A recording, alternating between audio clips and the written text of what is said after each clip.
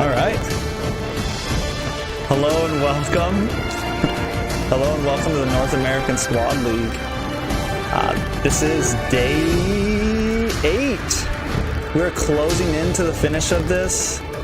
Super excited for this. It's going to be a big day. We got some big games tonight. We have AE versus Area 77, the Valley versus TSU, and S2 versus MLP. Getting a little bit of echo. I don't know if it's your headphones. It's whatever. I'm really excited for today. With me I have my co-caster, a friend of mine, Ben Dunn had it.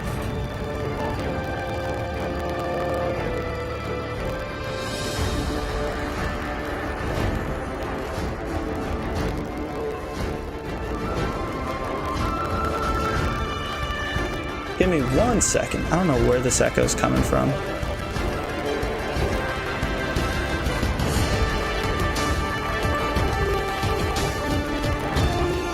Yeah, Area 77 is right now in the very top, like tip top. It's pretty crazy.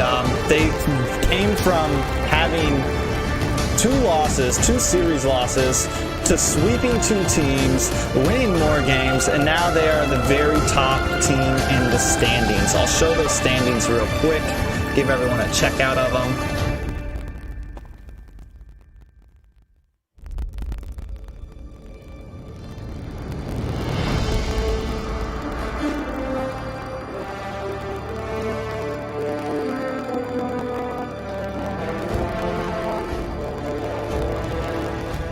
Most definitely. It's gonna be a really, I think those final games are really what's gonna show a huge difference here. It's gonna see who climbs this bracket. The 4 and 3 spot are still up for grabs for some teams, still up for grabs for Execration, still up for grabs for the Valley, things like that. Pro Pandas, the Dark Horse, maybe making a comeback and securing that level 4 spot. I'm pretty excited about it. I am going to try to fix this sound issue real fast. So we're going to jump into a Be Right Back screen for like 2 seconds.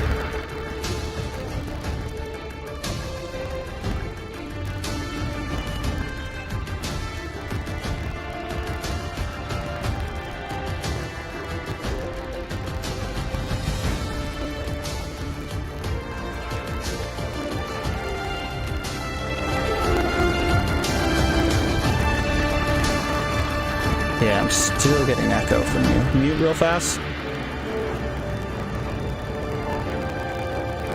See if it's the issue.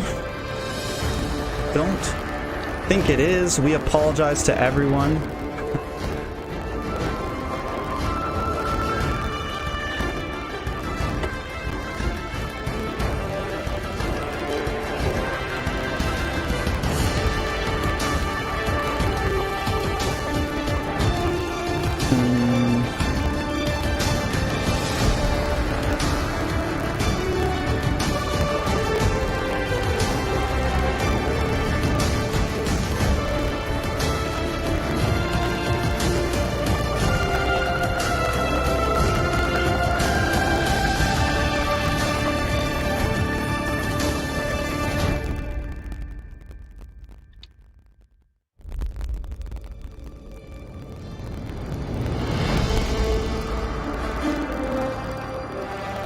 All right, can you talk real quick?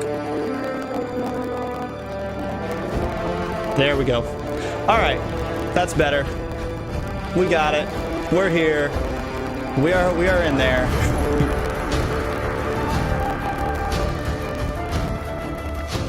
Everybody.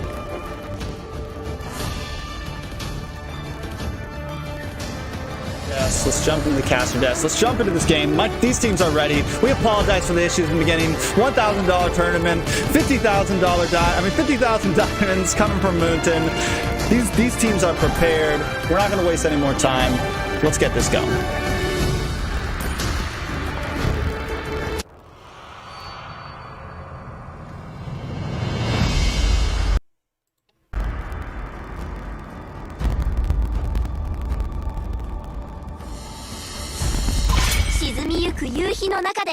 Yeah, it's gonna be, I mean, right now AE just really wants to, like, let's just catch a win here. We were talking about it a little bit before this. You know, they had the forfeit last day. Some people kind of took that a wrong way, but teams are allowed to forfeit. If they're not feeling it that day, if they know they're gonna lose anyways, they want to collect themselves. The fact is that they're back.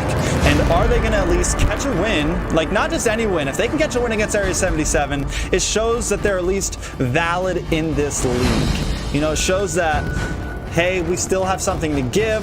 We're still players. We can compete with all the other pros in NA. 俺の目の前で震えるがよい。はやぶさ参上。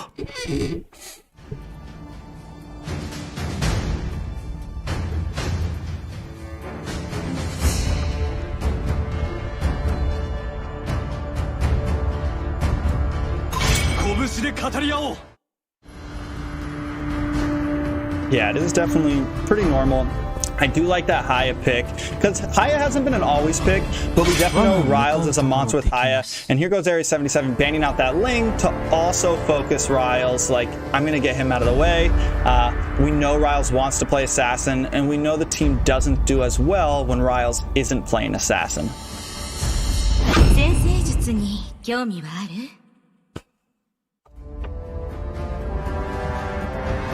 I mean, honestly, I think he could maybe use a Ling. We've seen him also pick picks like Leomord Fighter, things like that. So I'm wondering if he's going to pull out a marksman. We've seen him play YSS a few times. Yato securing in that Lilia, and that's been dangerous. That's been like super dangerous to deal with.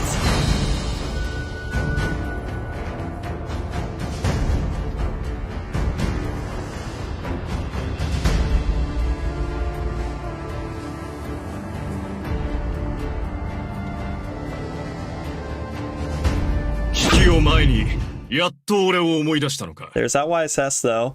I think it's a good pick, and if he can play it well, like I said, Riles definitely does know YSS, and I think if he plays it well, it can compete with Natan. I think YSS is a nice early game. He also has a great late game.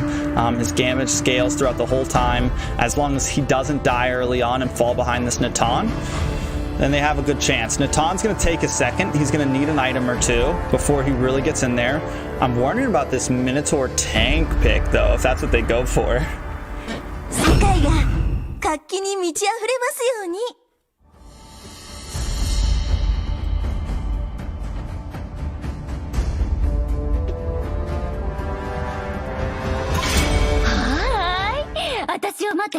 I mean, anything's really possible here. I like the Raph pick. It's going to give a nice speed boost for Natan. It's going to give a nice speed boost for that Lilia to be able to get in and out of these team fights. Kage Terror going with a pretty particular pick. I mean, it's been his usual running that Farza, and I don't think it's bad at all. I think for tanks, I mean, Kufra's open, Jawhead's open.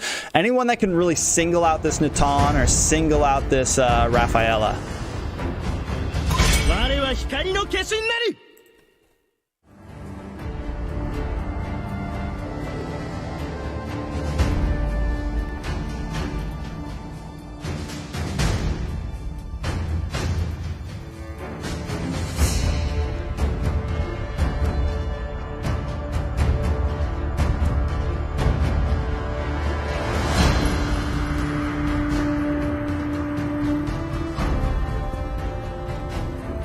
Most definitely. I think I'm wondering about what this last band's going to be. I'm surprised they didn't.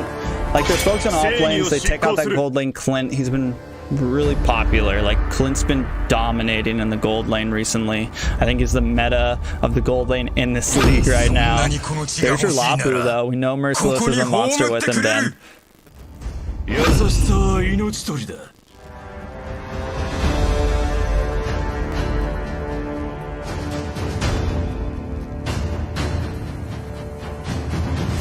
Yeah, I think Kufra's good here. I think if they can play him like we've been seeing Kufra get played, he's a decent pick. But the Lolita would also be a really nice counter to that Natan.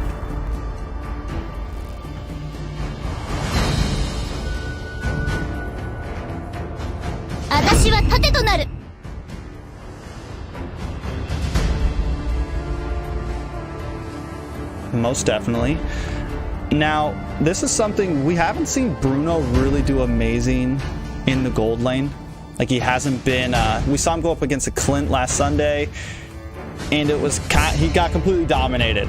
I would like to see him do well, but they're gonna lock him in, so he's gonna be up against that that Esmeralda in the gold lane. I'm excited to see that turn out. The side of AE has a nice beefy front right now, to whereas when we look at Area 77, they're a little squishier. They don't have that early game tank.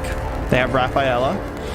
Then we have this Bruno, we got Natan, we got Lilia. Their only front laner really right now is that Lapu Lapu.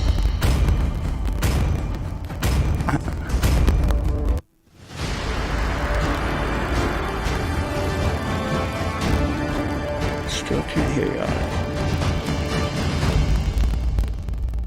Okay. I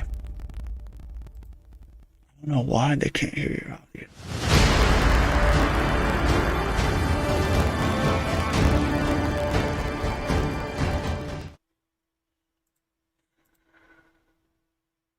Welcome to Mobile Legends!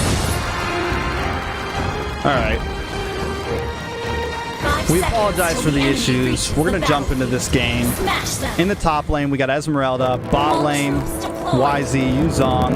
Mid lane, on the side of AE, we're going to see Riles with this YSS. As a support, we have Farzan, Kage, Terror. And then for the tank, we're going to see Lolita. I think this Lolita pick could end up being a really clutch pick for the side of AE. It's going to be possibly a nice counter for when the high damage of that Natan starts coming in. In the bot lane, in the gold lane, we do see this YZ up against Bruno. I really thought Esmeralda was going to go gold lane, but they decided to kind of switch that up. Esmeralda's going to be up against Lapu in the top.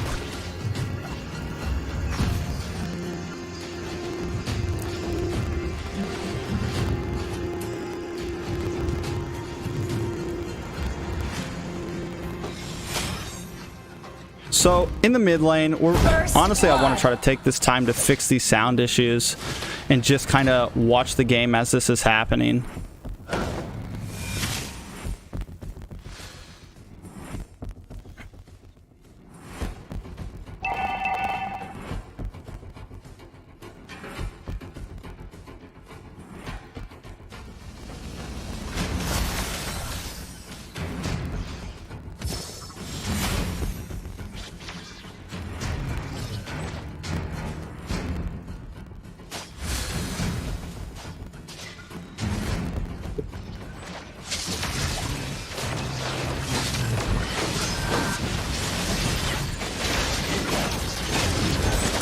Team hero has been slain. Red team hero has been slain.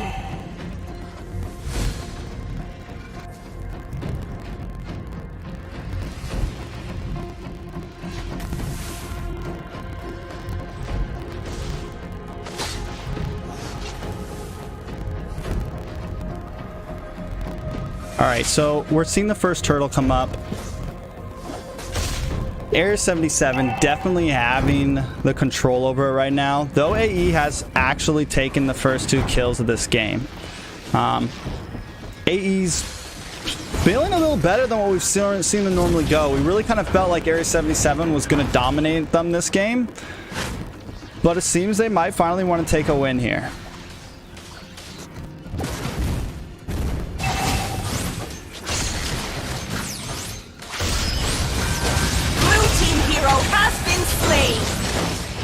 Red team hero has been slain.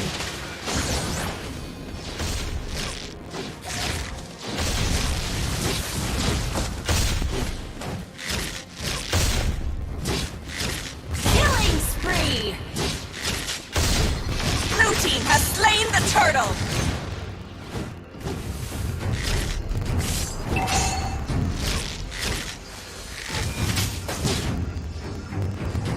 Red team hero has been slain.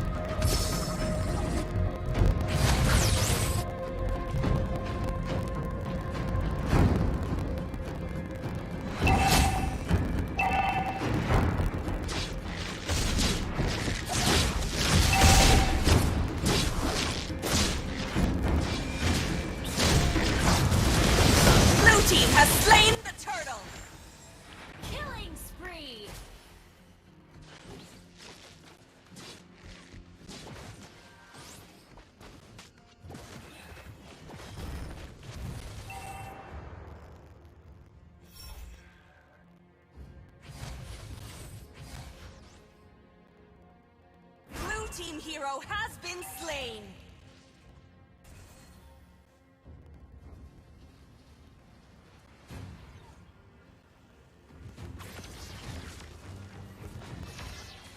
All right, Ben, I think you should be good. All right, I'll send out a question to the. You're good. I'm almost All right. positive. And there's no Hecko either. All right, let's just jump into this game. Right now, we're seeing AE. Sorry for the interruptions, sorry for the issues, but right now, AE is taking a major foothold over Area 77. It is 10-3. Riles is scaling. He's 1-0-3. We're looking at Hilo right now playing in the off lane as this YZ, and he is just dominating Ben. Right. The Esme into Lapu. I talk about it all the time. Esme wipes the floor with Lapu. Oh, another kill right there in the mid lane. Esme wipes it with Lapu, and she's got such a lead now. I don't think Lapu's going to ever be able to get in this game. So as soon as they can group and take away that advantage away, it's going to be better. Yeah, but look at Riles' burst damage. And a nice stun from that Lolita. She was able to help YZ secure the kill into that Raph. Down goes the backlash though from that Raph was able to take out Yuzong. But Riles, man, the burst damage from right now, but he is looking bad. He does get stunned by Merciless, and he takes some big damage. Yato does close in while Merciless secures the kill onto Riles. Is this the comeback that Area 77 needs, Ben? Yeah, AE's got to fight around Esme, and you just saw Area 7 take a huge fight when Esme wasn't there. And so you're going to see AE wants to fight around Esme and should not fight without her. And just like in the opposite, Area 77 is going to be avoiding Esme at all costs. Yeah, most definitely. You know, and though Area 77 has, I mean, they've lost all their bottom lane towers right now. They're really pushing back. They still do have that middle lane tower. They still have their top lane tower. It's definitely not a game over. They're only 2k gold behind. And with the lead that was happening, you know, you think it'd be a bit worse. You think there'd be a bit more damage. And if they can secure this turtle right here, Ben, it could be a big deal. Yeah, absolutely. And you saw him AE secure the first one, right? But as turtle clashes change in the mid, as champions get their scaling, their itemization is even better. Take this team fight. It looks like Mike's still popping off the YZ. What a close ult from Lolita. Natan was able to get out though, but look at Hilo just coming in. He knocks up that Raph, and Raph is quickly taken down. AE Tempest popping that ult on to Merciless, takes him down to about half health, and then disengages. But this is going to give AE the foothold on that turtle, and now Riles is going to continue, rotate through the jungle, and maybe try to force this middle tower here. They want to keep going. We get some vision from that. A nice ultimate coming from Kage Terror, forces the ultimate out of Lilia. Merciless trying to respond back, but Tempest quickly takes out Lilia. But Lolita's a little too overextended. Merciless does get the stun onto that Esmeralda, and she is forced to go back. They are not able to claim that middle tier tower, and it is honestly an even trade. What do you think right now, Ben? Can Area 77 turn this game around? It's all about making Esme get away from the team fight and then taking a fight away from her. She's 7-0 right now. They're 3k gold up. You can't fight with her. Oh man, that Raph. I think the major problem, honestly, I talked about it. Even though everyone didn't hear us in the beginning, I was talking about how Raph was going to be really bad for Area 77's early game. And it takes her a while to get items, you know, it takes her a while to actually become tanky when you run her as a tank. So, and right now we're seeing that. We're seeing her just get melted, and she's not able to give any real support to her team at all. To whereas we got Lolita on the other side that's actually a tanky hero who's able to actually give the support she needs. I mean, and that second skill is just helping so much against that Natan, Ben. Yeah, the Natan needs time here. He's 1-3. He hasn't had a good start. He builds BOD kind of early. That's quite an expensive item. But the side laners for AE are just so strong. 7-0 on Esme and 5-1 on YZ. That means in a 1-3-1, the side lanes dominate. Another team fight breaking off in the mid, maybe. Yeah, some big damage onto Hilo. He's going to have to go back. We're starting to see Natan's damage finally start to scale, but here comes Merciless. He does miss the ult. Lolita's able to flicker out, but Area 77 slowly pushing back, Ben. But look at Tempest sitting here, just kind of scouting. She knows, Esmeralda knows she's tanky enough to give vision to her team, and she's not going to take any damage, Ben. Yeah, Esme's gonna be checking all the bushes, and AE just clutch up around Esme, fight with the Esme. She's such a strong team fighter anyway. Now she's got such a lead. If she gets in that side lane with Lapu, Lapu's done for. But right here, where Esme is away, right here is where A77 has to pick a fight. But do you want to pick a fight at this point, being 4k gold down, or do you try to wait and see if you can draw this game? How do you think, T? Would you play more defensive or try to take this fight when Esme is away? I mean, Oh My Foe, the Natan right now, he's starting to get there. We just saw him, like, do big damage to that Lolita, and that's the tank on the other side. So, like, even though they're behind, they do have kind of the damage output. And if they get this pick on Esmeralda, it could be a big deal. But while this is happening, we do have Riles in the bot lane probably taking this Lord. And Tempest, we miss it, able to take out Brody. Well, Riles secures the Lord. Are they at least going to get something out of this and take out that Esmeralda? She is running. Are they going to secure it? They do. So it's a 1-for-1 kill trade, but Lord goes to AE and more push. I mean, Area 77 just falling behind in material right now, Ben. Yeah, such a cost to get Esme there. I mean, you had 3 members up there, at least in that topside jungle, while Blue completely takes state of the map. Look at all the lanes pushing into red territory. Red's trying to push out, Air 7's trying to push out of that mid lane, right? But look at Lord, YSS just pushing it in, making sure that hits turret. You want to get that crash on it at least. Yeah, for sure. I don't think they should have gone for that Esmeralda up there. I think they should have contested Lord and left her up there with Lapu. I think it was kind of a bad play. Yeah, putting 3 people over there and trading Lord for maybe an Esme kill, and she almost got out. Another team fight breaking out of the mid. Yeah, for sure. Look at the damage from Riles right now. In comes Merciless. He does miss the ult, though, and Lolita with a nice 2-person stun and an ult of her own. This is going to lock down that Zib, but he's able to flicker out. In comes a nice ultimate from Esmeralda, though. She does tower dives, and for that, she may pay with her life. Yato Semi chasing her down, and he's not able to get the finish, Ben. You're seeing Esme just having that gold lead, being 8-1. You feel like a superhero. You can dive 5 heroes in the mid lane and still make it out. That's incredible to me. It just shows you the difference of this team. Right now, you're looking at a 3K gold lead, but look at the gold between Esme and her closest, like almost 9.5. The rest of the every 17 so far ahead on the Esme. And Esme is one of those feel that she can affect so many people in the team fight. You love the team fight with her. So right now, T, as your Air 77 backing up, you're the top of the leaderboard, and the last team in the league is clapping on the early game. What do you do here? How do you get back in this game? I mean, we know that Area 77 has a nice late game right now. I said it from the beginning. They have the damage with that Bruno and that Anton. They definitely have huge damage. And then once this Rafaela gets to where she needs to be, they definitely have a nice late game here. So I think the goal is right now is let them take a tower or 2. Don't take any more big team fights unless we know we can get a pick, and then back off. But this might not be the team fight they want. Do they catch off Templess here? Merciless trying to come in, and he keeps missing that stun, but they want that Esmeralda. Mark Cutie is able to take it out, but while that's happening, also, Kage Terra go down. That's 4 members of AE. It's happening so fast. This is the turnaround. Area 77 hunting down this Lolita. She is all alone. Mark Cutie does dash onto her and finishes it off. Now, they're going to take this middle tower. What a huge turnaround in one team fight, Ben. Wow, a wipe, T. You saw AE get a little bit confident. Their dive was just a little bit disjointed, and Area 77 punishes this maybe game. They have enough minions. They have enough damage. We're looking at game 1 from a huge deficit. All it took was 1. All it took was 1 there. T.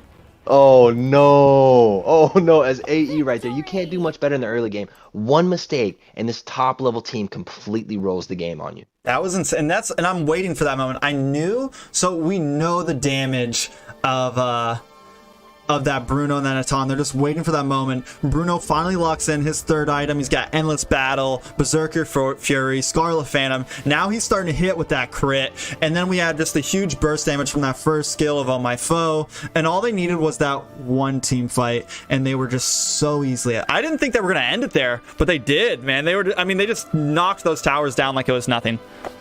I can't believe they came back in that style. You saw Esme wanting to do just too much, right? She dives into 5, has to flicker out. She still gets chased down, but where's the rest of the team? Not even close enough to support as she retreats. Then you see ISS. He's in the fight even after Esme's dead. And then the rest of the 3 just stick around instead of fully retreating. And I think that's where you see just the complete collapse of AE. Yeah, I think... Right, like you just said, we saw that Esmeralda kind of go to the side, and instead of AE kind of like covering her, you were talking about the whole game, how they needed her. She was really like their core, one of their really strong people who can take a lot of damage. Once they lost her, the whole team just crumbled behind. I mean, but I don't think it's over. We saw some great gameplay from them in the early game, like really good gameplay from them in the early game. So I'm excited this to might be a see 2-0. how the second one goes. Do you think it's going to be a 2-0?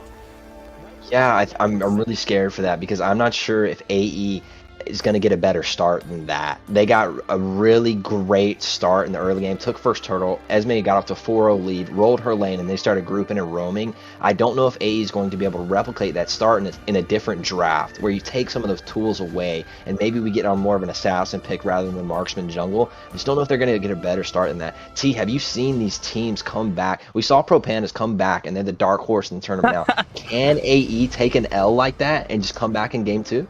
I hope they can. I really hope that like I said, they don't need to, you know, it's past the point of them winning this league. It's past the point of them making the top 4. But like, get some wins, get some crazy plays, get some fans to really get excited. Like it's not just about winning this whole league. It's about, you know, making exciting plays, making these games entertaining. And that's what I want to see from AE right now. I just want to see them really go their all, show that they are not done, that they are not a has-been team. Like, show them that they are ready to compete in season 2. Well, I'm definitely a fan of the Esme diving 5 in the mid lane turret and still getting out. I'm a fan now. I mean, anybody that can do that and get out and just show that hubris, and then they did it again and got punished, right? But I'm a fan of the play, absolutely. Most definitely. And we're seeing Area 77 right now, like, same bans. Like, if it ain't broke, they'll fix it. We're going to ban this Haya. They're probably going to ban Ling again. AE, though, maybe needs to come with a different strategy here. I think they want to run back the same game and just not make those same 2 mistakes, right? That's true. I think AE wants to run that exactly back, and I think it's Area 77's job, A77's right now, to not let them get that. Either switch up to where your side lanes have a little bit more control because they lost the side lanes so bad so early. Get somebody a better pick there and something more comfort on maybe.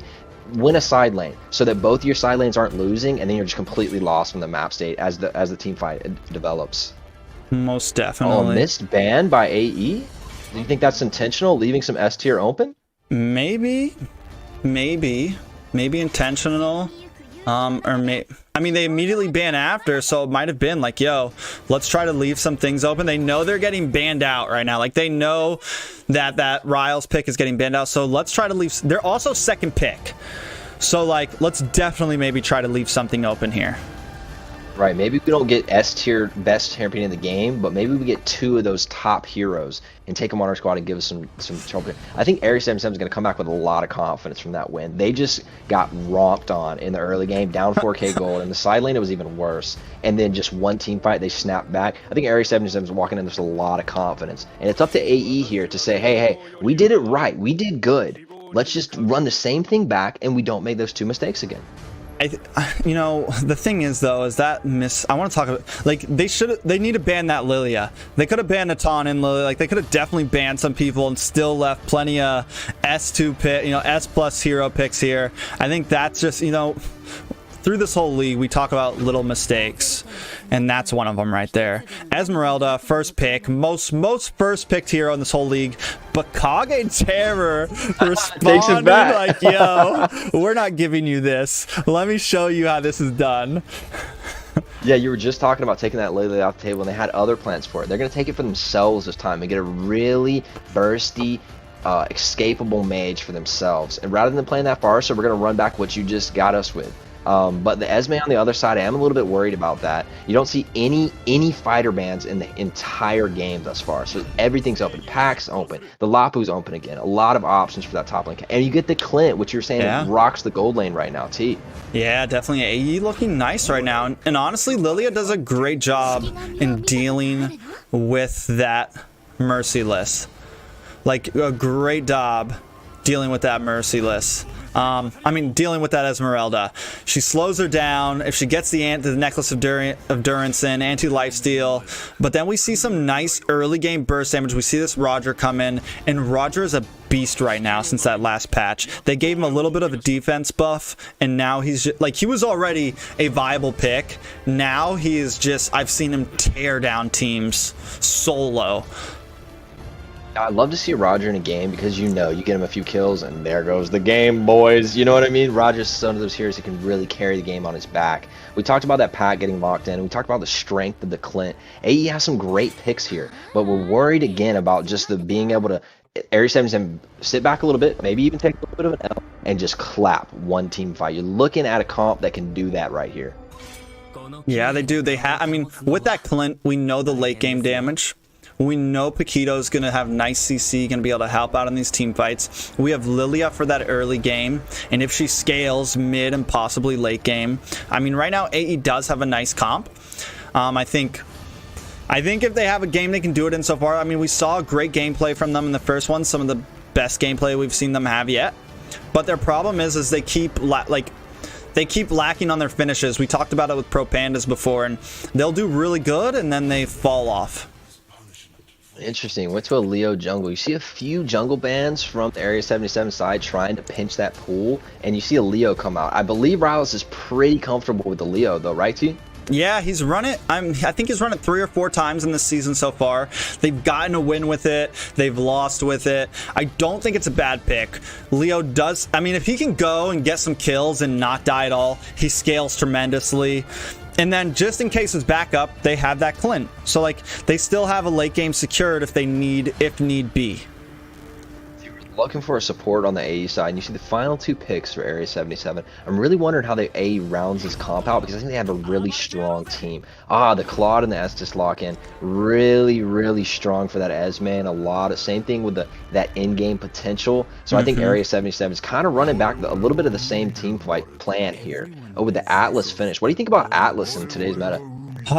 You know, we've seen Atlas get played in this season a few times, and I don't think he's ever done good.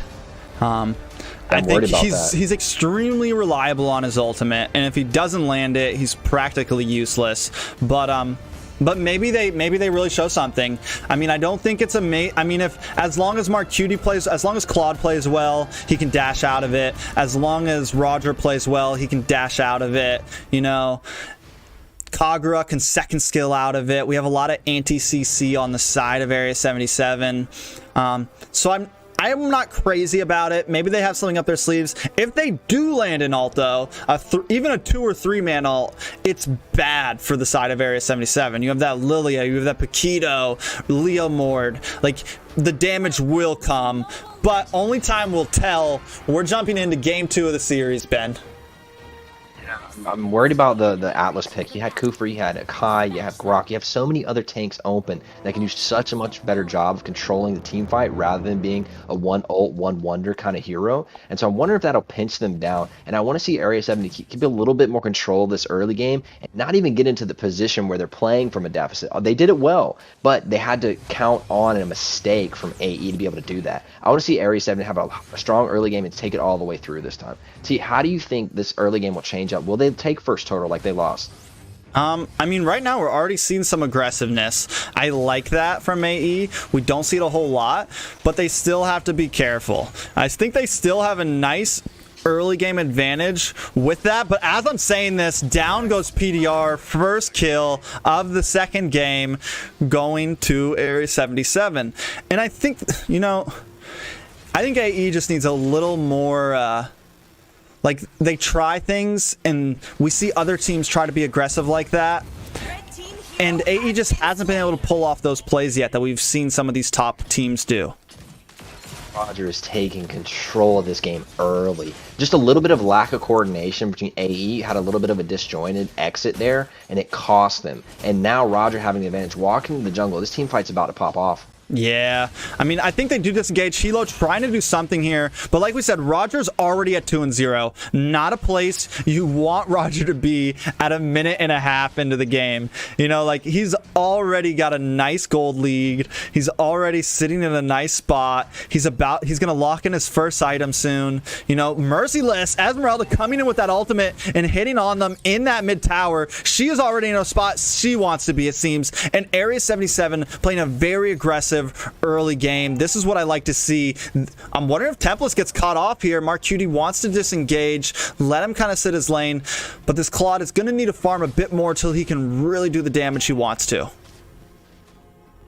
You see Area 77 completely, like we talked about earlier, correcting those early game mistakes. Oh, another kill in the bot lane. Roger takes it over. That is 3-0 on Roger early. Oh my That's a god. Tough start.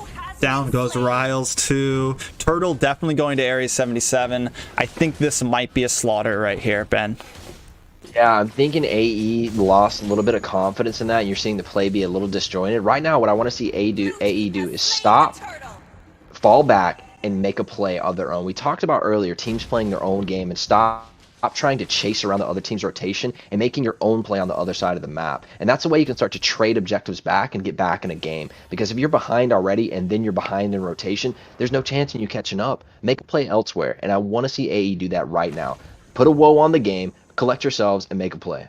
Yeah, they need to not be chasing around the core of Area 77. Like you just said, make your own plays. We see Area 77 do it. We saw Area 77 do it last game. You know, they were behind the whole early game, and they continued to play their own game. But down, he does flicker into the middle, uses a second still to try to escape. Merciless, though, in the bottom lane, securing a kill onto Paquito while all this is happening. I mean, the problem is you can't make plays if your off lanes are dying, if other teams are dying. Like, you have to have some of your team you need to be able to rely on your whole team for the core to be able to do what it wants.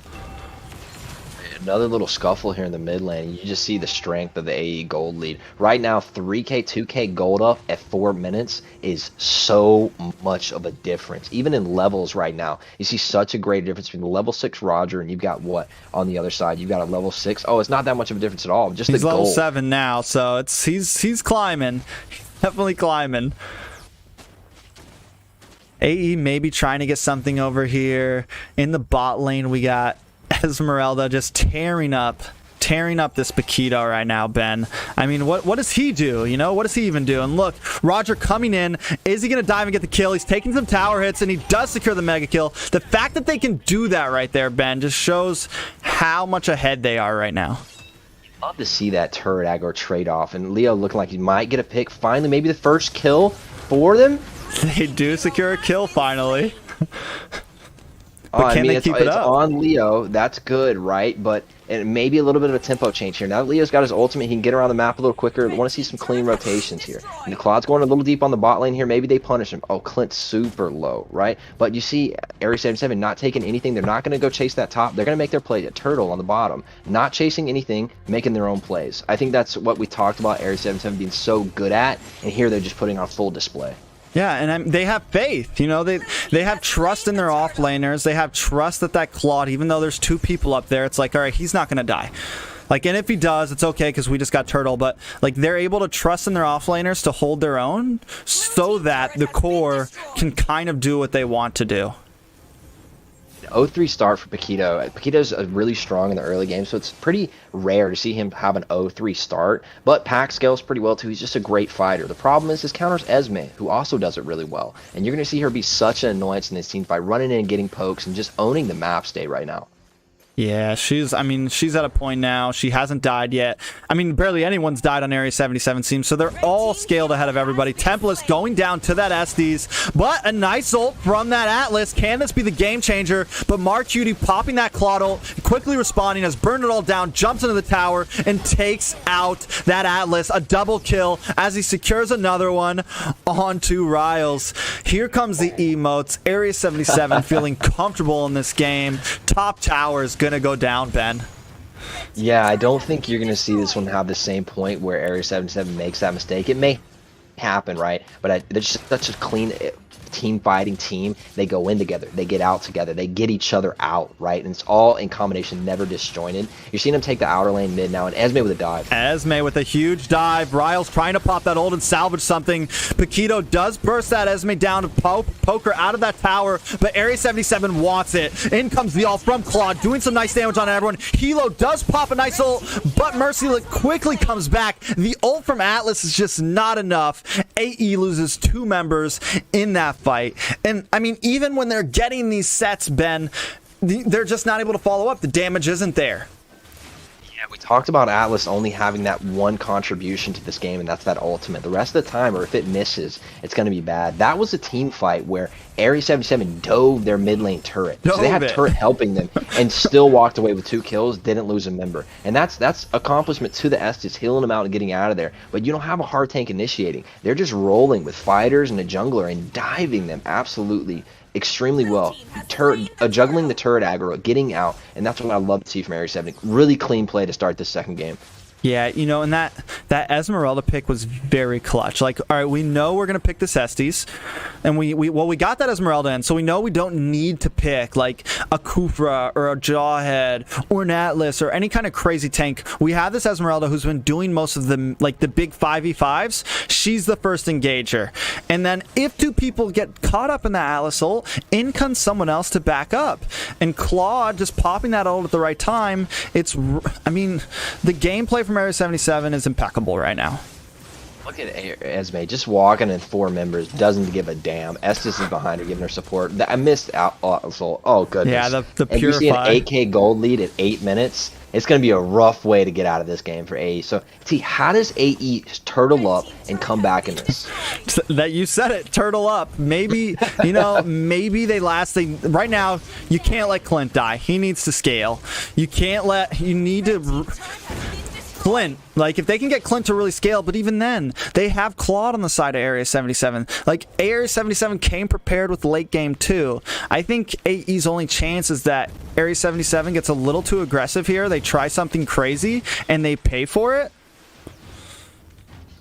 Yeah, I want to see AE group up and make a play. We talked about it earlier. Stop trying to respond to the other team. You need group as 5 and dive a member that's a little bit extended. Okay, maybe we'll get him, but that person's going back to base. You know what I'm saying? Push somebody out of a lane, make a play. I think right now they're just trying to turtle up and get as much farm as they can, and you see the AEs even emoting back now and recall spamming. So I think maybe a little bit of the seriousness of this game is drained away as it's 12-1 with a 10K gold lead at 9 minutes, dude. Yeah, but even then, in comes that ultimate from Esmeralda, followed up by the ultimate from Claude. Damage is going hard onto the side of AE. Atlas trying to get an ult, but gets quickly taken out from that Kagura. Tempest does get a kill onto that SD, so the heal is no longer there, but they do not care. Area 77, burn it all down, getting a legendary onto Tempest. Down goes Clint, the heavy damage dealer from AE. Area 77 closing in now onto this mid lane tower. The inhibitor, Merciless, just poking away. He does pop an ult and is backing up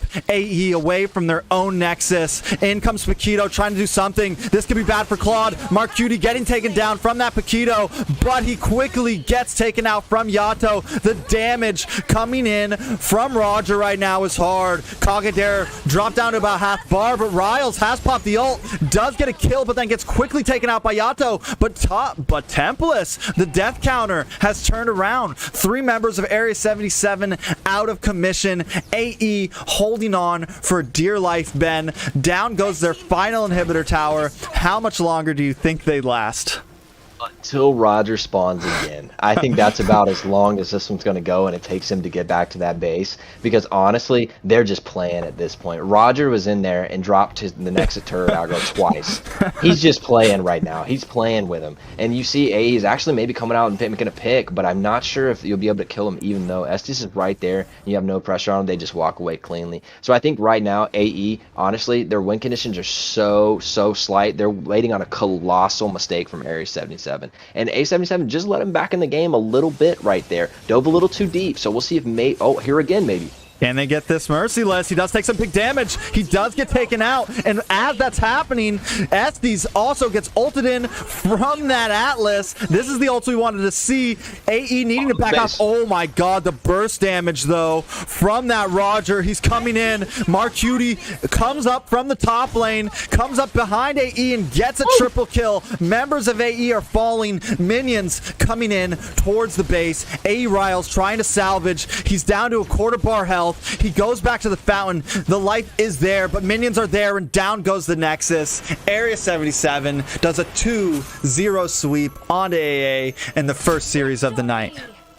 Wow, and honestly, if you look at that series as a 2-0 result, right, you wouldn't see the greatness that AE had for the first 10 minutes of that first game, right? But you see here in this second game what we talked about. AE's not going to get such a good start this game. They didn't, and here you see the difference of just the team.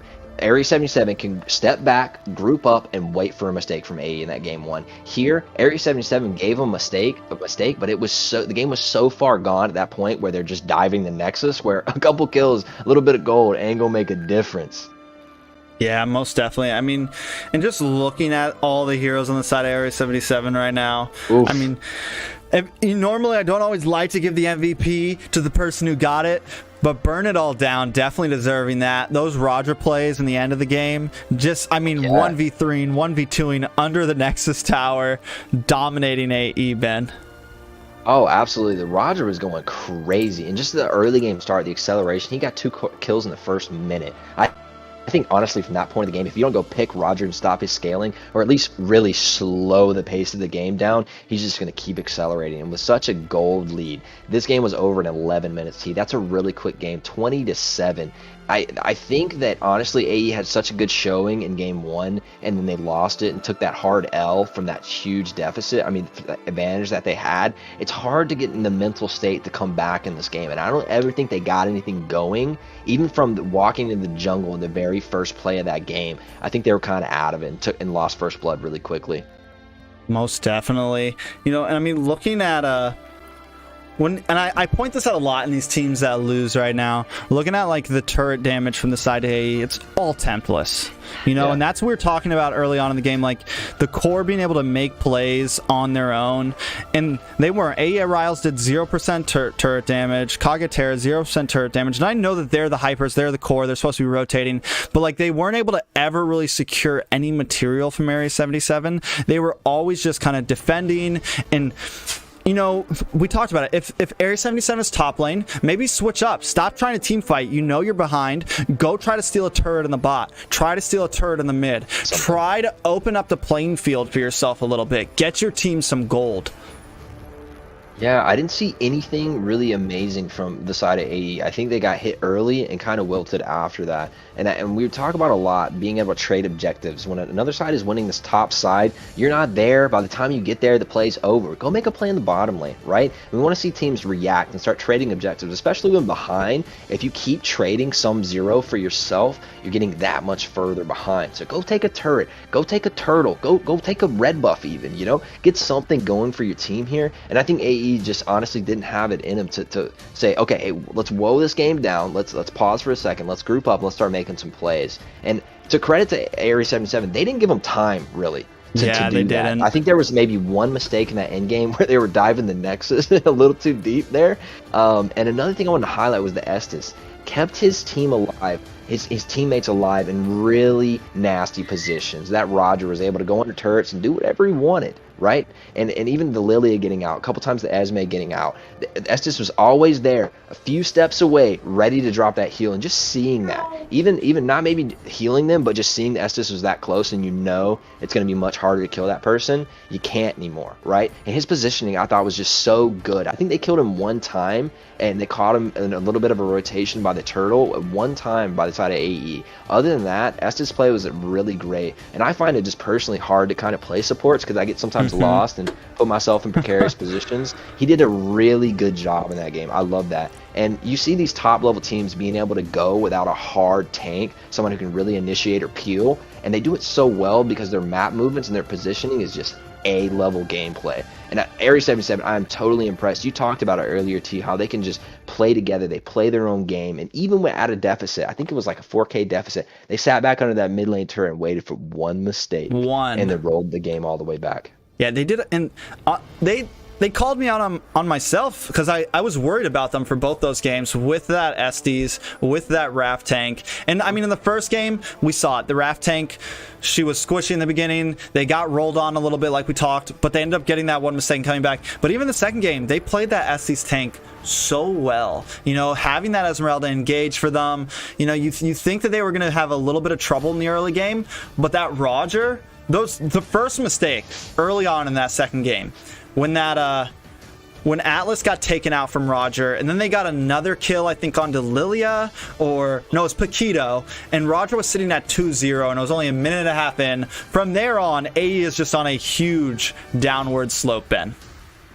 Yeah, so that's AE at the bottom of the bracket. I mean, how that series played out, that's kind of what we thought was going to happen, right? We thought Area 77, top team in the bracket, was going to win over AE, the bottom of the bracket, right? But I don't think that really tells the story of that first game. Things were looking so promising from AE, and Area 77 is just such a good team. One mistake cost them the game. But as we move from kind of the bottom versus the top kind of gameplay, we're moving into this game with TSU and the Valley. The Valley versus TSU. Top level teams, baby. So this is number 2 and number 4 in the standings right now, T, right? Yeah, and this these is are gonna top. be a huge match. Speaking of standings, we'll check them out real fast. This is number 3 versus number 4. These, and I mean TSU sitting at they've only played 4 of their 7 games. The Valley's played 5, MLP's played 5. Area 77 just finished their 7th game. It puts them at 16 points. They have finished all 7 games. They are essentially, I've done some of the math, they essentially have a locked-in spot. They're going to the playoffs. But there's still a couple more teams that need to finish their games. The Valley here still has 2 more games to play. If they get swept here by TSU, or if TSU gets swept here, it's going to be a really big deal for teams like Extraction and Pro Pandas and S2. Of course. To possibly steal that fourth place spot. Yeah, so I love having these top level games. This is where stuff gets really exciting, and we maybe don't see so many sweeps. I mean, top level teams are really good when they get an advantage of rolling through it and not making mistakes, right? But when top teams are versus top teams, that gets a lot more complicated, right? And that makes the casting just so much more hype and so much more fun for us as casters, but also you guys as viewers tuning into this. I think TSU, these are guys from Latinos, right? Yes, TSU they're our top team, and they play in a lot of Latam tournaments, like South America, or Mexico, South America, Central America, things like that. So they're used to tournament play. They're used to it. They're playing in another tournament as they're doing this. Like literally, really? Yes, they are competing consistently. They're good under pressure. They know what they're doing. They're playing against other top teams all the time, not just in rank, you know? Yeah, so bienvenidos all mi amigos, man. This is going to be a fun game. I'm going to throw out some Spanglish at you guys, get you hyped. Sorry, my Spanish is really bad, but I'm going to practice it anyway, right? And I've casted a couple of Valley games, but I haven't had the pleasure to cast a TSU game, and just now see these 2 teams clashing. Just for the pride of the Latinos, I'm going to rep TSU this game. I'm going for TSU. T, what do you think, just knowing you have so much more knowledge in this tournament than I do, who do you think's the favorite here? It's a hard pick, honestly. Yeah. It's a really hard pick to choose. I think these, it was the same, watching MLP versus the Valley. I could not pick there. TSU versus, and we did just see TSU, they got beat by Area 77. So, I mean, I think the game, and these games, these top 4 teams, their games against each other have always kind of gone either way, you know? So I don't know. I would like to see TSU catch a win here, because I just enjoy seeing an even scoreboard all around. I enjoy seeing everyone do good here. So we'll see what happens. What do you think? So I'm rooting for TSU. Honestly, I haven't seen TSU play, but just because I'm trying to get better at Spanish, I'm going to rep that. And I'm going to go that direction just for my own personal interest, right? We saw the Valley play, and Valley is just a top-level team, right? But as these teams shake around, we really want some teams to take some games off each other so we can have those dark horse runs from, Pro Pandas and the other teams who are sitting on the bubble at, 5 and 6, right? And if things go a little bit crazy in the bracket, they have an opening to get back into this tournament and maybe go to the finals, right? T, is it 4 teams in the finals, or is it 2? Just 4 teams. So on the after this is day 8, day 9 is this Sunday, and then after that, today's Tuesday. Day 9 is this Tuesday. So the finals will be on next Sunday in the top 4 teams. It'll be Team 1 against Team 3 and Team 2 against Team 4. Those will be best of 3 games, and then the final matchup will be best of 5. So it's gonna. I mean, it's what's cool also is all these teams that have already faced each other are going to face each other again in the finals, and that's when we're really gonna see who rises. And the prize pool is significant here. This isn't like they're playing for pride or for fun or your rank score, man. There's some money on the line here. There's some diamonds on the line here. T, what's that date of the finals? That should be what, 12-12 or 12-11? 12-12. 12-12. 12-12, guys. 12-12, the finals. You have some of the best teams. The best. Would you say the best teams? I mean, BTK is in 3, right? But we have some of the players. Best in America as we speak, because BTK is in Asia right now. So these are the best teams in America right now. They are the tops. This is as good as it gets in NA, and so we're really at the top of the NA competition right here, and it all comes down to this Sunday. Honestly, 12-12. Mark it on your calendars. Who do you have casting that day? Are we going to be in there? Who's going to be in there? It's to be announced. It's to be announced. Okay, TBD. Okay, to be announced. Man, I'm gonna have to slide my name T-Rex hat on that one, boys. That's gonna be some Let hype us know in the competition. chat if you want Ben to be a caster.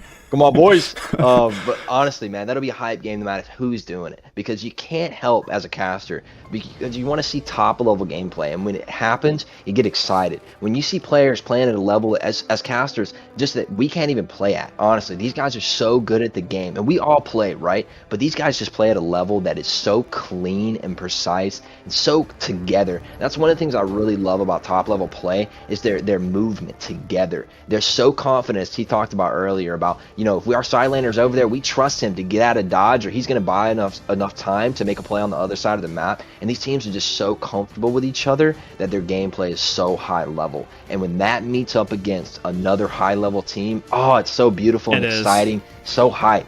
Like, what are you thinking as that finals, man? I'm excited. I'm super excited about it. Like, I mean, it's been a long road here. You know, we put in a lot of work for this league. It's come together. We've had our kinks, we've had our issues like sound and stuff like that. But, you know, this is a grassroots event, man. We put in a lot of work for this.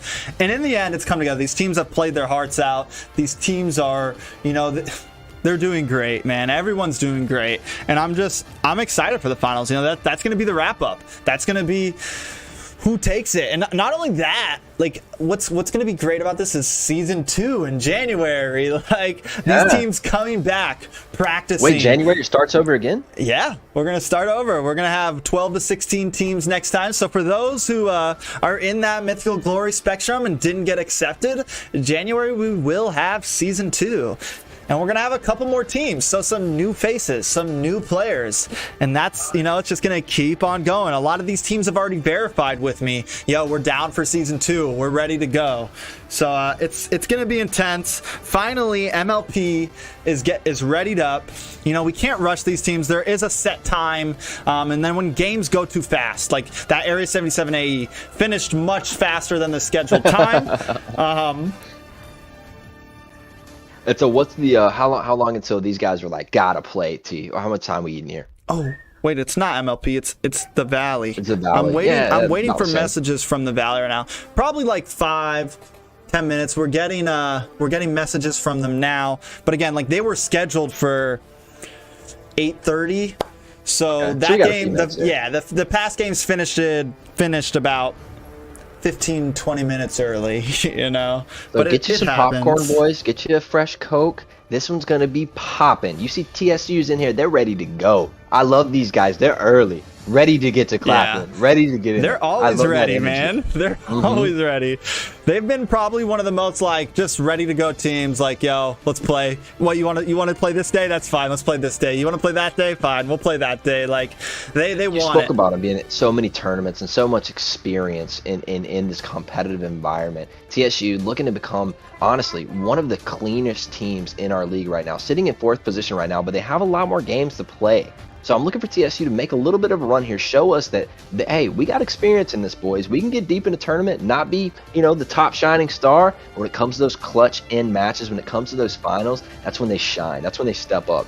And just take a second here and just, T-Rex, thank you, man, putting on this event for everybody in North America. I do believe this is the first one, right, T? This is crazy. This is first for all of us. We're a young region as far as Mobile Legends goes, and T has put in hours, blood, sweat, and tears setting all this up, and it's paying off dividends. Honestly, huge props to T putting this on for us, because we would not be as entertained at this level of competition, and it's going to keep growing. But T is the one who put this together from the ground up, and I think nothing but good things from everybody I've heard, everything I might watch, all the tournaments as we passed, and then going to even more the second season, how this develops. So make sure, T, do you have the date for when season 2 starts? Not yet. I'm okay. To be announced. To be announced. If you want info on it, join the Discord. We got about 800 plus members in there right now, closing on 900 members in the Discord. We have a growing community. So yeah, just join the Discord. I can guarantee it will start before January is over.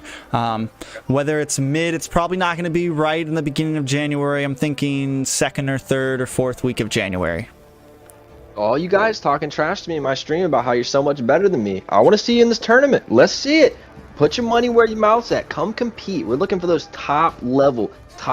And T has cut a lot of teams out of this one to make this like the cream of the crop competition, Most right? definitely. So a lot of people wanted to be in this and they couldn't because this is top level competitiveness. And I think T did a wonderful decision making on that, making this just the top level teams. And I want to see that carry on to the next season. But there are more slots, guys. So if you know, hey man, I can beat the Valley, man, hey shit, I got this. Let's do it. A lot of right? people talking Money like that. A is. lot of Let's people go. in the YouTube chat talking like that. So Absolutely. if Let's you see got the a team, sign-ups. man, join.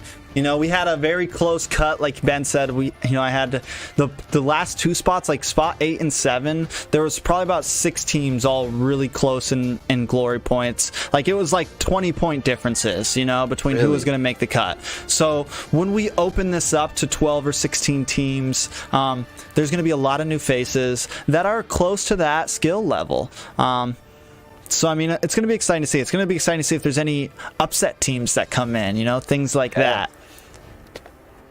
We are looking at a little bit. If BTK will get in on the next season 2 or not? I'm not going to, I can't say anything about that just because it's not my team. And I would love for them to be here. I would love for them to be here. Come on, BTK, bless You us know? with your presence. We've had some small comments, like, you know, joking comments of if the prize pool was more, they might join.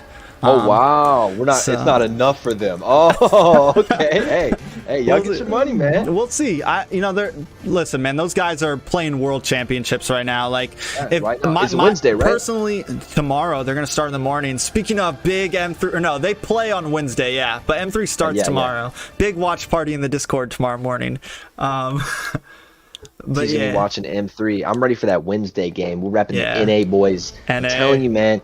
T's been talking to me. He's been telling me a little bit of the things going on in the background. Evidently, BTK's been over there playing an SEA server for a little bit, and they've met up against a couple of the other top-level teams, and they're doing pretty well. They're doing well. So that whole myth of NA being worst region in the world, I don't know, boys. I'm ready to see them take home the gold, baby. Yeah. Can you imagine how hype it'll be if God. NA takes home the gold? It would be insanity, yo. I think NA itself, because you already know we're toxic. I can just imagine the M3 chat, the live chat with. I mean, those BTK, they're gonna be epic. It's gonna be epic. I'm honestly, I heard Zane say like he'd be happy if he hit top 4. I'd be happy if they hit top 4. It's a huge freaking deal. You know, NA is probably one of the most slept on regions, or one of the most put down regions, looked down upon. Like our whole server is just trash. So I mean, BTK is going to do good, man. Whether they win, whether they lose the whole thing, they're going to do good. I know that.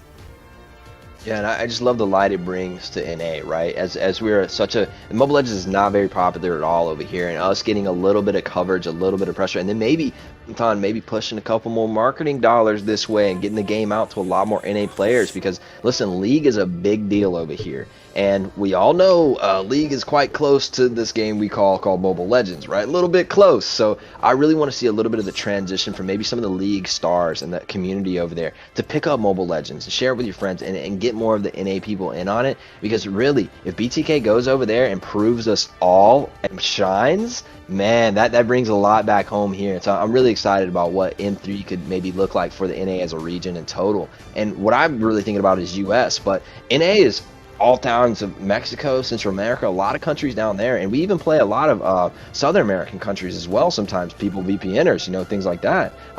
TSU, do you know where they're from? Are they from Mexico, or where do they originate from? I'm pretty sure they're kind of mixed team. I know most of them speak Spanish. Every time when I had to do like cam checks and like game screen checks to make sure it was who they were that was playing in the lobby, one of them was pretty much translator for me. So nice. Okay, I know they're all like Hispanic to the max.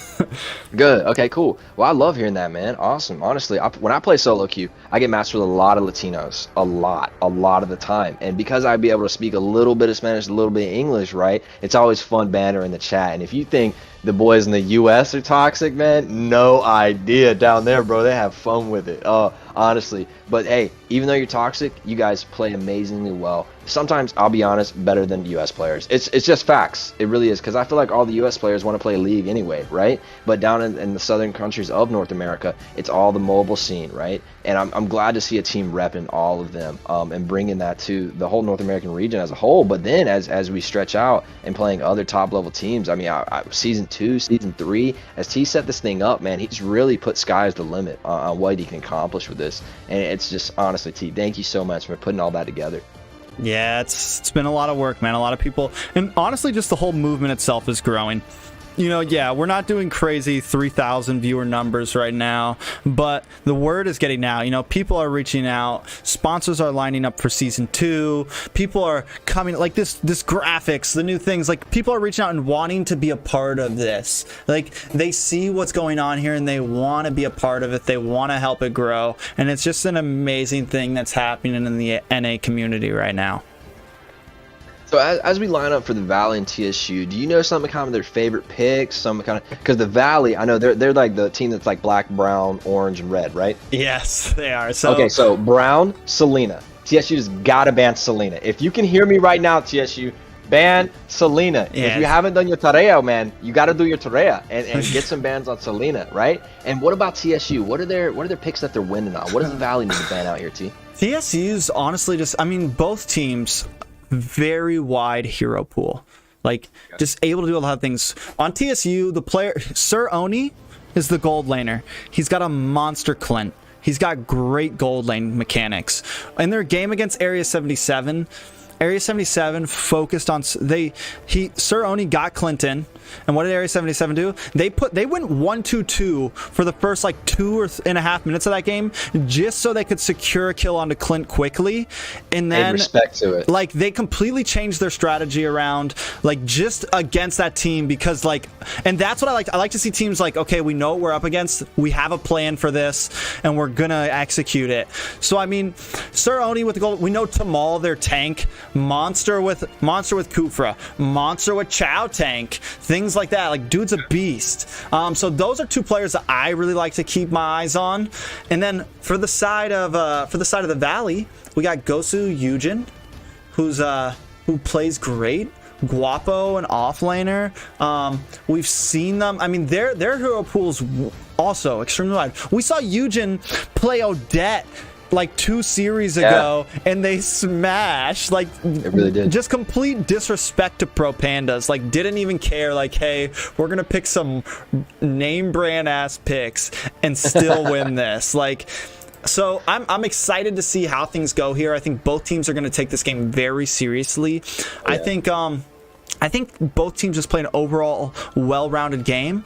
The Valley plays pretty aggressive early on, and I'm wondering if we're going to see them play as aggressive against TSU. I'm pretty sure the players are kind of comfortable with each other.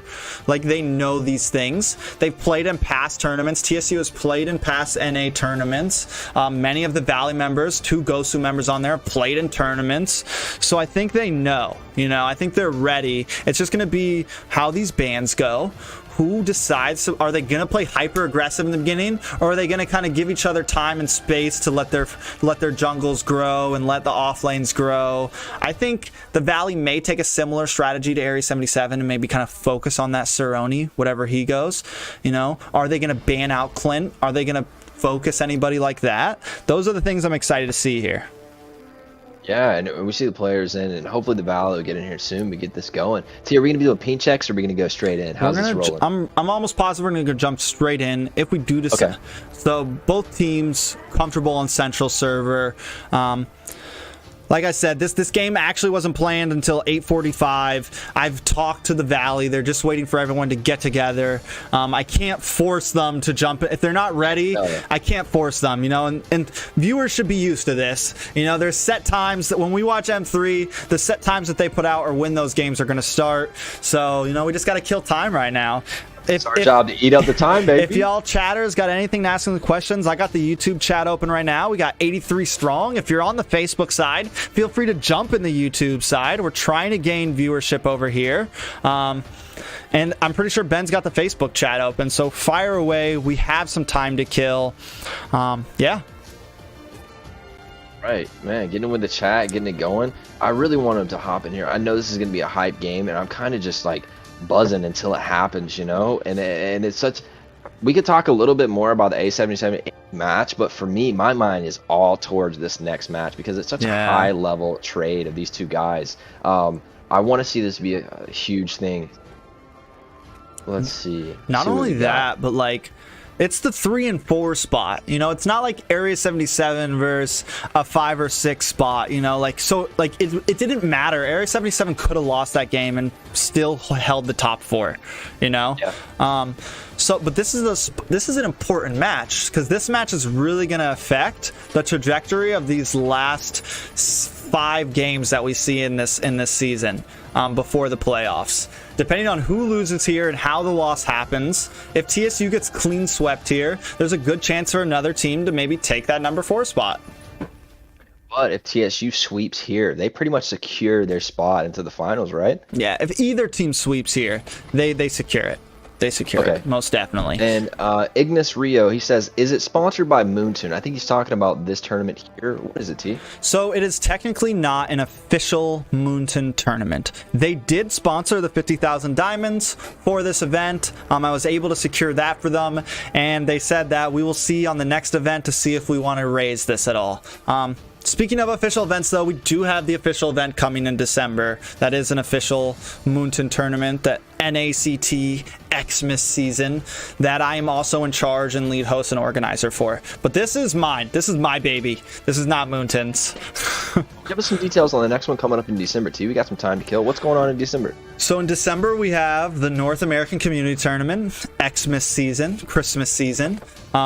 Sign up starts on the 6th or 9th. It depends on when Moonton really wants to start it, but right now the trajectory is the 9th. You can sign up on the North American Discord. You can join my Discord to get to that, or you can ask me any questions about it you want, but it's the 9th to the 16th to sign up. 64 teams will be chosen to play it out, and then it'll be a full-on tournament from the 17th all the way to the 26th. There is a break for Christmas Eve and Christmas Day.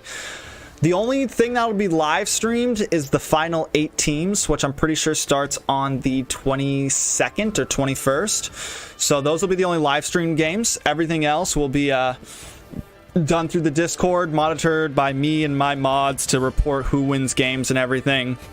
But it's $4,000 USD for the prize pool, and there's 470,000 diamonds that are going to be a part of this also. So it's going to be a big thing. Every single team that enters will get something. You know, I mean, all 64 teams will at least get diamonds. Okay. And now that you said the finals is the only thing that's going to be broadcast, and that starts on the 21st. And they'll have a break for Christmas Eve so and Christmas, and then resume after that for the end of it, correct? Mm-hmm. So it's 21st will be 4 teams of the top 8 will play. 21st is 2 teams of the top will play. Then 22nd, then 23rd, and then the 26th is going to be the finals, and it's going to be best of 5. Okay. I see Marcus Peters in the chat. He says, "Give me diamonds." Hey man, Marcus, get in these tournaments, start winning some games, and you get some diamonds. Come on, baby, you know. Yeah, I'm excited. I think the fact that we're having like this, I think it just lined up so well. We have this league going. This league's going to end. That tournament starts like 4 days later, 5 days later. And then right after that finishes, we're jumping into January and season 2 of this is going to start. It's looking good for North America right now. It's looking really good. Yeah, T, you got a full schedule, man. You got a baby at home, woman calling your name. T is out here running it. We're working hard, man. For real. T's putting in work, man, and I just want to highlight that again and again and again. This stuff wouldn't have been possible. T started a long time ago with a couple small tournaments, and look at him now, boys. Hooking up with Moonsign, got a season 2 rolling out. We're doing what do you call the one in December? NACT? The NACT. It's a North American Community Tournament. Assassin Dave hosted the last one. It was the one that I was the lead analysis caster for. And then we're doing this one now. So it's the NACT Christmas version or whatever you want to call it. I kind of opted for NACT 2, but they went for Xmas season, so I'm not in charge. Oh, man. Wow. Okay. But yeah, man. And we're coming to the time here, so pretty soon the Valley should be hopping in. We getting this game rolling. I'm so excited to see this game pop off. I can't wait any longer. Yeah, I know. Everybody's waiting, man. But the chat's holding strong, man. YouTube sitting close to 100 viewers right now. Everyone's waiting. I think everybody's hungry for this game. This is honestly like, I think this game, the MLP versus the Valley, like that we saw two days ago, was one. Those are like two of the most anticipated games of this season. You know, like definitely after seeing all these teams play, there's been a couple games that we've all want to see, and this is definitely one of them. Like this is a game we're all willing to sit here and wait for. Yeah, absolutely. And guys, from the chat, who do you think is going to take this game, man? Honestly, I haven't seen TSU play, but I have seen the Valley play, and they're a strong team. This is team 2 and 4 in the standings right now. Who do you think takes it? Put your predictions in now. I'm not going to give you anything if you win, but you get pride, you get bragging rights. You know, you get to show how smart you are at Mobile Legends. Somebody asked, is Basic the Valley's jungler? Yes. Let me double check real fast. Basic the Valley's jungler. But Basic, what's his name today? It's Basic, but in this they all changed he's their the only names. one without a color, right? Yeah, they all went with a color, but Basic is the Valley's jungler. Okay. And what about on the TSU side? Who's their jungler? TSU, their jungler is... They're going to probably look back at this and hate me for not knowing this. I want to say it's Pride. Okay. Or Emily. Or Chino. Oh, nice. Any of those three. Any of those three. Nice. We'll know in a minute. That's what I'm about to so I put T on blast right there. I'm sorry, buddy. I've set you up for failure there, huh? But, man, I haven't seen TSU play, like I've said 3 times now, and I just want to see him wreck. I want to see him go hard. You know, the Valley's a little higher than them, so I'm always kind of, you know, we're always underdog fans. You always want the underdog to show out. But I think all of us here are just hoping for an epic game. Not one-sided, one or the other. We wanted to go 3 games. You wanted to be a tight match, early game, fighting it back, late game, sick plays. And I really can't wait for this to pop off. Let's keep it the same as we had it last game. I think we did really well in that. Let's keep it the same. Instead of swapping out, right. I'm really comfortable where we're at right now. Let's keep rolling where we're at. Sounds good. I've been wanting to get Ben to play-by-play, but I will. You'll do the last one. I'm so comfortable in what we're rolling right now. I think the broadcast, just us passing back and forth, has been so clean. Let's just keep rocking with it. I'm really enjoying myself. Sounds good. I'm not like, I am sweating though. I'm profusely. T, are you sweating? I started sweating when all the sound issues happened in the very beginning. Oh, okay. Now you're okay? I was like, why is it so hot in here? Should I turn on my AC real quick? I was like, oh my God. I recently changed over to be able to multi-stream a bit more seamlessly and like be able to do things. So I had to like redo all the scenes, all the source, all the stuff. And I was trying to do something really cool. If it would have worked, it would have been a lot easier and sounds would have been easier to handle. But now, yeah. It worked out. We fixed it. We fixed it before the night was over, which is good. Yeah. It was only, like maybe 10 minutes in, and we had that fixed up, and the rest of the games went real smooth. Guys, how about the audio? Is the game audio the right level? Will you guys want to anything changed? I mean, it's probably not going to change, but give us your opinion. Any improvements or anything like that, we'll always take that feedback and put it to use. Thank you so much. MOBA Zane, appear hearing you say gods. I'm pretty sure everything's pretty smooth. As long as everything keeps going forward, this team they're just about ready. We're getting everybody pinged up. We're at this 46-minute mark. The countdown is on. They are now on a timer to get their team into this lobby.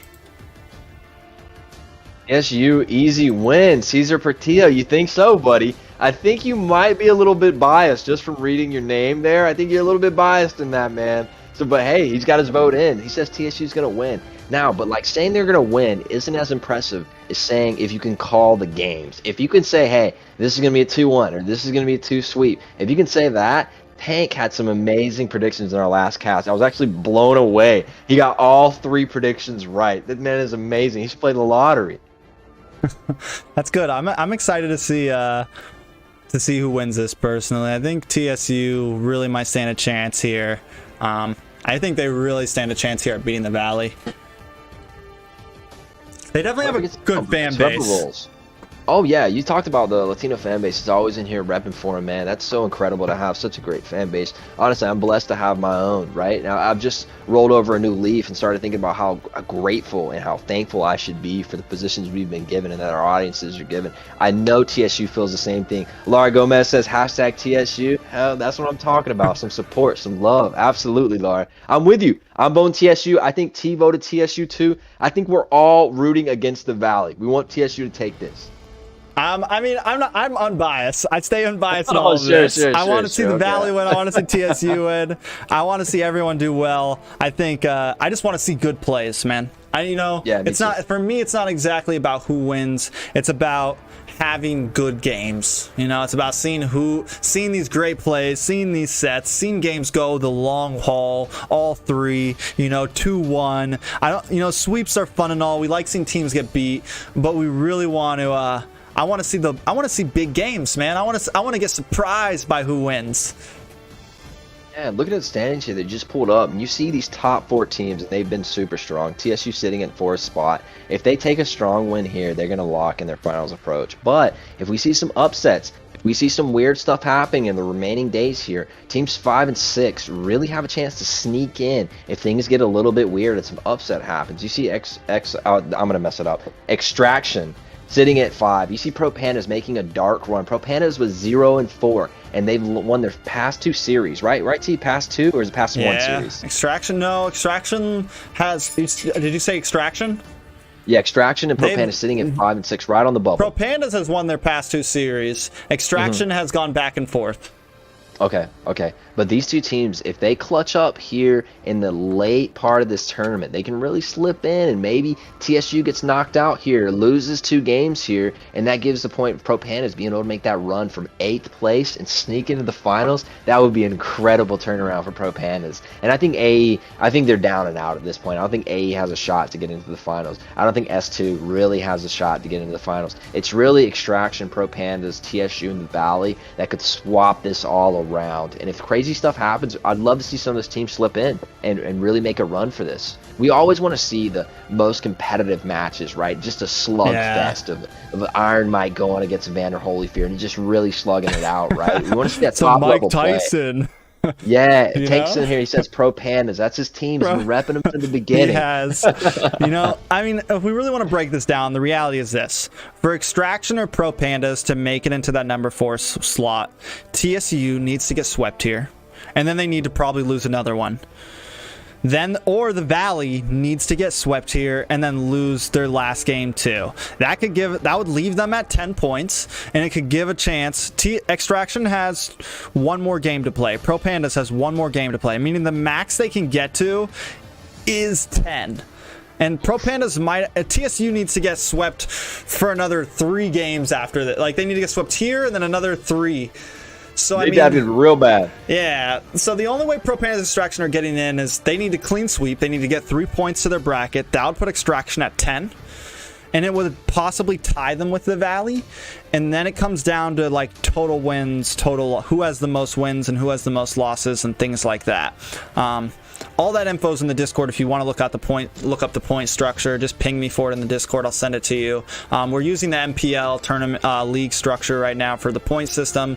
Right now, Pro Pandas and Extraction are definitely the only teams that have a big chance. S2 Esports does have 2 games left, so if they got 2 sweeps, they could jump into 11, having 11 points. So really, those 3 teams do have a chance, but they just need to really count on like the Valley and TSU losing these last couple of games.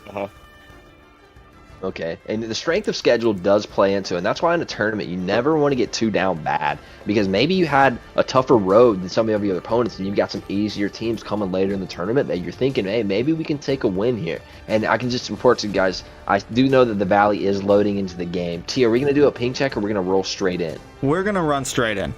Hey, that's what I'm talking about. So guys, maybe run we'll back do from getting your ping popcorn. check. I don't know, but yeah, we're jumping in. Killing me. All right. We want to see the best game possible. These are the last games. We really want to see these teams do well. We don't need any crazy laggy moments in the very beginning. We're getting close to the end here. We want to put on good shows here. Well, I want to go, go, go, go, go. I'm ready for this game to play. Of course, T's right. You got to have top level competition, make sure everything's fair, everything like that, right? But me, I'm ready for the action. I'm ready for the smoke. I want to see how TSU comes, and they're a little bit lower down than the Valley, a little bit of 2 points off. It's actually not that big of a difference. So these are teams 3 and 4. I said 2 and 4 earlier, so correction on that. These are teams 3 and 4 in the standings, battling it out right here. And this is like as close as it gets. I think maybe a more hype game we'll see in the finals, right? Is that those last two, maybe the final championship will be only the more hype game than this. It's so close in skill level. And T said we got 120 viewers on YouTube. That's incredible. Thank you guys so much for being with us on YouTube. We appreciate it. Facebook, we love you too. But YouTube's the thing we're trying to do right now. Thank you for being over there. We love you. We appreciate you. Yeah, we're growing, man. We're definitely growing. I mean, every stream we're getting more viewers. We're posting these games too. If you're not able to catch these live streams, if you're not able to catch them, or they go on too long and you hate sitting through these gosh darn breaks, I post all of the games singularly, so you can always catch them the next day. I normally post. We're a little bit behind. I need some games to post during the off season, so you'll be seeing all these games slowly get posted over the next week or two. So yeah, you always have a chance to catch your favorite team, whoop up on the enemy. Absolutely. And T, do you need more help in the moderation section of this thing, moving into kind of the December and the January lineup? Is that available for the viewers, or is that something you kind of got taken care of? For sure. Coming season 2, we definitely need more moderators. We need some committed moderators. People who are actually willing to do things like ping teams, help relieve some of the work off of my shoulders for this league. So if something you're interested in, if you're someone who has a lot of time to spare, you have faith that this league is going to go far places, you could definitely ping me in Discord, hit me up. I'm on there all the time. Hit me up and we can see what we can do. All right, so if you guys are interested in that, let him know. I can tell you that T puts a lot of blood, sweat, and tears in this. This stuff is not easy. It takes a lot of work, planning, execution, communication behind the scenes to get these things rolling, and T does it all currently. So if you guys want to help out on that, make this thing an amazing broadcast and really speak to the quality of the NA scene and how we're trying to put this together and just the strength of the area in general, please help him out. Give him a little bit of help. I do believe T's talking to him in chat. I do believe we're gonna have things popping off in just a few minutes here, boys. So I'm super excited as this warms up. Lisa, okay, all right, we'll hit him up. All right, so we're jumping in. We are going to do a quick ping check for them. That's what you hear them in the background. If we can get like 20 people to say yes, I'll show the ping check. No, we're not showing the ping check. These guys are savages. Most of these players, I don't trust them in their general chat. Yeah. So we're down to it now. We're gonna do this ping check. We're gonna jump into this game. Put your votes in. Hashtag TSU. Hashtag the Valley. Who takes this game? What do you guys think? Ben's going TSU. My vote's TSU. Yep. And I've seen a lot of people in the Facebook chat. They are team TSU. They want their boys to win. Huge community rallying behind them. I love to see that. But hey, maybe the Valley switch. You never really know. These two teams are so close in ability and in team fighting, but also in the standings that you know you're going to see a high level game here. I doubt you'll see a 2-0 split either way. I think this is going to go 2-1. Not sure which way to go, but I'm voting TSU, baby. I'm excited. I mean, it's going to come down. I think when we see this high level play, the bans are extremely important. And I think we're gonna know if a team loses a ban badly, like we saw with AE in that last game. They picked that Atlas, they picked that Leo Mord, and it just kind of felt like they lost the game before the game even started. So I'm wondering if we're gonna see anything like that here. If we're gonna see something where we just feel like, oh man, this team's gonna have a hard run with it.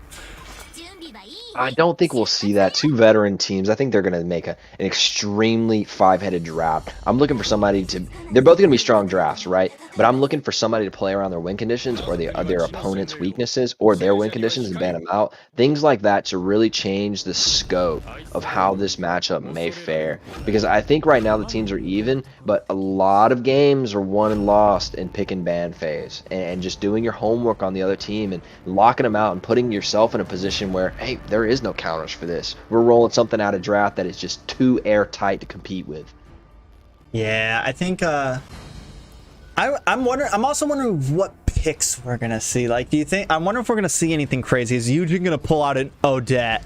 You know, someone's asking. It's not showing draft. They're doing a quick ping check for the draft before we get this game started. Make sure we are on a good server for everybody. That way, we have the best possible game. But I'm wondering if we're gonna see anything crazy. I'm wondering if we're gonna see something like that Odette pick. We saw the Valley pick Nana one of their games. The Valley has been pretty known to do some different things. TSU has also been popular with that Uranus off lane, so I'm excited to see if we see that. It hasn't been a popular team, a pick for every team in this season, but there have been a select few teams that have really been like driving home that Uranus and making it work very well, Ben. I was actually talking to my friend over the weekend. We were out in the city having a great time. It was his birthday. We were celebrating his birthday, and we were talking, of course, about Mobile Legends while we were sitting there at the bar, and we were talking about some of the strengths of the Uranus pick and how a lot of people sleep on him. And he's running stuff, man. He gets out of sticky situations, pulls so much of the enemy's focus up there and players up there to respond with him, and then he just gets away. And we haven't seen somebody really clap down on a Uranus because he's so mobility, man. He's got so much tankiness and the sustain, just really strong. Usually we see the Esme pitted against it, right, or something like that to kind of, or we see the Uranus locked in to combat the Esme and really trade out that lane. But we've seen a lot of high-level Uranus picks, and I'm really, really enjoying it. I'm going to pick it up myself, I know, for solo queue, just so I can emote spam and recall spam right in front of enemy, and then run away. And exactly, that's how you play Uranus. You run in, you click the emote 50 times, pop the recall, and then walk away slowly. Love to see it, man. But I really want to see this draft breakdown. I talked about it before. So many games are won lost in the pick and ban phase, and if one team does their homework so well, oof, we're looking at a spicy pick and ban, and we'll see that play out in the finals a lot more coming up in this weekend. Not this weekend. Yeah, this weekend. Right, T? 7 days from now. 7 days. First Tuesday, we'll see the final. We'll see day 9 of the season, and then next Sunday, 7 days from today, will be the finals. Yes, these teams are locking it to a ping test, and you're only doing one, right, T? So you guys can think, man, if in 2-3 minutes we're going to be started with the pick and ban phase for the TSU, the Valley matchup. This is our hype game for the day. This is the game everybody's been looking forward to as they see the standings shake out and these teams of their schedules of all the teams they play in the tournament. This one has an asterisk beside it. We're expecting top level stuff, and I know I've said it 8 times, guys, but I'm just too excited about how we can get this going and what it's going to look like. You never really know. It could be a 2-0 wash and one team just has the grip on the other team, but I think we'll see something back and forth in the series, too. I think something else that's going to be interesting about this is TSU very early on. There's a hero that we haven't seen a lot of so far, but we've seen him played by TSU a little bit, and that's Amon. He's a new hero to the meta right now. Well, he's a new hero to the game right now, and he hasn't really. A lot of people have been wondering why he hasn't been a popular pick. Some people think he's broken, some people think he's not, but I know that some members of TSU can play him, and I'm wondering if he's going to make a showing in this series right here. I don't play it, but from what I understand, it's a risky business because if he gets shut down early, it's a tough climb back for Amon because he's such a dive hero, right? And maybe that's just too risky, or maybe the teams aren't practiced enough playing around him in a team comp. They don't want to bring him in with something they're a little less practiced on. But that may give you the advantage against the other team if they haven't played against him enough, don't know how to handle it as a team. Now, all these players know this game way more than us. That's why they're playing and not casting, right? That's why they're in it for the money and we're sitting here talking, right? But you can expect them to know how it goes, but it's just maybe not in their really practiced team comps that they're willing to bring into a tournament sphere. So I think we're gonna do. I know everyone hates to hear it, but we're gonna do one more ping check on a West server. Oh, yeah. Oh, it feels so bad. Okay, so another 3 minutes, guys. Another 3 minutes. I know, another 3 minutes, and we'll be into the game. Okay, and it's worth it, boys. It's worth it. This is the high game of the day. And it really is important, as T said, to make sure we get these guys the place that they can have the most top level gameplay, and then it's not slided to one team or the other, and then we have some bitter words afterwards like, oh, if it had been a different server, it would have been this or that. No, we want to give these teams a fair playing ground so they can go out and do the best battle they can do. Most definitely. I think we want to see everyone do well here. And like you just said, the one thing we don't want is everyone after to complain about the only reason you won is because of this. Yeah, I don't. At these top level teams, you may find some of that, but as you're talking about, TSU is so flexible and just willing to fit around other things, and I think that speaks to their tournament experience and just how comfortable they are in these environments. Hey, if you need to move it to this day, no problem. You need to move back 15 minutes, no problem. Ping test again, no problem. And I love hearing that from players, honestly. So I haven't watched TSU play, but I love them already, just from understanding some things about them behind the scenes. Really loving what they're putting out. Most definitely. I think, I mean, at this point, it's like, we're just ready for this to go, you know, and we want to try to deliver the best possible gameplay here. We want to try to make all this smooth, and it doesn't always come out that way, you know. Teams are going to play, but the reality is the best teams are going to rise to the top here, you know. Everyone does have an even playing field. Everyone's dealt with lag. Everyone's dealt with little issues here and there. We're in North America playing a tournament. Most countries are, I mean, we're the size of Europe almost, you know? So it's definitely difficult getting all these things together. But what I can say is these teams have put on great shows so far. And I'm excited to see how they keep on playing. I'm excited for the finals. I'm excited for TSU versus the Valley.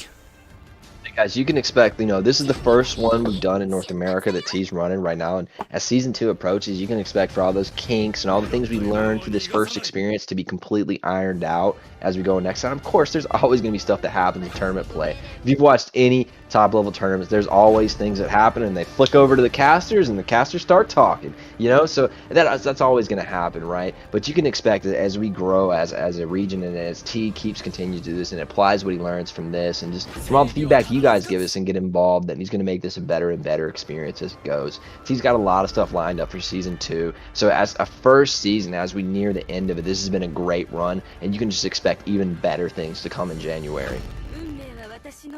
Yeah, I think January things are gonna be a lot smoother. Of course, we're gonna have some more people on the team. We've learned so much from just doing this first league, like so many little things that we just didn't expect, didn't know what was coming, didn't know that this was gonna be an issue or that was gonna be an issue. So like Season 2 is gonna just be a much more well-oiled machine, and even then, there's gonna be issues. I've watched MPL and like. They've had to pause games for 5+ minutes and jump to the casters and things like that. This is not something that's new to anyone that watches tournament play. If it's an issue, then you're probably not someone who watches a lot of tournament play. I'm sure we will see some game pauses in M3. I'm sure things like that are going to happen. It's destined to happen using electronics like this, trying to get a smooth thing. It's just the way it is, And we're wrapping in. They're locking in their last hero on the second ping test here, and I believe after this ping test, we'll jump in the game regardless of the result here. So you guys can expect about 2 minutes here. We'll be into the pick and ban phase of the first game of TSU and the Valley, going at it head to head. We've already talked about the tournament implications that this match could have if it goes hard one way or the other, and what that could do for other teams. T, is there anything that we have not exhausted? Because I feel like we may be hitting the same points a couple times here. What else haven't we exhausted about this matchup? Maybe the state of things? Anything new we could throw at it? There's not a lot. We're grinding right now. We're working hard to keep this going and keep talking to these people. We're reaching. There's not much more to say. It's been a long haul. We're closing the end of this whole league. Day 8 out of 9 days. It's been a long journey for the viewers, the players, me, the casters. It's been intense, and it's coming to a close here, and everyone's excited for it, and I'm excited for it. And it's coming down to these final couple games. After this game, there's only 5 series. After this series, there's only 5 series left before we get to the finals. That's 5 more chances for things to switch around in the standings, so there's bubble teams to get in. And the second ping test has concluded. Ladies and gentlemen, boys and girls, I do believe you will be seeing a switch over soon, right, T? Most definitely. Well, they're going to decide on a server here, and then we're going to go. Whew! All right, so right now, just to tell you what guys was happening behind the scenes, we did a couple of ping tests, and so now the players have to agree on which server they want to play on. And I do believe TSU is voting for the first ping test. Let's see what the Valley comes back with, and then we'll be able to decide. Now, T, what happens if they can't come to a conclusion here? We just go for central server. Okay, gotcha. That is the common denominator. That's always gonna, if there cannot be an agreement on a server, we go central server, unless both teams are west or whatever. But it's gonna come down to one of those two. Okay, great. And they've it looks like can't get to a conclusion here, so we may be going central. Man, the Mobile Legends chat is so interesting. In what people say. It's so toxic. Just kidding. There's no toxicity in this game, as Tank likes to say. We are loving individuals. And here T's locking in the last server here, and you will see us switch over right away. And now, I do believe, T, take it away, my man. We're jumping in to the draft of TSU versus the Valley. The Valley will have first pick, first band here. TSU going to be coming in on the red side with that second pick, second band. I'm wondering what we're going to see here. I'm thinking we might finally see that Esmeralda ban. We know the Valley loves to lock in Esmeralda. We know it's been a popular first pick. I'm thinking it's something we might see here. I'm wondering if TV or the Valley is going to focus on that Clint. Take the Clint away from TSU, and if TSU doesn't ban Selena, I'm going to be upset. But I think what you're talking about, removing Esmeralda, I wonder how things switch around if Esme's taken off. We've seen a lot of Paquito. We've seen a lot of YZ taken into those same spots. A lot of Lapu, actually. And want to see how those lanes switch. And they may pinch towards the jungle pool as well. And you see Amon ban, like you're talking about. I was talking about. And we've only seen this ban when teams are up against TSU. I don't think a lot of teams have really gotten him ironed out yet. And we talk about like comfortable picks, like who's a comfy pick for this team or whatever. And I don't think a lot of teams are comfortable working around Amon yet, but TSU has gotten a grasp on it. We know this. So I like that the Valley's immediately pinging that down. And in comes that Roger ban. I think a lot of people know that Roger's pretty broken right now. Some teams are a little later on the catch, but he is definitely something to be dealt with, Ben. Yeah, it was interesting to see the Roger get into that A77 matchup, and you saw what happened when he did. So I'm glad TSU's kicking it out, saying we don't want that variable in our equation here. Let's keep rolling what we know and what we know how to do. So I'm expecting a Selena ban to come out from TSU side, a Kaja ban. So that maybe you're telling me the teams here have totally done their homework here, and they're pinpointing the weaknesses and strengths of the other team. And I love to see when you respect your opponent enough to study them up and ban them out. That's just absolute respectful gameplay. I love to see it. Yeah, I think that's and what I like to see in these top four teams. Their bans always seem to have reasons behind them.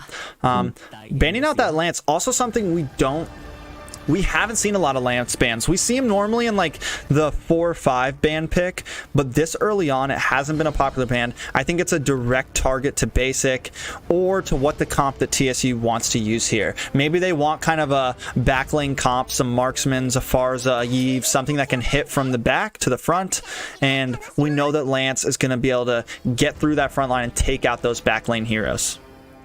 Yeah, you're not seeing any fighter bans here. So we're talking about that top S tier heroes like Esme, Pac, those top level guys. They're being left open now, right? And so that's going to see maybe even a trade of S tier picks, and maybe they're accepting that and pinching more towards the jungle pool for TSU, really pinching hard on the Valley's jungle here. You've got Lance gone, you've got Roger gone. I wonder if they'll follow it up with a third ban here, pinning that jungle pool even tighter. What that tells me is TSU's jungler is really comfortable and he's got a wide pool playing a lot of other junglers, because you can't ban out something if your guy's got a tight pool on it.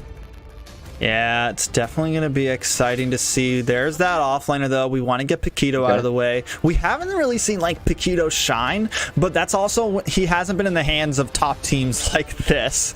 You know, we saw him not do amazing in the hands of AE and in the hands of some other teams, but TSU still showing the respect, knowing that, like, a good offlaner with him is going to cause havoc. Is this first pick going to be the Esmeralda we've been continuously seeing, Ben? Yeah, I would bet on the Esme lock here. Just wouldn't want to give it over, and there it is instantly, as you predicted, T. How are you going to let that one pass by? I mean, we've seen that Pictor ban every single year. With Natan just pulling one out of AE's book here. Natan Jungle's got that scaling. Yeah, and Sir Oni locking it in first. It's possible to see a swap with that. I don't think we've really seen Sir Oni go jungle much, but I don't think he's incapable of doing it. So that Natan, the good thing about Natan also is in other tournaments, we've seen him be a jungler, we've seen him be a gold laner, we've seen him be a support. So he's a very flexible pick to lock in as your jungler immediately, because you're not really showing your hand. You can still opt out for something else later on in the drafting phase.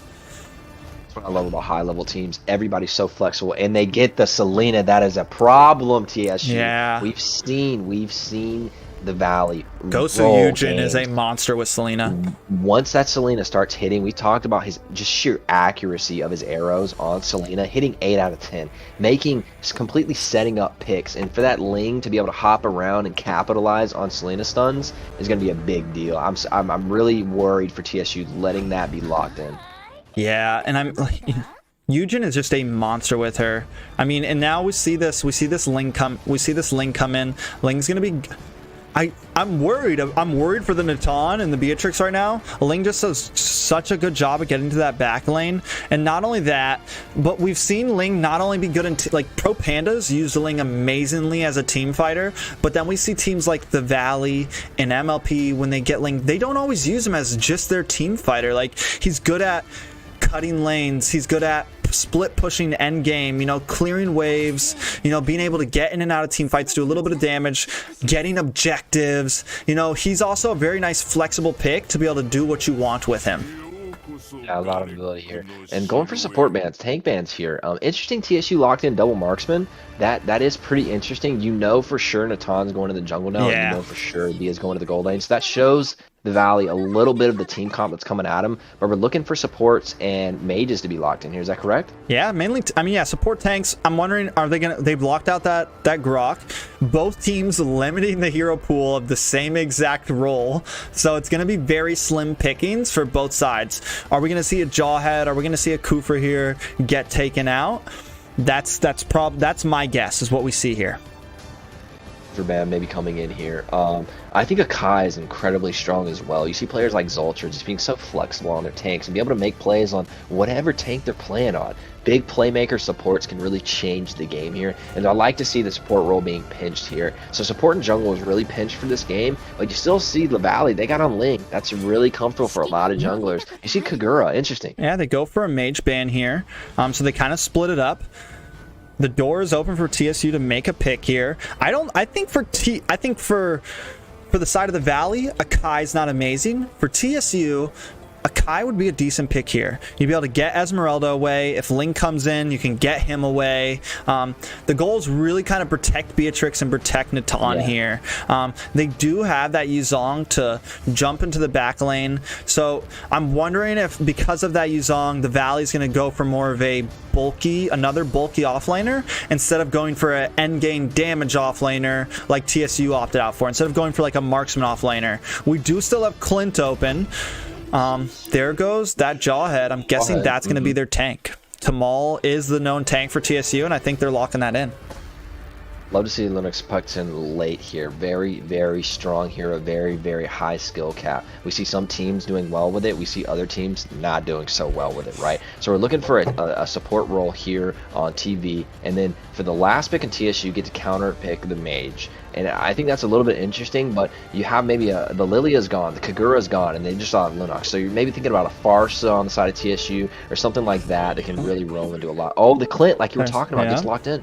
There's that Clint, and now I think Lolita's a really nice tank pick here to counter that Beatrix and that Natan. And now, do they decide to go for this instead? Go for more of a comfy pick? Go for that setup?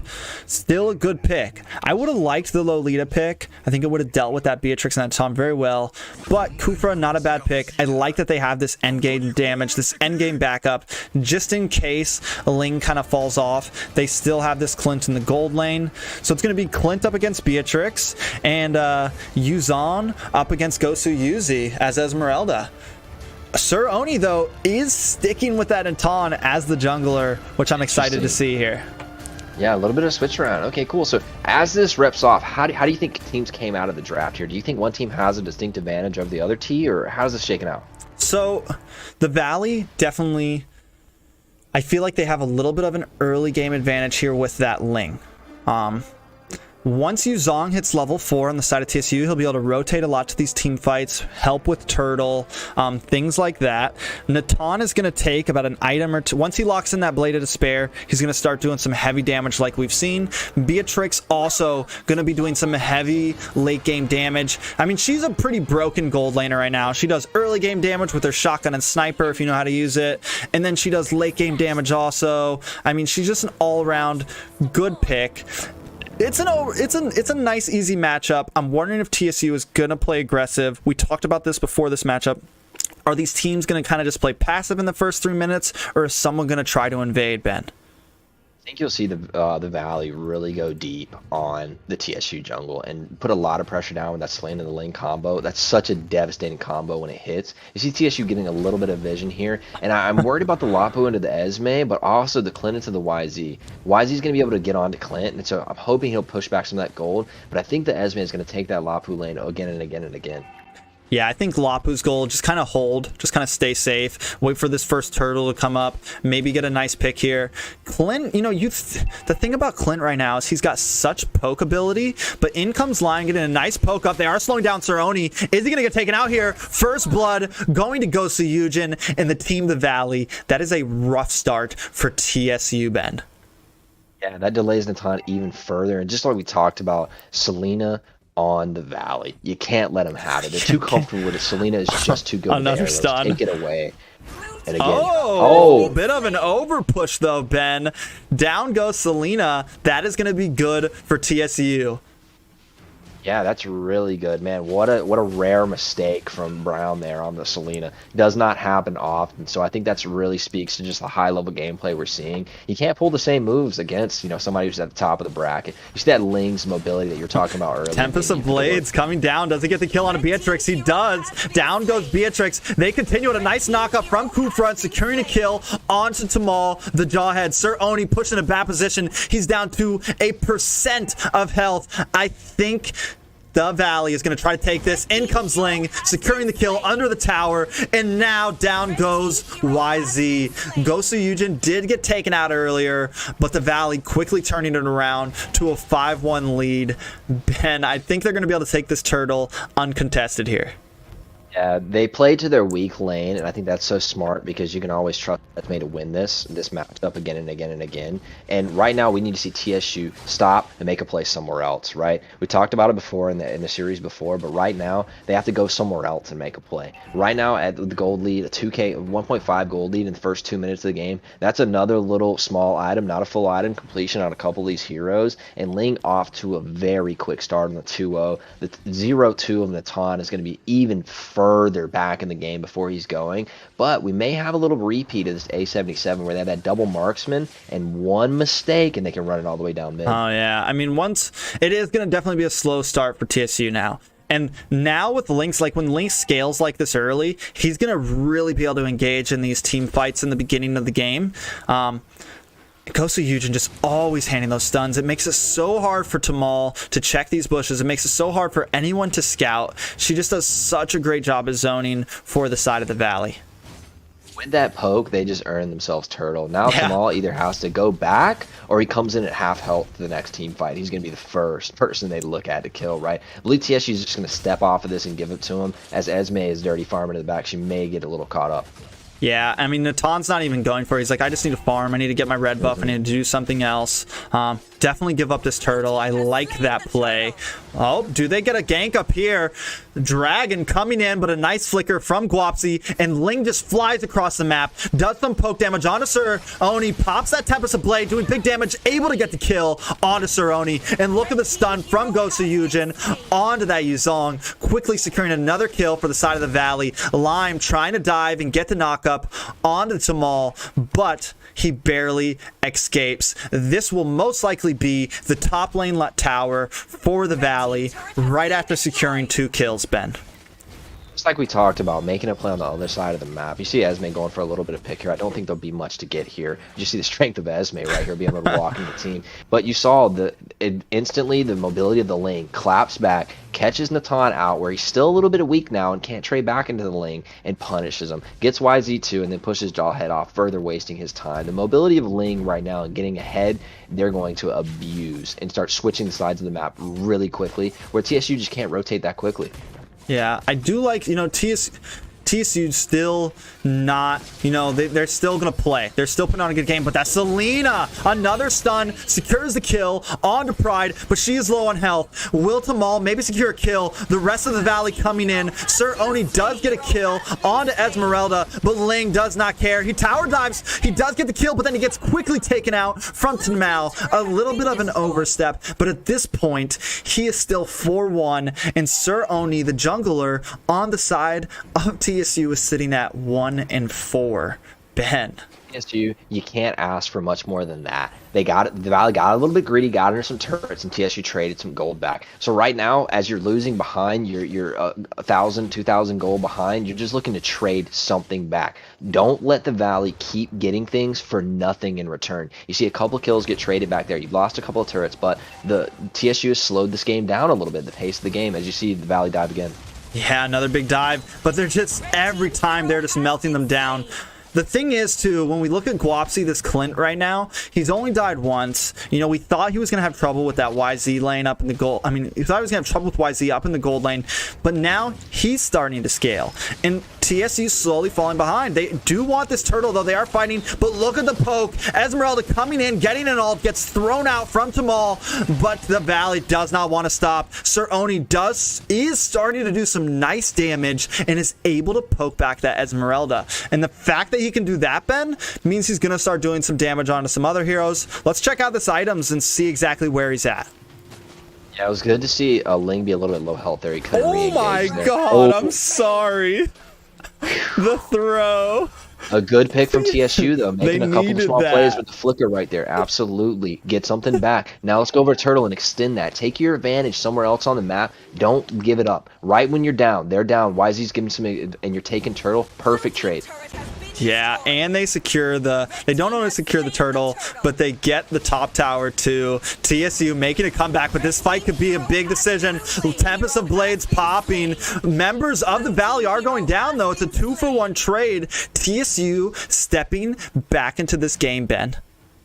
Yeah, I'd love to see Jawhead sitting on the Natan and just refusing to let Ling get out. If you're gonna kill my Natan, you're gonna die in the same spot. Love to see that gameplay from the support, just supporting that marksman, letting him scale, because Ling's gonna be picking on him non-stop throughout this game. And Jawhead's done an excellent job of breaking Ling's mobility and putting him into the place where Natan can get a few autos, and Ling is a squishy hero. Now at 5-2, he went 4-0, and now he's 5-2. It's great trading.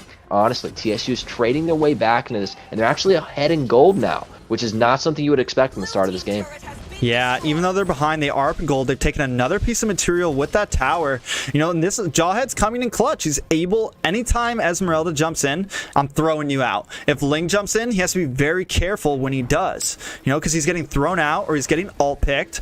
TSU showing that, hey, we didn't lose in this draft. We're ready to go, and here comes the fight. Pride coming in with a nice ult, followed up by an ult by Beatrix. They are closing in. Dragon Form has been popped by YZ. He tries to do a little bit of damage, but as we're watching this, Ling in the top lane doing some nice cut. And we've been talking about this all night tonight. It's the hot topic. Don't play into your enemies. Make plays of your own. They were able to hold off that team fight a little bit and let Ling cover a little bit of ground in that top lane. Jumps right through him and gets out. I love to see Ling's hop around the map and make plays. You saw Selena barely squeak out, but you have to think that was a 4v5, and they still didn't get a kill. It was still a kill advantage in that fight going to the Valley, and that was a 4v5. Imagine had Ling been there. Chose to support, and they do get the turret eventually with a little bit of minion love. Now Ling's sitting at a pretty position. Like you were talking about earlier, such a flexible hero. Can team fight, can split push, can cut back the farm from the dirty farming. And you see a little bit of a setup play here from the, TV getting in the Valley. TV getting in the jungle, setting up on Lapu, but not somebody you really want to set up on. He has CC and vulnerability, can kind of get out of stuff. Oh, up top lane. Ling closing in on this, but he is alone. What does he pop a recall? He's mad. He's crazy. Pops that Tempest of Blades. Is going to get knocked up from that YZ and ulted on by Tamal. And that is another kill on to Basic. On to Celine, Oliveira, the Ling. TSU now having a nice foot on this Lord. Do they want to take it early or wait for the 12-minute mark, Ben? I did not know that Jawhead was that much of a counter for Ling. He's punishing him. And you saw Ling give a little bit of recall love as this team fight pops off. Oh my god, I don't know who damage that came from, but we just watched the tank of the Valley get burned down. Esmeralda trying to respond, but Lord does go to TSU, Ben.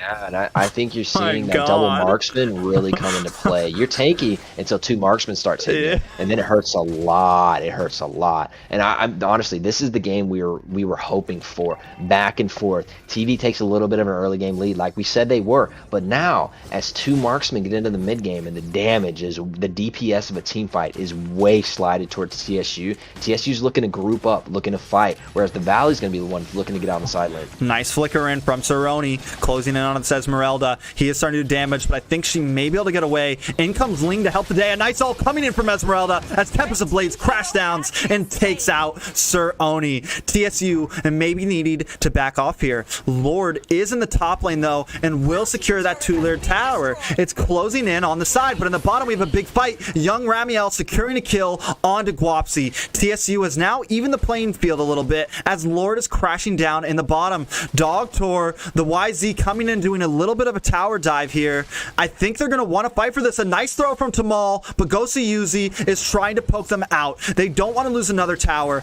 We have Ling in the top lane clearing up that Lord. I think he has finished it, but TSU has taken a lot of material from the side of the Valley. A nice flicker roll coming from that Kufra. Beatrix trying to salvage something, pops her ult, but is quickly taken out from that Gosu Yujin. The fights are going back and forth in the mid lane. Ling has taken out another member. It is now a 3-for-2 trade overall in this huge team fight, but the fights keep going. Esmeralda locks on to Cerrone, but he quickly responds by taking out that tank Kufra. The fights are going back and forth. Minions are crashing down in the bot lane of the Valley right now.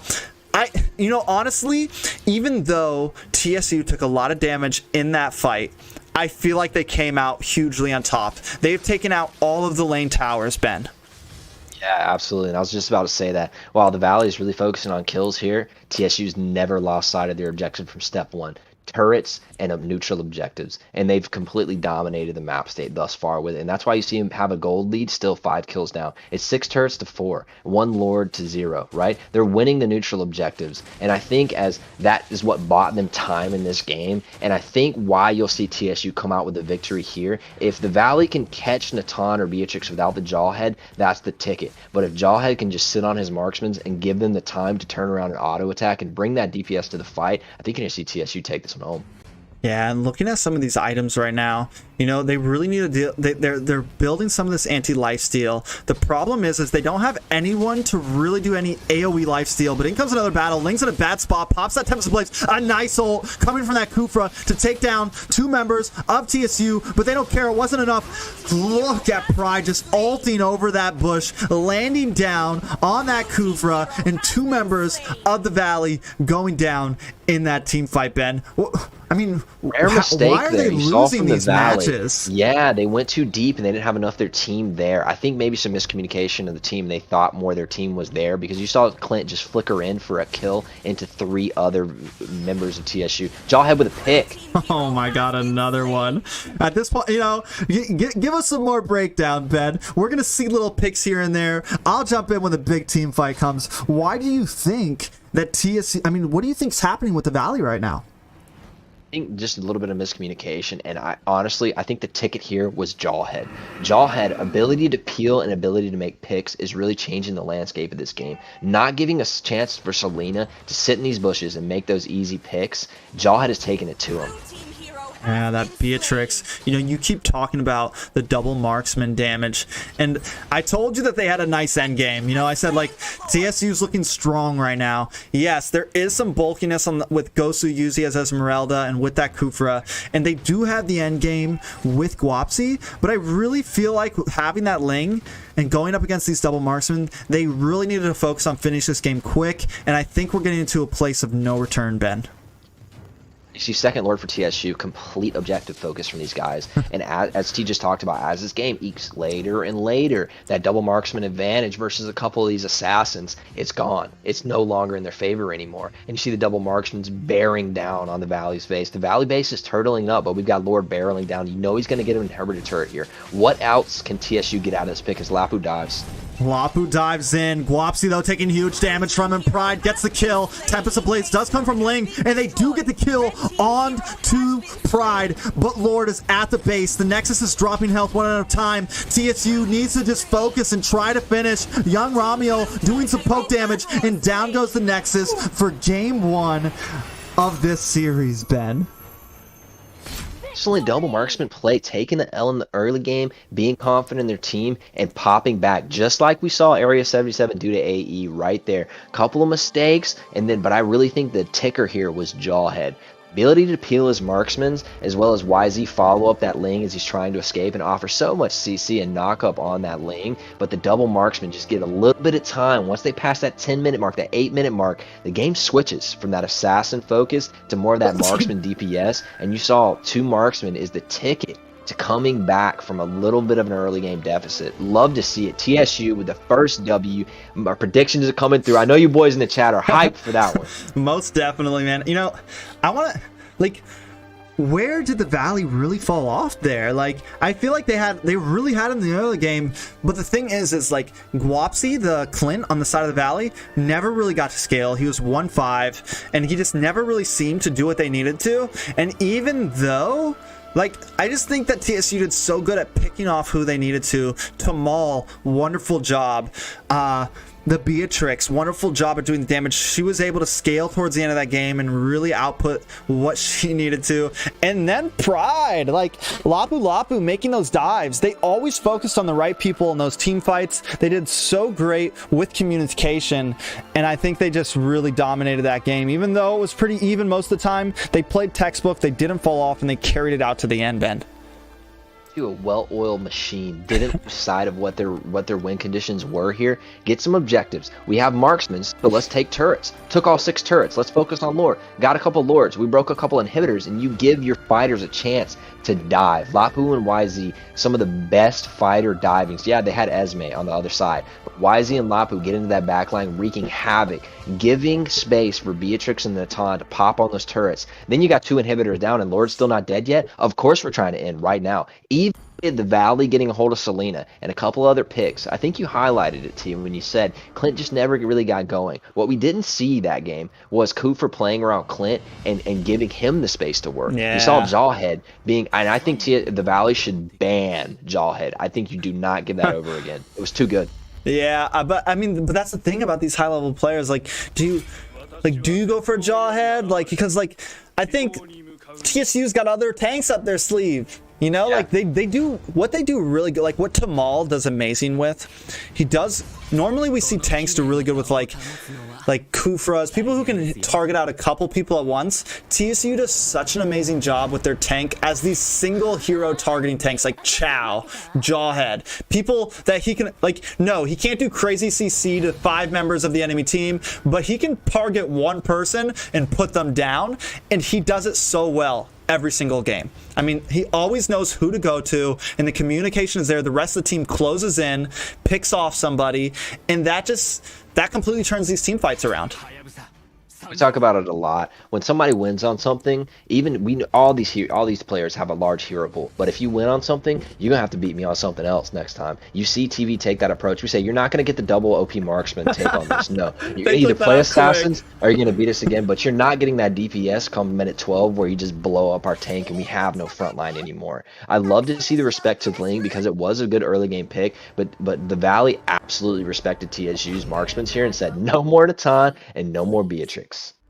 Yeah, I mean, I like those bands a lot. You know, I love seeing those things like it change up. First match is always kind of iffy with the bans. Second match, you start to see some targeting. You start to see like, oh, we need to get rid of that, you know? And we know right now a lot of these games, you know, it's not just an assassin meta anymore. Like we see a lot of these games get into the 12, 14-minute lines, and we know that these marksmen right now are carrying end games. Like what we just saw, you know? It's insanity. It's pure insanity how, you know, they were completely losing the first 5 minutes and then just swept at the end game. Mid end game, really. And we talked about it a little bit earlier about high-level teams. Once they get a little bit of eke into the game, they never stop chipping away at the enemy team. Take objective after objective, push into here. Then we roll back and we get this. Then we push a little pick right here. And they keep going, never giving a chance for the team to breathe. And it's interesting here. We saw Esme's passed over here. The pack was locked. So Esme's not banned or first picked. And I think that's a rarity for our tournament thus far. Yeah, it's like a 1 in 10 chance that Esme has not been first locked. But, I mean, that Roger was open. So I mean, we've seen Roger dominate recently. I think it's like, all right, this is a good opportunity for us. I'm surprised TSU didn't pick it, but this is what I mean. Like TSU has surprised us consistently with some of their picks. They're in a comfy spot right now. They're 1 up. Totally good. So hey, let's lock in this. I think they already kind of have their draft planned out. It's like we're going to try this strategy this time. Instead of just like running a certain way, they locked in that Raph first. I don't think we've ever seen her first pick in this season yet, but she's going to go so well with that Alice and with that YZ. I just don't know. The Valley's logging in an incredibly strong top 3 heroes right there. Yeah. That is a scary 2 to 5, 7 minute picks right there. If Matilda can give Roger mobility in that team fight, he's already mobile as it gets, right? But his ability to even get further, get in and out even more, and the pack, you know he's going to be used at a high level in this game, right? I think TSU is going for a little bit of the same draft they did with a little bit different win conditions, but a little bit later of a peak, of a focus in their team fights. Going for the Alice and going for the Raph. It's going to take some time to get going. Yeah. But TV side said, no. You might not ever get there. So I think we'll see a little bit of the same here. TV taking the beginning, the advantage, right? And the TSU focusing on objectives, slowing the game down until they get their game started. Yeah, we're going to see some, I can predict that we're going to see some, I mean, with those first 3 picks on the Valley, crazy tower dive potential. Yeah. Crazy tower dive potential. Roger able to go in, you know, follow up that Matilda. And Roger's already hard to get your hands on. With that Matilda helping him get in and out of team fights, it's going to be tough. You got a speed boost that happens to Pack after he pops his ult with his passive. With him and that Matilda, even more in and out. They're going to be so good at getting into these fights and then disengaging. It's definitely heavily early game, good mid game. All they need now is a nice strong late game, but maybe their goal is let's not let it get that far, Ben. Yeah, I don't think we'll see the Layla there. A little bit of a troll draft showing up. But you see, like you talked about earlier, teams paying respect to that Amon pick on the TSU side. Not really picked and banned in a lot of games in this tournament, but against TSU, it's been banned twice now. So TV definitely knows something about that Amon on the TSU side. But what I called a lot of games against TV is that they ban out Selena. It looks like TSU doesn't care. They gave him Selena. Didn't work out for you, bud, because early game was your play and we came in the late game. We came in the mid to late, right? And so I think that's TSU's approach to the Valley in general, maybe, just based on these first 2 drafts. Yeah, maybe they know the Valley likes to play aggressive, and it's like, let's just hang out. We do see that YSS pick, another nice scaling, and this is what I was talking about. I want to see that Tamal Chow, man. I want to see the Chow. I really want to. I love it. Might get it here. I think YSS, I've spoken about it before. YSS is a great pick for the Assassin and the Marksman combo, but what his strength is vision. Giving vision to a high-level team like this can inform the next 30 seconds, 45 seconds of the game and completely shut down what the enemy's trying to do as they move around through line of sight and vision, right? YSS counters all of that. So I love YSS picks in high level because things are set into motion 20 seconds, 30 seconds before they actually happen, and getting vision across the entire map on all 5 players is such an advantage. And so I love to see them locking that in. I think the Valley's got an incredibly early game. Did they lock in Claude there? Is that Claude in the last? That was Claude for they quick locked him in. I think he's gonna do, honestly, he'll do well against this Alice and against this Yuzong. He'll lock in that Demon Hunter sword, be able to do damage on percentage of health, and kind of bypass that tankiness. He's also gonna be able to get in, get out. You know, just a lot of mobility on the side of the Valley right now. You talked about them needing that late game win chance because it locked in all early first 3 picks, and with Claude, you get that. Once you get to that 12-minute, 15-minute team fight, Claude's gonna roll it himself. Right? And so I think Roger, Paquito, Matilda can give them the bridge to get Claude there if they need it. But hey, they might close the game out before that. You see these teams line up. You know Valley's aggressive. They've taken it early game advantages. But again, will it matter against TSU? TSU seems comfortable to sit back, take a couple of punches, but win the war. Most definitely. You know, and earlier you were talking about the vision of this YSS, and I think another great advantage that this is, you know, TSU definitely looking like a bit more of an end game here, and having that vision is going to help them not fall into the traps that they normally would, you know, kind of give them a little bit more space and time to scale the way they need to here.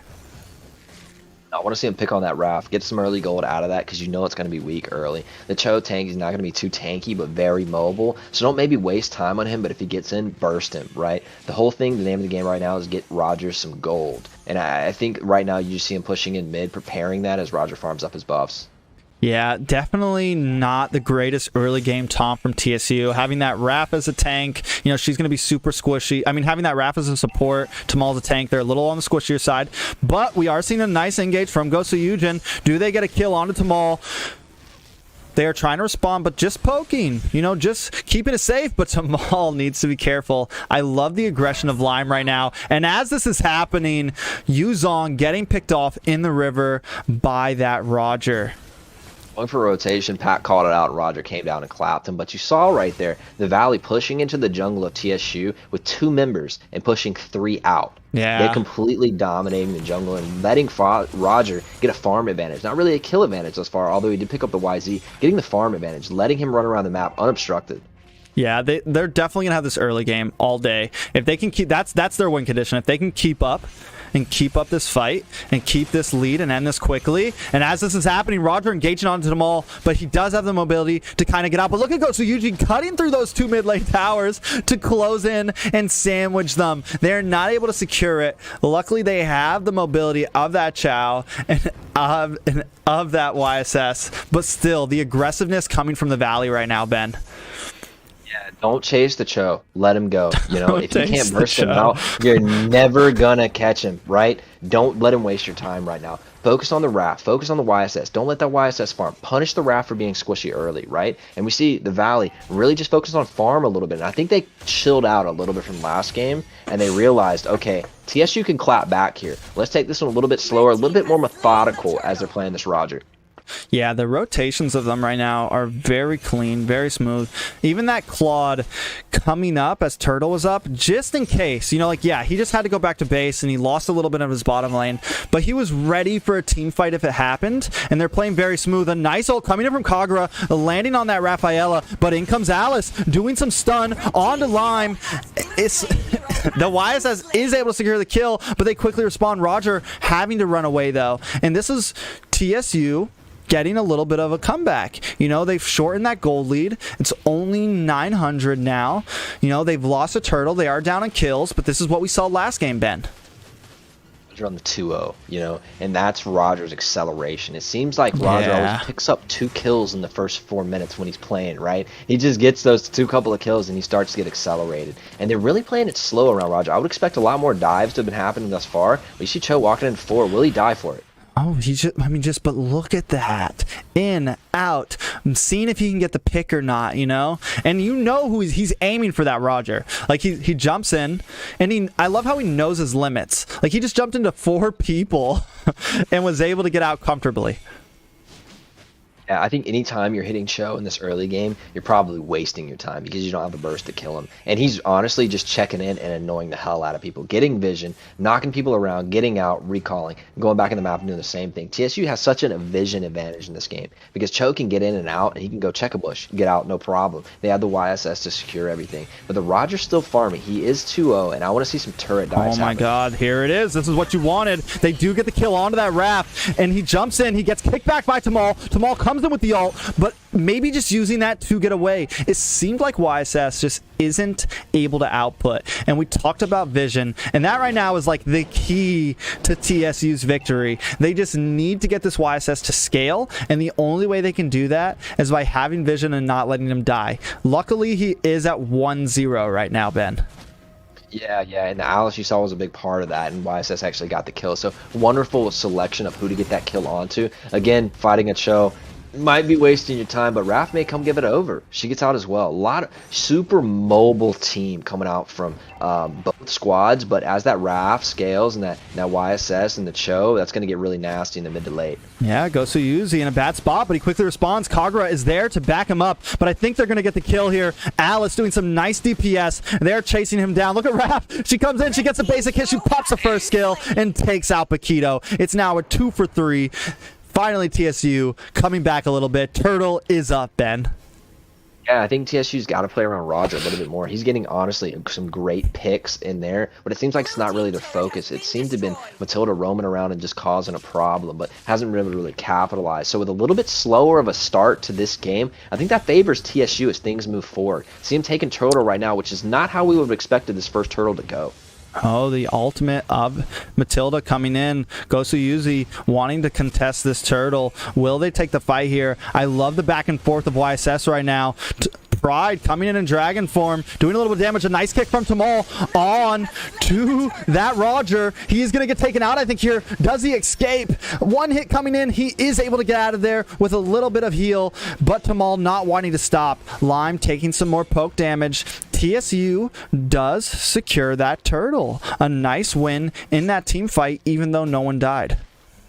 I see Alice getting some farm time, a little bit of a pack-in. I love Tamal on this show. You were right to expect it and want it and be hype about it because it is playing amazing right now. He's in, he's out, he's got vision, he's being annoying. He's making things really difficult for the side of TV. TV can't go too deep because one choke kick on the right guy, this whole thing switches around. Yeah, so honestly, I think it's an incredible draft by them thus far. And the Alice is only going to become more and more of a problem as time goes on. Oh, a nice combo, though, from that. But in comes Tamal Doctor doing some nice damage on the Guapsi. He does just flicker out. The mobility of both teams is wonderful, but the Valley having an advantage. They do take out that Alice, and Roger keeps on coming. YSS able to get some poke damage back. But it seems like the Valley doesn't want to stop here. We do have Gosu Yuzi sitting in this bush. Is he going to try to get a pick? Do they try to take this mid lane tower? They have 3 minions with them. They're closing in, but a nice knock-up coming in from Tamal onto that Matilda. But the fight is happening. Now we see Gosu Yuzi getting some nice poke damage. Pride forced to retreat. Nice hit from Roger onto that Yuzong. This is now TSU getting pushed back, Ben. I don't think I've ever seen Roger played like this in such a reactive position of what TSU is doing. The Valley's getting in their face and just forcing them, daring them to take a fight, and TSU fell for it right there. They took a couple of fights and they paid for it dearly. Roger's continuing to scale, but the Valley, something I haven't seen them do before is they're not getting too greedy. They're not going too deep. Yeah. They're taking like the bare minimum they're offered and they're going somewhere else. And you want to see this Roger get involved. I mean, this Alice get involved. I just think she's trying to do it too early right now. You need a little bit more time on the clock with her, and then Alice will be really ready to wreck this team fight. Yeah, I think, Claude's doing a wonderful job. Like, we talked about the mobility of the Valley in the very beginning and like the flickering, able to get in and out, and Roger and all these things, them all just being able to go in, and they're doing, and like you said, they're doing such a great job. The average team would have really tried to force that mid lane tower earlier, yeah. But they just took their kill and they went to new lands. Roger went and stole a tower up top, and now they're ready for this Lord. They're playing a much more textbook game than what we saw last time. Yeah, really slowed it down, being way more methodical. But honestly, now we're starting to see him really accelerate the pace of this game, daring them to step out and try Lord. A nice pick on Roger. I mean, Roger picking someone off. The ult of Clint does come in. Look at the damage on Samal. This is now Team the Valley maybe trying to clean things up. They didn't even stay on Lord. They baited it, forced the side of TSU to come and engage. And like you said, they want to fight. They know that they can't win pushing it, but if they can get TSU to engage them, they have a chance. I think the Valley really did a great job of identifying TSU's win objectives was neutral objectives and turrets and playing to that and saying, okay, we'll just go fight at every single one of them. You're not going to trade us for it anymore. God, and I was really worried. Oh my, I was worried they were taking that Lord and they're all sitting at like half health. And I'm like, this could be a chance for TSU to come in. You know, Lord is crashing on all of the Valley. But even then, someone comes in and they just melt them down so quickly. Guapsi right now, finally scanning, but a nice kick, and they take out Guapsi as I'm talking about him, Ben. Man, Tamal, I'm loving his single peel and CC heroes. His Jawhead, his Chow, really making a big stand for TSU in some moments right here. And while Claude isn't the guy you want Roger right now. Delaying Claude's not bad. Take what you can get. Absolutely great identification of, hey, nobody else here. We can pick this guy right now for free. Let's get him, right? Tamal's playing really well. I'm enjoying this gameplay. Yeah, I think they may be able to take this mid lane tower, though. TSU not quite wanting to give it up, but they are buying time for Yuzong in the top lane up against the Lord. Able to maybe save that top tier tower, and they do. And I think, you know, by picking off that Claude, they were able to buy the time they needed. They were able to withstand that push, and the Valve wasn't able to get anything. But look at another kick from Jamal coming in on a Gosu Yuzi. He's taken out and pushing to the tower. This is the fight that TSU wants, but they step back. They step back, and that is what's genius about these high-level teams. But the Valley closing in. They don't want to let them step back. A big clean sweep from the Valley, diving under the top tower and taking out 3 members from TSU, Ben. I think the Valley has done such a good job of slowing their roll a little bit, realizing TSU isn't a team you can just roll over, and respecting them a little bit more and waiting till these dives are just too good. Roger may be a little deep here. Yeah, he's a little deep for sure. He did dive. He's all the way in there. And a nice stun. Can he get out? The tower shot takes him out. And the kill goes to young Ramiel, Ben. Yeah, I just think the Valley really identified that they got to slow it down a little bit and be a little bit more methodical. And you've seen Roger play almost painfully slow and just nope, we're not going to dive that. No. This team is too good. If we give them a couple mistakes, they will pop back. And just as that top level team, knowing how far you can go and at what you can take away without giving the opponent an opportunity to punish you, I think is an excellent adaptation by the Valley in this series so far. Oh, a nice ult from Claude, though. He is starting to do some nice damage onto that Alice. Like, he's the counter to that Alice right there, and he does good. He's able to keep his range, poke at her, and push them back. TSU was able to get that blue buff and not let the Valley steal it. So, like, I like how even though they're behind right now, they're still making sure they get the gold and some of the objectives they need to stay in the game. 4K down at 12 minutes isn't like massive, but it is a good little bit. TV is definitely in the lead here, right? But you see the Valley, a high level team, it's not over yet. The Valley's going to have to dive them in a precarious position now that all objectives are off the map. There's nothing left for, if TSU doesn't step out of their base, there's nothing but Lord in 50 seconds that can really tempt TSU to come out of their base, right? So I don't think you're going to see anything major happen unless it's a mistake happen before that Lord. And honestly, this YSS pick has not been used to a great effect for me. I don't think this was one of their top level plays for their jungler, and I think you can see it here. It's just not popping off quite yet. Maybe it comes back in the late game and does a little bit more damage, but you're looking for the Alice and the YZ and Tamal's picks here rather than anything from the YSS so far. Yeah, and TSU is playing so patient right now. You know, you talked about how they're not worried, they don't need to come out of the jungle, but they know that they're out there. They know they want to take this fight, and that's where we see so many teams slip up. When they're pushing their base, one of them goes out and gets picked off, but TSU just does such a good job at pushing back. And as we're talking about Tamal coming in, checking these bushes, is he going to pay for this though? In comes Fakito with a nice knockup, but the heal from Rafaela is life-saving, Ben. Lord is up now. The Valley trying to secure it, can TSU contest it? We have Pride in dragon form doing some knockaround, but he's quickly tagged off by Gosu Yujin. They now have a nice position, but we now see TSU coming in. They are doing something here. They are pushing the Valley back, and now the Lord cannot go to them. Look at the flicker in from that Alice. Both teams just moving so fast right now, Ben. Yeah, the Alice is hit to the point of the game where if you group up, she's gonna punish you, and you can see TV realizing that and saying, "Whoa, whoa, whoa!" Even though we just got a pick, we're a kill up in this. There's Alice in a team fight, and we do not want any of that smoke before we take Lord. Now with the minions pushing back into the blue side of the base, you can see TV take control of that complete area again, secure the area, and then start up Lord again.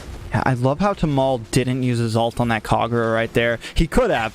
He could have did it, but he waited for the right moment. But maybe he should have done it, because now Guapsi coming in with that Claude ult and quickly melting down that Alice. A nice knock-up from Tamal, pushing back Guapsi, but it's just not enough. The Valley may not even need to wait for Lord. The lanes are frozen, though. The taunting is here.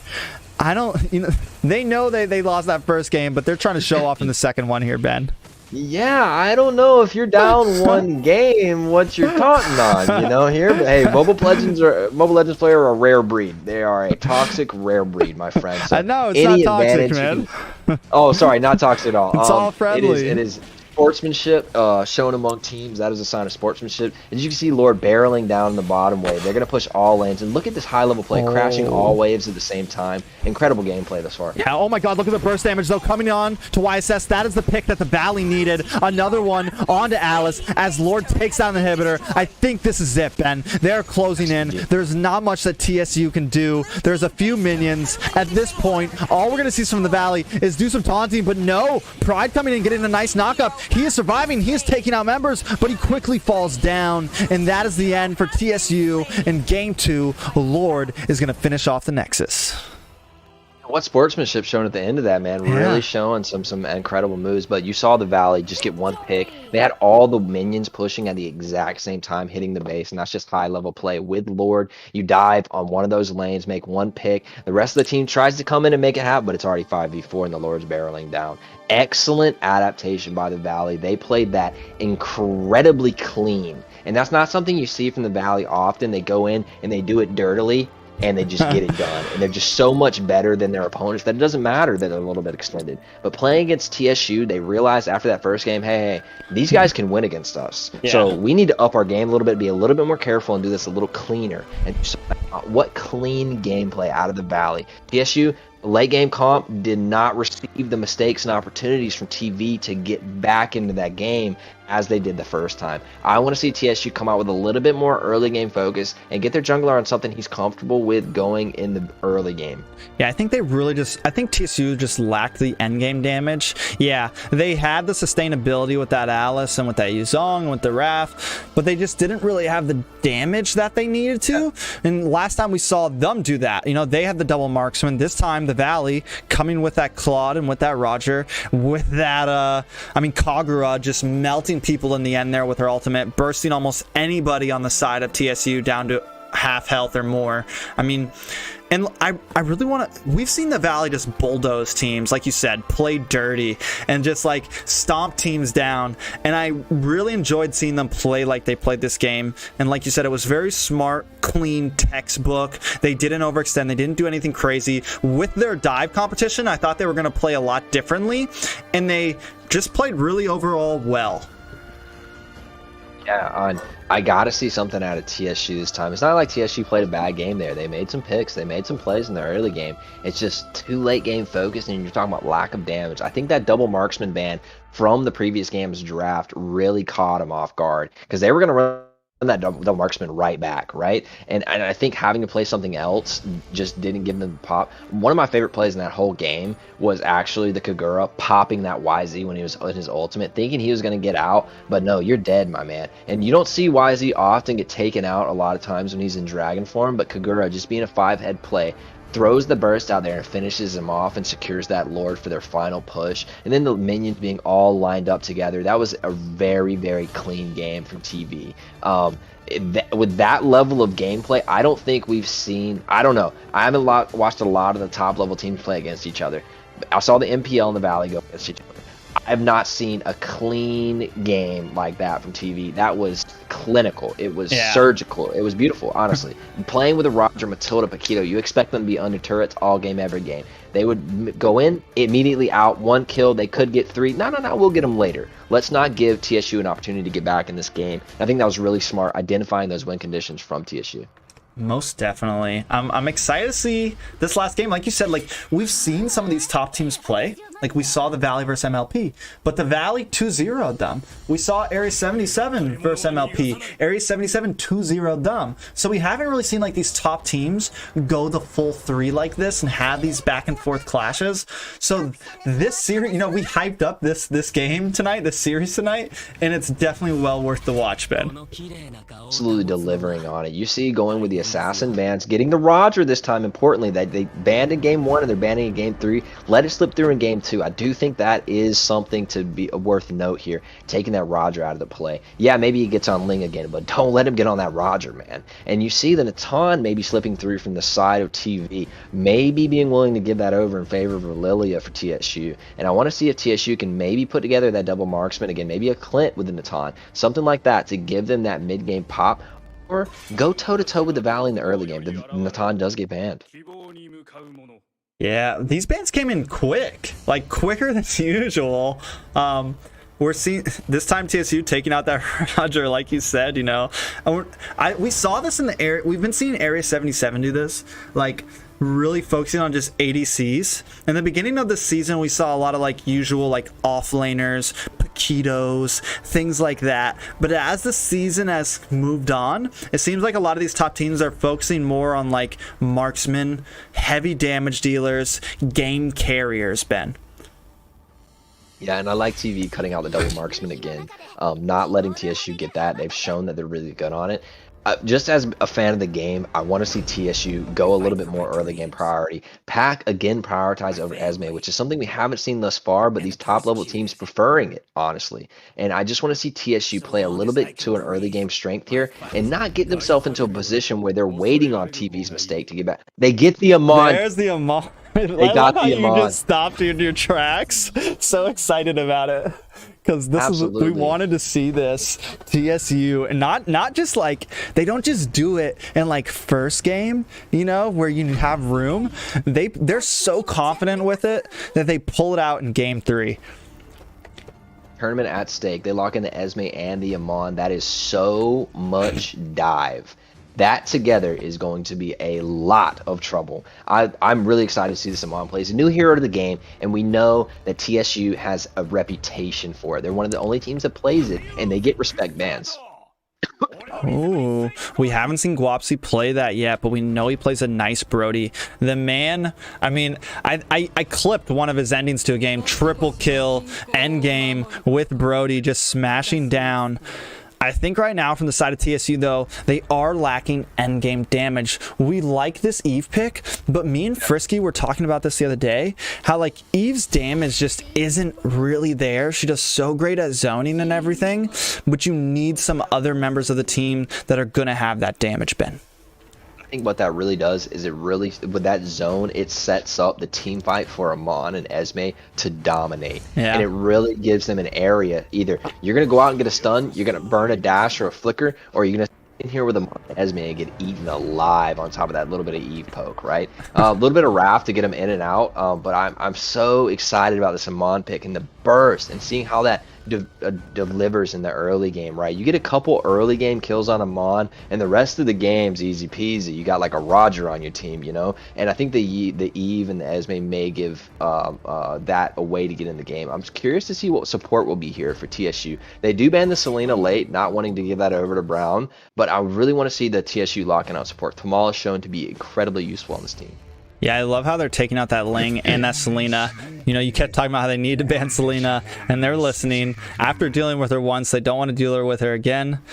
And so now we still need a jungle from the side of the Valley. Ling's gone, Roger's gone, Lance is gone. You know, what do they have left, Ben? Haya. I think we go Haya here. Oh. Valley has been shown that they're incredibly good at dive and assassins. And here you left Haya open, one of considered S or A level junglers. He's left open here. So I expect a Haya to come in on the side of TV. And I love, love, love to see that Jawhead again on the TSU side. Tamal was he delivered so much on it. Definitely. But they still need damage, you know? The Clint's open. They need something for their gold lane. Because, yes, there's a Haya that you called out. And I think that... Oh. What do you have to say about that? I have never seen a Balmon prioritized over a Haya pick in this level of play. Okay, that is Balmon brings a huge clear speed, Good and counter. that's really great. But interesting that they didn't take the Haya when it's open. And there's the Clint you were talking about. I think TSU has locked in a really strong team. I'm curious about the Balmon in Game 3 for the Valley. You got to have some confidence behind that. Is this a pocket pick? Hear me out. I think about it. Sir Oni, as this Amon right now, he gets invisible. He can only be hit by skill damage. If he runs up on that Balmond, all Balmond needs to do is pop his second skill. If Esmeralda runs up on that Balmond, pop your second skill. You know, he definitely will be a decent counter, and they still have range and endgame with the Brody. You know, and they have Kagura, who we've seen do crazy endgame. I don't think it was a horrible pick at all. I think some people are going to kind of like sleep on it, but I think it was a decent pick, Ben. Yeah, I mean, everybody talks about spin to win on Balmon, easy hero, but Balmon, it can be. I mean, listen, at anything you play at this level, your competition's top level, so it's gonna be hard to pull off, right? I think the Haya is just known to be an S tier jungler, and so a lot of people were wanting to see that lock in. Even myself, I thought that was coming, and the Balmon caught us off guard. But T, you're right. With all that AOE damage, Amon likes to slip away invisible with a little bit of health left, and an AOE dunk from Balmon completely fixes that. So I think it's a good counter. I think it's a good counter for it. You're right. I think it was I honestly believe that was a clutch pick. Though, like you said, I still really like the comp from TSU. I think that the Valley needs to try to... Oh my god, that throw this early on. And this is what we mean from Tamal, just picking off these heroes. I think the Valley needs to make sure they get a kill onto this Clint early on and not let him scale, Ben. Yeah, I want to see the Clint put down because it's going to be a lot of damage, but really their focus is the Amon for this. And putting Tamal on Jawhead, I would rather see him on Jawhead than on the Cho. The Cho was impressive. It was annoying, but it doesn't have the pick potential and just the peel that Tamal brings on Jawhead. I think that's a little bit in their win condition. Giving Clint space to work is going to be big later in this game. Yeah, I mean, and just like the small things of the, you know, you're talking about Jawhead, talking about Tamal. I know we've been talking about Tamal all the time, but he's just someone that just plays a really well tank. I put him up there with the Zoltros with some of these other players. And just earlier, the mechanics of throwing Balmond away from that Litho Wander just so that Amon could secure it. Like, and yes, it doesn't seem like a big deal, but these are small games. But here comes a big engage. Look at the burst from Amon onto Gosu Yujin. This is what the Valley needs to be careful of. Walks away with sub 100 health right there. That was really close to being first blood for TSU. I'm glad TSU is going for a much more early game focus, and you can tell this Amon's catching people off guard. Even yet now, with a little bit of preparation with the Balmon, still getting caught off guard with the damage. And that Jawhead compared with the comfortability that they have on Amon, I think is going to pay dividends for this game. You can already see a little bit of mid-priority, and Esme running back with low health from deep in the blue jungle right there. She wanted that dive onto Kagura, man. One thing I'm noticing is that Clint into that Brody, Clint is dominating that Brody up in the top, and I think that's only going to get worse as the game goes on and Clint scales. So props to the Clint winning the lane up there hard. Balmon takes first blood. With we were saying it was a counter, but Amon just got that booty. I don't know, T. He did just to hurt him down. But, you know, I mean, Amon's just got some crazy burst damage, and pairing him up with anyone that can help him with a little CC like Tamal, you know, or do a little bit more damage, you know, Balmon just wasn't able to do anything alone. Right now, it seems like the Valley's rotation is a little broken up, whereas TSU is running together as a tight core.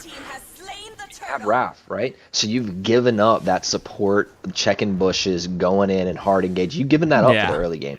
Yeah, in the late game, she's going to create a lot of mobility, a lot of heal, and a little bit of stun vision, right? But for right now, Tamal's going to own this place. TSU just making plays left and right, Ben. Another pickoff. And this is going to be the weakness of the Valley all day. Tamal just able to sit in these bushes, give vision, and make these picks. Limit the movement of the Valley. Like, they can't even move through their own jungle right now, or else they're going to get taken out. Graph under a turret here with 3. She may get picked here. Interesting to see Tamal's confidence to be able to dive under there and get it. I wonder how many times we're going to say Tamal and the rest of this cast, because the man is a playmaker, and you usually look to the hypers. You usually look to the marksman to be that, but at high-level play, when tanks start making plays, good things happen. Yeah, I mean, it's one of the hardest. I mean, it's honestly one of the hardest, and it's most likely the most important role of the game, having a good tank. I mean, every team, I mean, the people that set up the crazy plays, the people that make us go, whoa, are the tanks. And look at this, a huge engage from Tamal onto them, but Ballman does get a double kill with the ult smash. In comes young Romulo, slowing him down, though, and he is taken out by that Clint. Clint's starting to do some nice damage. He wants to chase down Guapsi, so they do respond by making it a 2-for-2 trade. Look at the flicker from young Romulo. Can she finish him off? She does. Down goes Brody, turning it to a 3-for-2 trade. And not only that, but taking all the gold plating off of this top lane tower, Ben. That's big for Clint, getting a little bit more, but I wanted to see them pinned, like you're talking about, T. Make sure this Clint can't scale, because he's dominating Brody in the 1v1 in the top, and now he's got a little gold in his shoulders. He's got that plating, he's got 3 assists, and a kill down bottom. Onto, wow, interesting. Yeah, onto Sir Oni, though. That goes on to, they needed that. Take out that Haman, but still, like you just said, Clint scaling. He doesn't have any kills, but he's got 3 assists, and he's making gold right now. Yeah, and if the thing with Amon doesn't work out towards the late game, hey, we have insurance with the Clint. He's already 3 assists. I wonder if Blue and TV will be able to take this turtle in the face of TSU.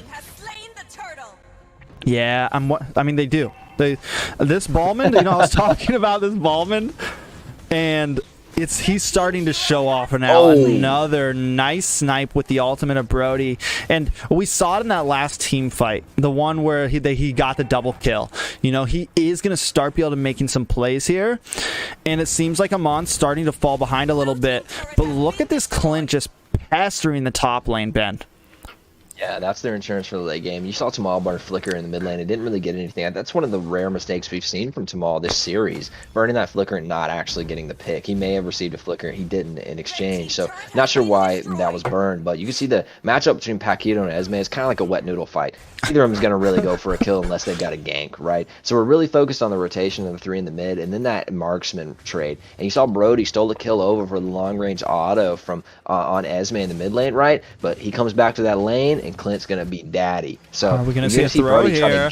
A nice ult and a stop with that evil. They are able to secure the kill on to that Ballman, Ben. Ballman's got no way to get out of the UCC. Clint trading in a 2v1 and winning it hard. Hard. Are we going to see the throw here? Come on. Give it to us. We don't. But they do maybe take this tattle. Yeah, maybe get the tower. There's no minions right now, and Clint is a little bit exposed, so I'm not sure you'll see him go for that. Amon with a little pressure from Paquito, but getting the healing back from that sustainability. Paquito with a dive? He does dive. He doesn't get taken out. I was on the edge of my seat there, man. Spicy play in the mid lane, boys. Spicy play in the mid lane. Let's go. I don't know which one to fight. The Paquito is looking bad in the top lane. Brody does take out that Clint, and that's something that the Valley needed. Overall, it's a tower for tower trade. We're 7 minutes in. Gold is practically even, Ben. I mean, this game can go any way. I do think TSU has identified where they were weak in the early game and played to it. Love to see that adaptation from them. I think it's going to pay dividends for me. If I had to guess right now, I'm putting Game 3 in TSU's hands. I just think that the Clint's going to outscale so hard, the Ballman's going to fall off, and you're going to start to see Yves buy the space with the Jawhead for the Clint and the Amon to work. But the Valley has Brody. They have Endgame 2, and then they have that Kagura. But enough of that. In comes that evil. Amon is able to secure that turret turtle, and then we see a nice ult from Tamal. Now, we have seen Rafaela go down. TSU pushing their limits. 3 members of the Valley going down. Do they fight for a tower? Eve rotating to the mid lane. TSU finally taking advantage, able to secure a kill, able to secure 3 kills and a turtle. And look at the clear from this Clint. Now they have 3 minions ready. Do they take this tower? It's going down. Gosu Yujin just backing up. And I love how the Valley does not try to save that tower. They just cut off the arm and let the body survive, Ben. Yeah, absolutely. And I was worried there for the Valley because Tamal had Flicker and he was on the waves, just begging him to step out of position a little bit. All those recalls, all that taunting, all that, you can feel it in the blood of TSU right now as they clamp down this outer series of turrets. And now it's what, 3 turrets to 1, right? You've got a couple turrets traded, but I think the big thing was that even though the Valley started Turtle, Mon secured it and then took the team fight. Esmeralda, though, might be a little too deep here. She is forced to run away, and now the Valley might have a slight advantage on a team fight here. TSU wanting to try to steal something here. Tamal able to throw them away, though. Young Ramiel still pushing, though, on this blue buff. She's going to have to give it to them as members of TSU go back to base, and the Valley reclaims their jungle. Yeah, this is such a good game 3T. This is the matchup we wanted, and it's delivering overfold. You can see both these teams have played. They've knocked each other back 1 game each, identifying win objectives, changing. And now we've got a game 3 where it comes down to who's going to take it. And I think this is exactly what we said was going to happen. Oh my god, big burst damage. That Ballman able to get the kill onto that Esmeralda. The Valley finally getting a bit of an advantage in a team fight here. Do they continue it? We do see Cerrone trying to engage, but this looks bad for Ballman. He's quickly bursted down and trapped in the Ult of Eve. It looks like, I mean, every time I think a certain team has it, oh my god, look at that kill coming from Cerrone. Gets the double kill onto Kagura. Do they finish this here? Tamal with the beautiful throw onto that raft. They're pushing hard. The slowdown coming in from Eve with that second skill. Gosu, Yuzi, and Lime forced to retreat back to base, but the minions just aren't there right now for TSU. But the Lord is ready to be taken. Lord's easy here. I don't think you'll see a contest. It would be foolish too. But I want to see TSU claim this game and not show 1 emote, not 1 recall. Yeah. Clean them up, TSU. I'm loving it. If you're loving this game from TSU, let us know, boys. We've got Lord barreling down. All the minions are at the same pace. You see a little bit of push in the mid, but they're going to clean that up really easily. Esme has extended a couple of times here. I'm a little bit worried about that. Yeah. But Tamal, my man, Tamal is a playmaker. Look at him setting up for the next play. Yeah, he's ready. He's waiting for this Lord to catch up a little bit, giving vision that right now TSU knows where they're all at. They know where the Valley's at. Look at this pick onto this Rafaela. Eve quickly coming in to slow her down. This could be it for Raph. She's low on health. Paquito trying to zone out that Eve. Raph able to just slip away. A nice knockout to 2 members of TSU, but a member of the Valley goes down in the bot lane. Lime is taken out of this fight, and so is Ballman. Sir Oni securing another kill onto Paquito. That's 3 members of the Valley down. Lord at almost full health on this top inhibitor. Pride, the Esmeralda, just sitting on their towers. There's the emotes. Don't do it, TSU. Just finish this game cleanly. Another member of the Valley down. This could be it for the Nexus, and that is game 3 goes to TSU. TSU, baby. TSU takes it home. I'm so happy to see it. We were hoping for a TSU victory. What a game. We weren't hoping for a TSU victory. We're unbiased casters. Wow, the predictions came through and TSU identifies, hey, we're giving too much of the early game over. We need big picks. TV makes the mistake of letting that Amon through and they pay for it dearly. I'm not sure about the Ballmon pick after this. In theory, the AoE playback to it made sense against Amon who can't be targeted. But in practice, I don't think the Ballmon delivered. The only Chaco on his team, T. I mean, they did a great job. TSU definitely coming in. They still have a few games to play too. Like I honestly believe they may end this season at the top of the leaderboard right now. Give us a little bit of breakdown on these items, Ben. I'm just taking it in, T. That what a good finish by TSU. What a good game 1, game 2, and game 3 from these 2 teams. What a series they provided us for us. Thank you, boys, on both sides so much for what you've just given us to watch. I am a fanboy of Tamal, man. Tamal is my guy. I put him up there with Zultra. What a playmaker for his team. You saw Pride a little bit getting caught off and a little bit positional area, but I think he was just gaining vision for his team a lot. We talked about the ball mod here not being so great, and we talked about that Brody being in that Clint lane and not really doing enough to push that Clint back. I think T was right when he talked about it earlier, and he talked about we got to put pressure on that Clint or he's going to be too much a late game insurance, and Brody was never able to really get popping. And then Amon, man, the unknown hero, a new hero of the game. You could see teams just aren't used to adjusting around him yet.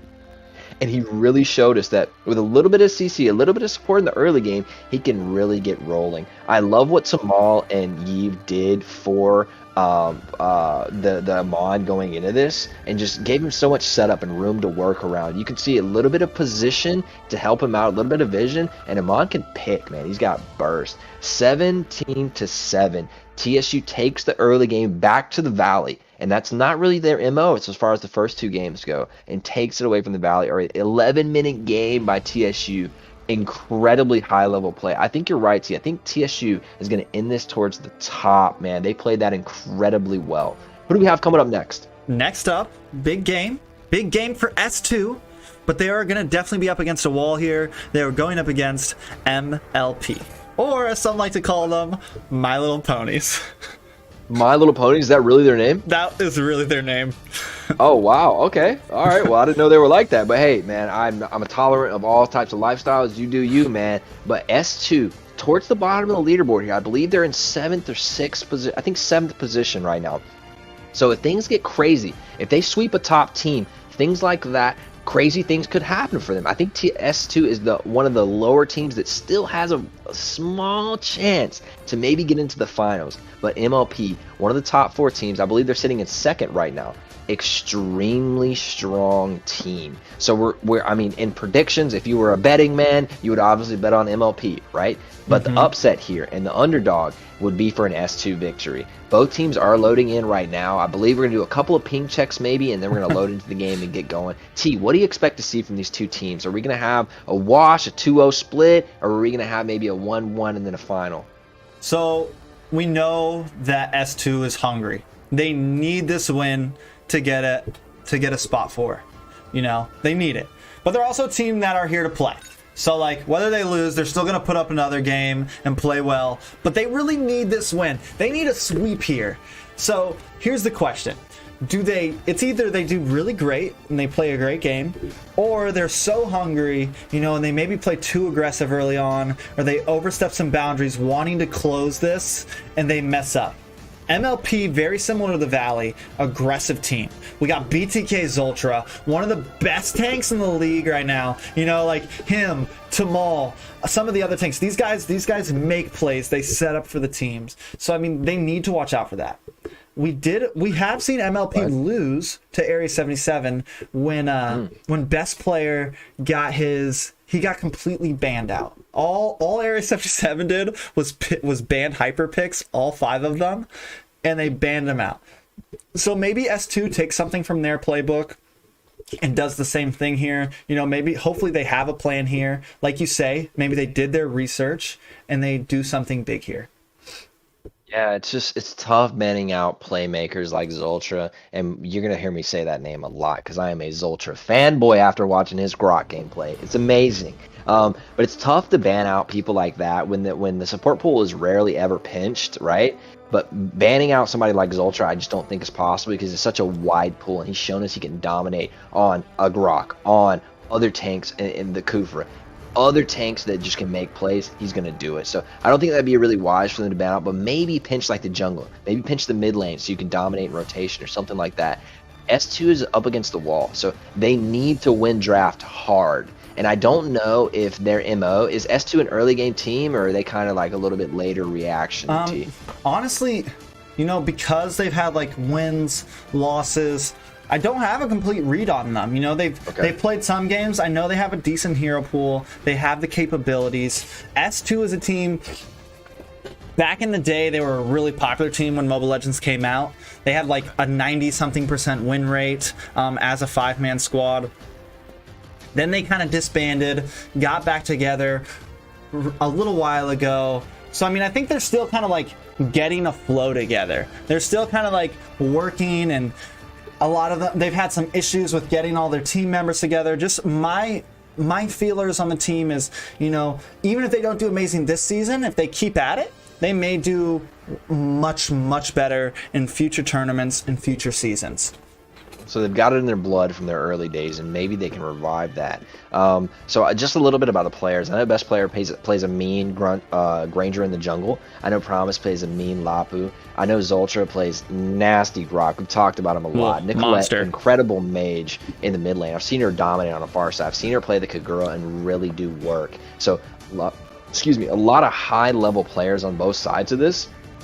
But MLP is just more of a well-oiled machine. It sounds like they've got things a little bit more going on in the background, more coordinated, organized, and that always, and you may think, oh, it comes down to who's the best player, but a lot of times in these tournament environments when people are playing 20 games across weeks, it's about this organizational, that team chemistry, and things like that that start to shine. Of teams like TSU who can sit, take an L, take another early game loss, come back, and then in game 3 deliver, right? So I'm looking for S2 to say, hey, boys, we used to be the big dogs on the block, right? We've got it. We just got to get our stuff together and deliver. So S2 can definitely do it if they get the right tools in their hand. I don't know if they'll be able to solo ban out anybody, because I think MLP is just too wide of a team to maybe do that on, and whereas that is a strategy that can be employed against a lower level team with somebody you know has a tighter pool. Like if you were to ban Lapu, Natan, and Hanzo for me, I'd probably be trashing the game. You know what I mean? So like these players just have such a wider pool than that, and it's hard to ban them out.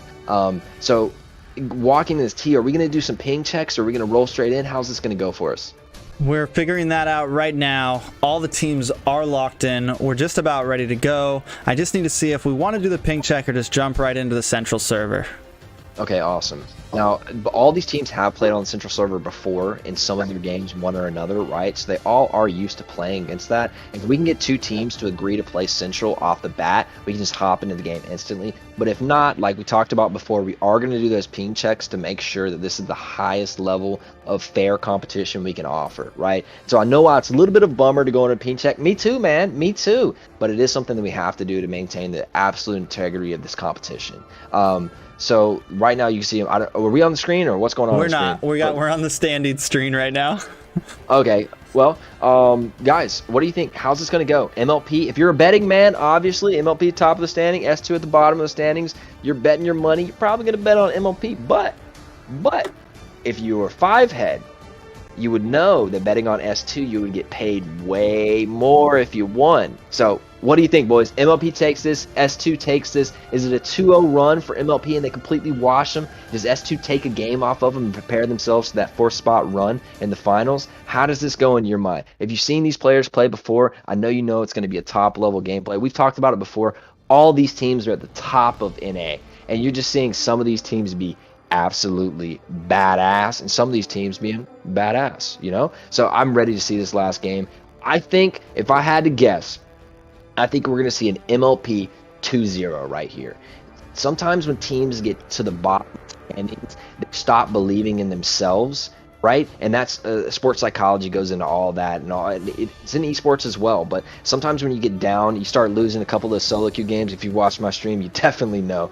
Once you get down a couple, you feel like you're going to lose the next 2 too, right? But we've seen teams in this tournament take a couple of L's. Pro Panels, for example, bottom of the leaderboard, and they're racing 4th spot now. Maybe S2 gives them a run for their money as they race for that 4th spot. If they take if S2 were to somehow take 2 games off MLP right now, it would set them in it would pretty much be the only way they could get in, right? So if S2 wants to make a finals run, they have to 2-0 MLP right now.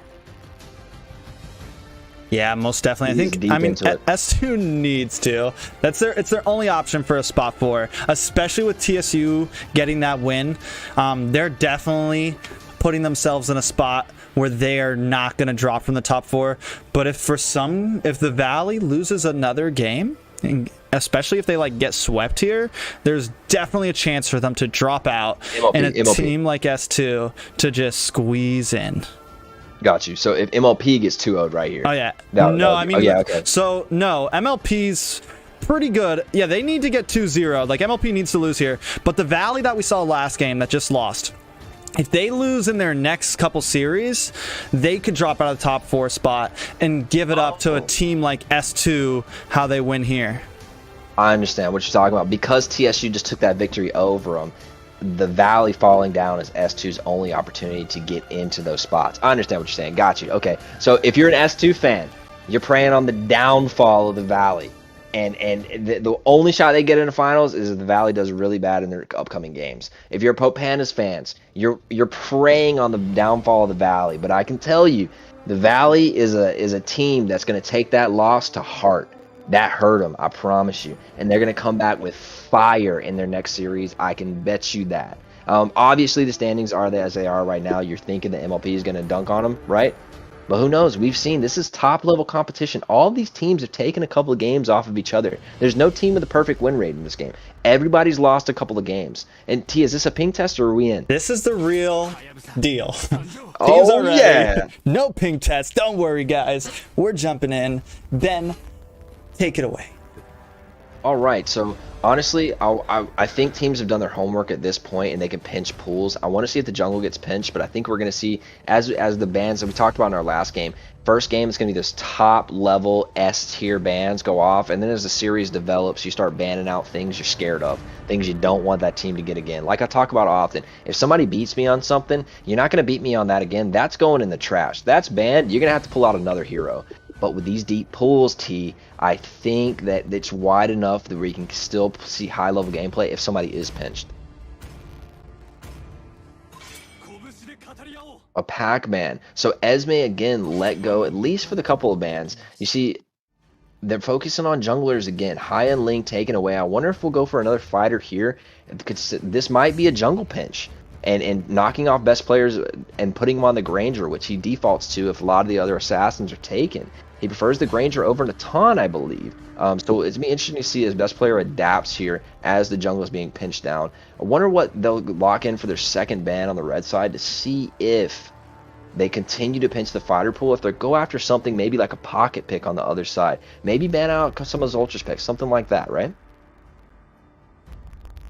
Taking a long time on their bans. So sometimes teams come in and they're really quick on the bans. They know exactly what they want to do. And it seems like here's a little bit of discussion going on, or maybe just giving the last second to be able to choose. And a jungler ban. Interesting that the YSS was taken out. Sometimes I think of him as more like an A-level pick rather than like the S of the Hayas and the Natan, stuff like that. But don't want to give over that vision opportunity.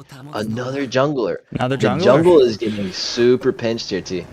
Yeah, I mean, this is what I was talking about. Are they trying to ban out best player right here? Are they like, yo, we're just going to completely ruin their whole opportunity to have a good hyper? Yeah, but I've seen him default to Granger before, and he does fine on it, right? So I think if you're not going to follow through, I would expect... what's the name of the red team? I've already forgotten. The name of the red... I hate you. That is MLP. MLP and S2. Okay, sorry. Okay, MLP, I think best player has been pinched before, and he defaults to Granger, right? So I would expect MLP to lock in a jungler early since so many have been taken away and not let those other two bans come in and knock him out. But dang, come on, you're trolling. I have to take a second here. Listen to this. And I would normally never do this on a official event like this, but big shout out to BTK Zultra for rating the Facebook stream. Oh, thank you so much. Yeah. Zultra, I am a fanboy, my guy.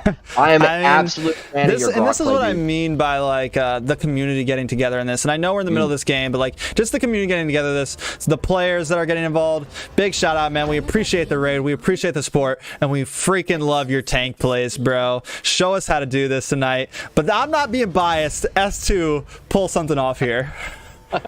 I'm being biased. I'm a Zultra fan. Ever since I made him, I saw that Grok play on the Lance he did early in the tournament. I was like, wow, I gotta pick up Grok. And we're gonna see him on the Akai maybe.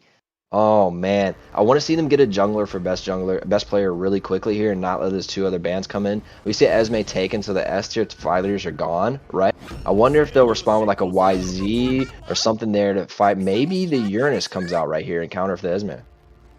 Yeah, I mean, but this Clint. Can we take a second to just talk about the comeback that Clint has made to this meta in the gold lane, man? I mean, it's just insane. A hero that was like washed up, everyone thought it was over with, probably never going to come back. The man is just making his way back in. Best player. Alucard? A couple right here. Roger's been taken, and that's huge for the side of S2. And he defaults to the Granger again. I thought he would go there. He's really comfortable on it, and he really delivers a lot of damage. He's really comfortable on that hero when he is pinched. And so both junglers are locked in. I feel like those first 3 bans from the side of S2 were kind of by the wayside now that he's on Granger. That's something we've seen him deliver on before. Getting Roger is a big deal. I would have maybe liked to see MLP grab that Roger from them early. Yeah, they had the opportunity to, but they opted out for the gold lane Clint and for that Lilia. It's gonna give, Lilia's gonna be able to apply pressure in the other game. One thing I have to say though here, right? The Lolita pick, a second pick, it's almost like, it's a good counter to the Clint, but it's almost like they knew that best player was gonna have to default to that Granger. So it's like, because they were just so confident with it, they quickly locked in that Lolita pick, just knowing like we've banned all the assassins, you're gonna pick a marksman jungle, and now our tank counters both of your ADCs. Very, very. Actually, 5-head take to you on the Lolita shield in the double marks and comp, but we've seen this before play out where one team takes the Roger and they get an early game lead, and then you're backed into 2 marksmen, and those 2 are able to buy enough time, and then come that 12-minute mark, they have such DPS that the front line matters. That Esme diving in, just a free kill with that double marksman DPS. Yeah, definitely. I mean, either way, yeah, even with the Lolita, it's going to be heavy damage. Granger, if he doesn't scale, he can just be a kind of a liability. Sir Bossy, play Khalid, please. I hope you're listening to me right now. I've only seen like 1 or 2 Khalids this whole season. Lapu's definitely been a much more popular pick. He's good at getting that backline, his mobility. I'm really wondering what he's going to lock in here. I mean, all of these things he's hovering over could be good picks. I feel like even though they have that Roger though on the side S2, they still need to bring in some end game damage. Do you think they're just going for a quick early game closeout? Would like S2 to go that way. And the Lapu is locked in. He's going to be a nasty one. Oh, I love to see it. I want to see S2 go for the early game, because I don't think you can give it to MLP as S2 in this game and expect to come out victorious. And then Natan makes it all the way through, maybe? No way. But 2 really strong marksmen. The Mia is locked. Now that's interesting. T, what do you think about that? First one of the season.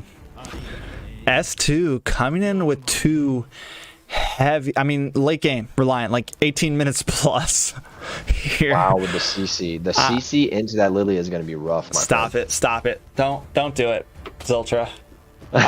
He's trolling us for talking about him earlier. He's like, yo, I'm gonna show you guys how to Atlas here. I would love to see. I bet he can make it work. He's a god, right? But I want to see. Oh, he picks the Wrath. Usually we find him on hard engaged tanks, like more the aggressive tanks. Yeah.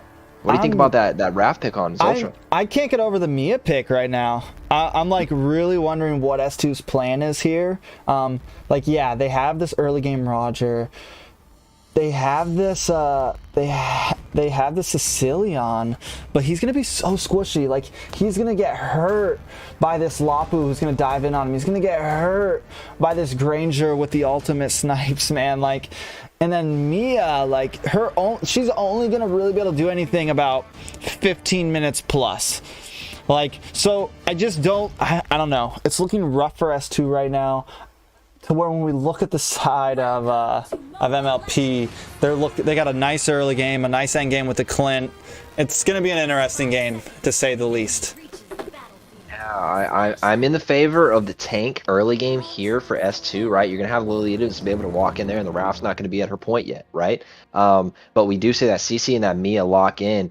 That is an interesting end to the draft for S2. You pick in super late game heroes that are very CC. I'm more forgiving of the Mia than I am the CC. CC is going to get pushed hard in this lane and give up most of rotation to MLP in the early game.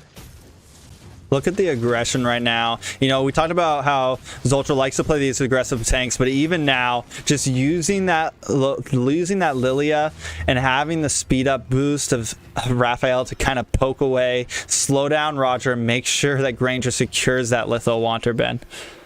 Well, they gave it to him with the CC pick. You just gave away all mid priority. Mid lane's going to be pushed in every single team by red, and then Lily's going to go walk in the jungle and see what my boy Roger's up to.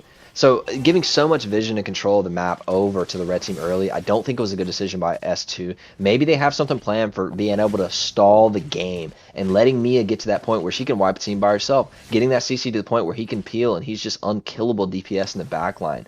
The Lapo, you said, though, is going to get back there and make that happen. The Lilia can get in there and then get out, and the Wrath can speed this all around. I think S2 needs to make plays with their Lolita now, poking into the jungle where they just can't trade the tank damage. Oh, they do have Nicolette in a bad position here. They decide not to go for the dive. I think it's a smart play. BTK Zoltra needs to maybe back up a little bit. But I think, you know, we see this Lolita really hugging this Mia right now. And maybe you're right. Maybe that is the plan. Like, listen, we don't want to do anything crazy. We want to just kind of play safe. But look at this Esmeralda talking about being safe. She's closing in on best player. But best player is going to push her out. But S2 gets the first blood of the game, Ben. So, man, the confidence to be able to dive a top-level team like that with the Esme. The flicker was down from Lilia. She wasn't 4 yet, and Esme says, you know what? Lapu can push the lane a bit of it. I'm going to win that anyway. Let's kill Lilia again and make sure CC gets a little bit more time, a little bit more jump in the game. And I really like that play. The flicker was down, and she said, I'm going to stick around to see if I can find this. She finds it and gets a kill early. Great look for S2 as it starts. Yeah, the turtle is up, though. A nice stun come from Lolita. Sir Bossy doing some poke, but in comes best player and Nicolette to back them up in this fight. We do see Roger moving around this turtle, trying to close it on best player. The ult does pop. He takes him down to half health. Is he going to try to finish up here? The slowdown coming from skill 1. Can he get the finish? Then comes BTK Zoltra to stop him, and while this is happening, we do have Clint taking out that me in the bot lane, but Roger does want to take at least something and dives into the second tier tower in the top lane, taking out Sir Bossy. Great play from Roger getting back and covering those kills. Well, excellent flicker from Zoltra to save, I believe that was Granger's life as Roger was diving him. Zoltra comes in, takes the damage, gives a little heal, and makes sure best player stays on the map farming. Lapu does take a hit, but he's going to take a lot of hits in this, right? Because there is no front line, Lapu's going to be the front line. And that's kind of a difficult position for a bursty fighter to play sometimes. So we're going to see Lapu maybe take a lot of L's, but he's going to set up his team a lot. This is all about buying time for MLP and getting to the point where this double marksman really takes off. If S2 does not close this quickly, I do not think the CC and Mia is good enough to fight against the Granger and Clint. If MLP does not finish this quickly, yes. That's all right, though. Best player, though, like you just said, they want to finish this quickly. They're pushing that Mia out of her tower, zoning in Ralph, and they're going to secure this, almost secure the bottom lane tower. But Mia just not able to do anything. You know, I was so put off by this pick, and yeah, they've kind of been opting for this 1-2-2 strat, which we barely ever see nowadays, but Lolita just has to stay down there to protect her. Down goes that Cecilion to Nicolette. We're starting to see S2 crumble under the early game pressure of MLP, Ben. Yeah, and Roger's off to a kill start, right? They stole Turtle away, which I love to see, so a little bit of neutral objective control, but the bottom side of the map is getting wiped. Yeah. It's not close. You can see the massive difference between Clint and Mia right here. And I just don't think the game's going to go long enough for Mia to get into this game. You can see mid priority going to Lilia every single time. And that Lilia walks into a different lane. She walks up and secures position on another thing. Turtle's there unless Roger steals again. He's maybe going for Clint here. Yeah. There's sacrificing a lot. Oh my god, he doesn't even go for the finish on it. And now he's not able to secure it as MLP secures the turtle. What happened there? Why did he take the back step? I think just not being confident in the rest of your team with you. He was a little bit extended right there, and just knowing Mia's not going to offer a lot. And here comes MLP to clap right back. A nice ult from Zoltra. Man, BT. I mean, yes, the Lolita's nice, but it's not doing enough. Mia completely misses her son and gets one-shotted by best player. Yeah, so those last two picks we saw locked in were where what we said, we're like, oof, I don't know about this S2. And it's really coming to shine. As CC gets dived, he has nowhere to go. Oh, they're just MLP just combing through the map. No, Promise, please don't. In comes Promise. Can he do something? Oh. Roger is able to clean up Zultra. There goes down another one. Promise gets the kill onto Clint, but best player fires back. Now in comes a nice flicker ult, landing on that Esmeralda and taking her out. Now Lolita is alone. Mia trying to poke, help something. A nice ult. Look at the kill onto Nicolette.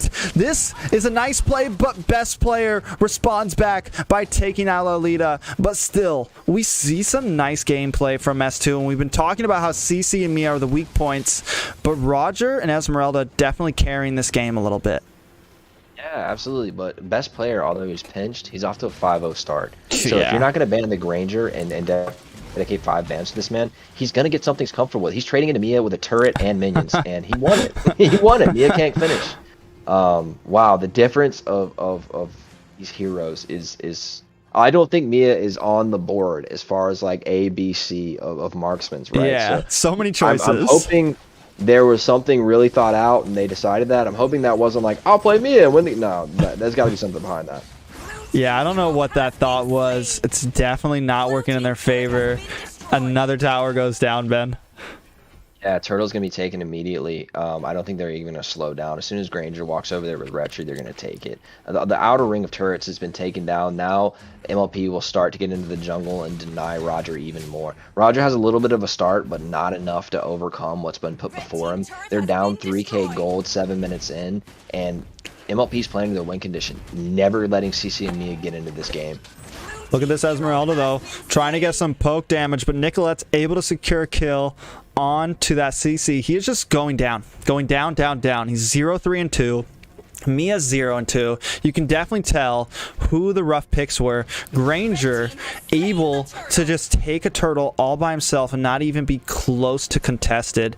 In the bot lane, Mia finally takes a tower, so we are seeing a little bit of push, but back in the top, Esmeralda taken out, and another tower is going down to the Valley. I mean MLP.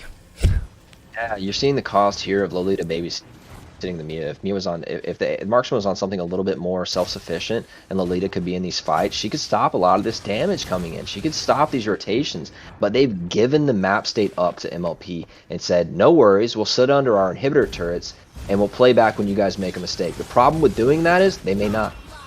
Oh my god, a huge takeout on Esmeralda. She tries to ult in, and it's just a complete mistake. They should know that the damage of best players is too much. But look at Roger coming in. Does the stun get locked down? It does, and Roger's able to take out best player. S2 now pushing out, but don't push too far. You guys need to just take what you can. Look at the flicker ult from Sir Bossy going into the tower and taking out that. A double kill on to the side of S2. Lord is up.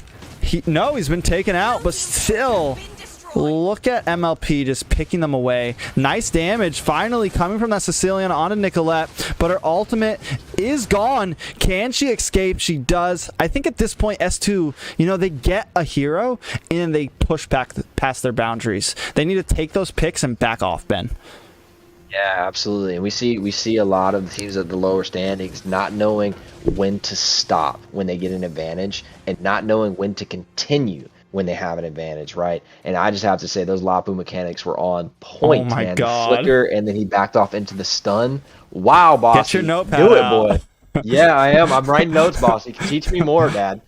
Man, but Roger got a couple of kills back. Lolita's stun being used really well in that jungle to cash in on a couple of things, right? But need to play around this Roger and this Lolita more. If Mia keeps needing to babysit and bring that Lolita down, Roger's just made weaker. Oh, we do have some nice damage on a best player. Can Mia take this fight? No, she's forced to pop her ultimate and run away. It does take them off the Lord, but luckily Nicolette was stalling it. Look at the damage coming on to that Lolita. In comes Roger, trying to zone off best player. He does steal the Lord. S2 needed that, but look at the damage coming onto him. They do lose Roger. Now they're pushing back. 3 members of the side of S2 quickly go down. Promise does respond by taking out that Rafaela, but then gets quickly shut down by Nicolette. Nicolette sitting at 4-2 and 12 assists right now. Just playing an amazing support mage overall. Knows when to be aggressive, knows when to back off. has that ult. You know, I mean, just overall a nice game coming from MLP right now, Ben. I am taken aback. That was the most expensive Lord I've ever seen. They went for it. They got it. They pushed Was best it player worth off. it? And then they realized what it cost them. And so I think it's a pretty even trade, honestly, because the map state kind of just reset, right? And so maybe that's actually in S2's favor because it bought him a little bit more time. But 6K gold down at the 11-minute mark. Bossy's 4-1. Best players 8-1. Clint's 2-1. So as this gets into the next like 2 minutes or so, they're bringing a lot of damage. And CC, while he's got a little bit and Mia's got a little bit, they're not online yet. So it's not yet been long enough for them to be really effective. But as they get more into this turtle formation, you're going to see that CC and that Lolita be able to come together and not be so spread out and work off. Down goes Lolita, so the CC just doesn't seem to matter. I mean, I think S2 just doesn't know when to not take a fight. Like they're not like we saw TSU last time going out into the jungle and coming out, but enough of that. Look at that ult dodge from Nicolette, able to escape Promise. But in all this, they're taking the base. The damage starting to come in from that Clint, melting down Esmeralda. She gets taken out from Nicolette. BTK Zoltra having to go back. His health's a little low. But Sir Bossy just making these picks on and off the map. A nice ult coming in from Lolita. She does get the stun. She's able to stun him more. Roger able to take out best player and maybe help them survive for a little bit longer. But look at Clint jumping in. Best player is not the only damage dealer anymore. He's doing some nice poke. A beautiful ult coming in from Sir Bossy. Sir Bossy really showing off here. Minions now down. All members of S2 gone. Esmeralda up quickly gets stopped in her tracks as the Nexus goes down. Wow. Yeah, can we not play CC and Mia in the next game? Those two last picks I think really just signed the death warrant. If I was on MLP side, if I see those two picks locked in, I pretty much think we won the game. Yeah, that was not a great. Lolita has to then babysit the Mia. That means they lose all rotation around the mid 3-1-3, and the jungle starts to go in the favor. Even though Roger got a little bit, even like he just didn't have pressure to go with him to make plays because the Lolita's babysitting the Mia, right? CC never got online. Mia never got online. Roger, while off to a pretty quick start, didn't have enough gas in the tank to keep going because he didn't have anybody with him. A clean game from MLP, honestly. Some really flashy mechanics from the Lapu. The Granger's really well played. I think Nicolette got out of position like one time. But other than that, I don't think I saw many more mistakes from MLP. So if you're waiting for MLP as S2 to make a mistake, I don't think that's your win condition because they may not. Yeah. You can't, you know, time and time again, when we get to the end of tournaments and we see these top teams, we see like who it comes down to, the win condition can never be a mistake. You know, like that can't be what you're counting on. If that's what you're counting on, you've already lost the game. You know, and we see these teams go like TSU beating the Valley last time. Like they didn't win off mistakes. They won off being able to have map control, macro control, micro control, all these things. And that's what S2 seems to be lacking a little bit. Like they always push a little too far. We saw the same thing from AE, why they were losing, you know, just making small mistakes and trying to like catch up the whole time, not playing their own game. 24-8, 12 minutes. Yeah, if we could run that draft back exactly the same and just lock in a different marksman and a different mage, somebody that can compete and doesn't need to get to the 12, 15 minute mark to even be relevant, right? So yeah, I'm looking for them to maybe go the same path but change that up. Go for a little game, early game focus, more early game focus. The Roger did well. They got Roger, which was I think a mistake by MLP letting them get it when he was on the table and best player had to go to Granger, right? But best player's comfortable on Granger. So I'm not sure you want to look at banning out best player anymore if you're not going to take the Granger off the table. There's just too many that he's good at. And he finds when he defaults to that Granger, he's absolutely comfortable and delivers. He rolled that game. Yeah, can we run that back and not have those same last two picks, please, S2? Let me see what else you got in the tank besides that me and CC. T, what do you think? I think I don't know what that was. Someone in the chat was talking about, you know, maybe an experimental pick. But the thing is, I was like, you're not at time to do experiment picks. You needed a sweep here to make it to the top 4, and you just blew that. Like, you need to at least get a win here. You need to maybe get another win. I think, I mean, I don't know. They need to do something here. Something different than that. Way different than that. Like, that was the last thing I expected to see. I mean, as MLP here, I don't even know if you really take this draft as seriously as you would against a top level team, because you just left a lot on the table. You gave them a lot of tools, and they chose not to pick them or not to utilize them, right? And so I just think that's you see him here banning. I just can't. They played Lilia last, and then they banned it, right? So they would go back to Lilia straight up again against that CC, right? So maybe just showing some more picks here. As MLP, I would not show too much here so that other teams don't know. So maybe some of your pocket picks or the things you default to right here. Use some other things, or maybe this is an experimental game for MLP here, and they try some different things out on S2 because they're just not scared of them. I want to see S2 go with a strong early game draft and continue with it into S4 and S5. Again, banning out the junglers, taking off some of those S tier scared of best player, but if he defaults to the Granger again, he just ran it on that. So if you're not willing to take it away, why do it?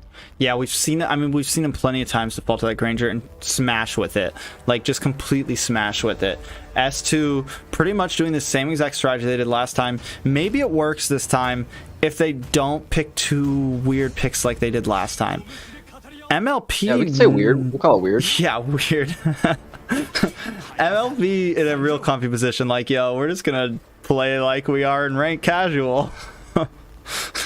Yeah, as MLP, I can't imagine you're very scared, but that may roll right into the hands of S2, right? And letting them be a little bit overconfident here. Maybe this is the game S2 needs to win this around, right? I don't know. Taking off Pack off the table and locking in Esme, you're down to like a Lapu or a YZ or a Uranus or something like that, right, in the off lane. As far as marksmans go, none of them have been taken off the table. So you have the Clint, you have the Beatrix, you have the Natan, everything open. And I think there's even a couple of assassins open still that can be utilized. So really, rent the same way as far as banning out a lot of junglers, but Rangers still open for best player. If you don't take him here, you take the Roger again and let him get Granger again. I don't know, T. I think the Roger's a good pick. I really think, like, Roger shined last game. He did amazing, but he just couldn't keep up because the rest of his team was not competing. Like, you need to have your whole team working together. You know, we saw that in the very first series of tonight, Ares 77 against AE. Like, AE just wasn't able to play their own game because their off lanes were lacking, or because, you know, one player lacks in your team and the whole team crumbles. So they need to kind of do something different. Popo and Koopa, I'm loving seeing this. I'm loving seeing BTK pick Koopa. I'm excited to see some of this sets. I honestly think that, like, maybe S2's hero pool is lacking a little bit. You know, against this Esmeralda, against this Kufa, we should really see something like a Lunox, you know, able to get out of CC, able to melt these tanky heroes. So I'm wondering what they pick for their mage here, but they need to do something and not always just go with the same picks that they usually do. They may be, just because to not show other teams what they want to play in tight situations when they are banned out in the coming finals, right? I'm super excited to see Zultra's Kufra. We've seen it before where he flickers in from a bush. You have no idea he's in. It sets the entire team, right? So we're going to be seeing some of that without a doubt. Everybody, please be excited for that. Coupled with the Esme, with the Clint damage, it's going to be beautiful to watch. So from the side of S2, just took a hard L. I think the mistakes were pretty clear, but you're right. If the hero pools aren't there, they may not just be able to be corrected, period. But we can't have 20-minute picks in a game that's not going to go past 12, you know? So I hope they've realized that and they come back strong in this game too. And we say, hey, we're not going to go down without at least a fight, you know? Most definitely. You know, speaking of picks, I like this Ruby pick. We haven't seen her a whole lot, and she's normally, like, really hit or miss. She's normally very, like, either she does really good. I think she does good. I personally really believe she does good against picks like Esmeralda and picks like Kufra. She does good against frontliners. And then we also see this Chow pick, which might be really good at, I mean, I'm wondering if it's going to be Tank Chow, because that's how we've seen him played mostly. Or is he going to go in an EXP lane? If he goes in the EXP lane, it'd be the first time we've seen it this whole season. I don't think you want to run the Chow into the Esme, right? I just think that's asking for it. So I do expect the Chow to be the Roam and the Ruby to handle the Esme, just because she doesn't proc a shield for Esme to steal again. Yeah. Got the Roger, which is top tier pick, right? I don't think MLP's scared of it. I think they can default to so many junglers here, and I wish they would have kept the jungle bans going instead of that Lu Yi and ban out that Granger. Put him on something in the taunt, something he's not comfortable with, right? He's not going to play Korean in this setting, I don't think, at least. He may, but ban out the Natan, ban out the Granger, make him pick something, B tier, right? And kick him down even harder. If you're going to spend the first 3 bans there, why not make it the 5th as well? Yeah, most Valentina, definitely. maybe. Valentina's banned right now, so it can't be. Oh. Yeah. Oh, she can't be just played. Quick Okay. fact to everyone. Normally in almost all leagues when a new hero is introduced, they're banned just in case there's bugs involved with them. They haven't been completely fleshed out yet. When Paquito first came out, he was, I think it was it during M2? It was during one of the MPLs or Season 7 or M2. He wasn't allowed to be used. So for the duration of this season, Valentina is not allowed in. But to that Nana pick, what do you think, Ben? Honestly, she's super strong right now, and I hate her the most out of every hero in the game. Yeah, she's so boring. she's I the hate her most so annoying. much. But she's so strong, man. And it works in more of a defensive fallback composition, because if you follow Nana through a choke, is GG without. And is Zilong picked to round that out? Is this the first Zilong of the tournament? No, we've seen him a few times, and we saw him do pretty well the times he did pick, Okay. like his dive potential. I think we've actually seen a really similar comp like this from S2, and of course, it's a very unorthodox comp. Nana and Zilong, very unorthodox. It's not like something very popular. We don't see it in the season at all. Yeah, you see it in rank play occasionally, but it's not horrible. Like, Nana's definitely had some buffs. She can be usable. She could definitely be annoying with that second skill CC. I just feel like sometimes, like, there's other mages with CC, and you at least get to control that CC. Like, you can pick who you're gonna zone. Molina, it's a little AoE, like, but you don't exactly get to choose who you're gonna zone out. And it can be caught by like a Zultra hopping in and taking it for a carry, so it can continue to do damage, right? So I like the draft a little bit better, right? I think that Nicolette's playing Esme. This is the first time I've ever seen Nicolette in the offlane. Bossy is playing Farsa. Yeah, I don't know. That Is must this a have- little bit of a troll pick, or is this experimental? Where's the line in that one? I think it's an experimental pick here. Something along those lines. Feeling pretty comfortable. Why not, right?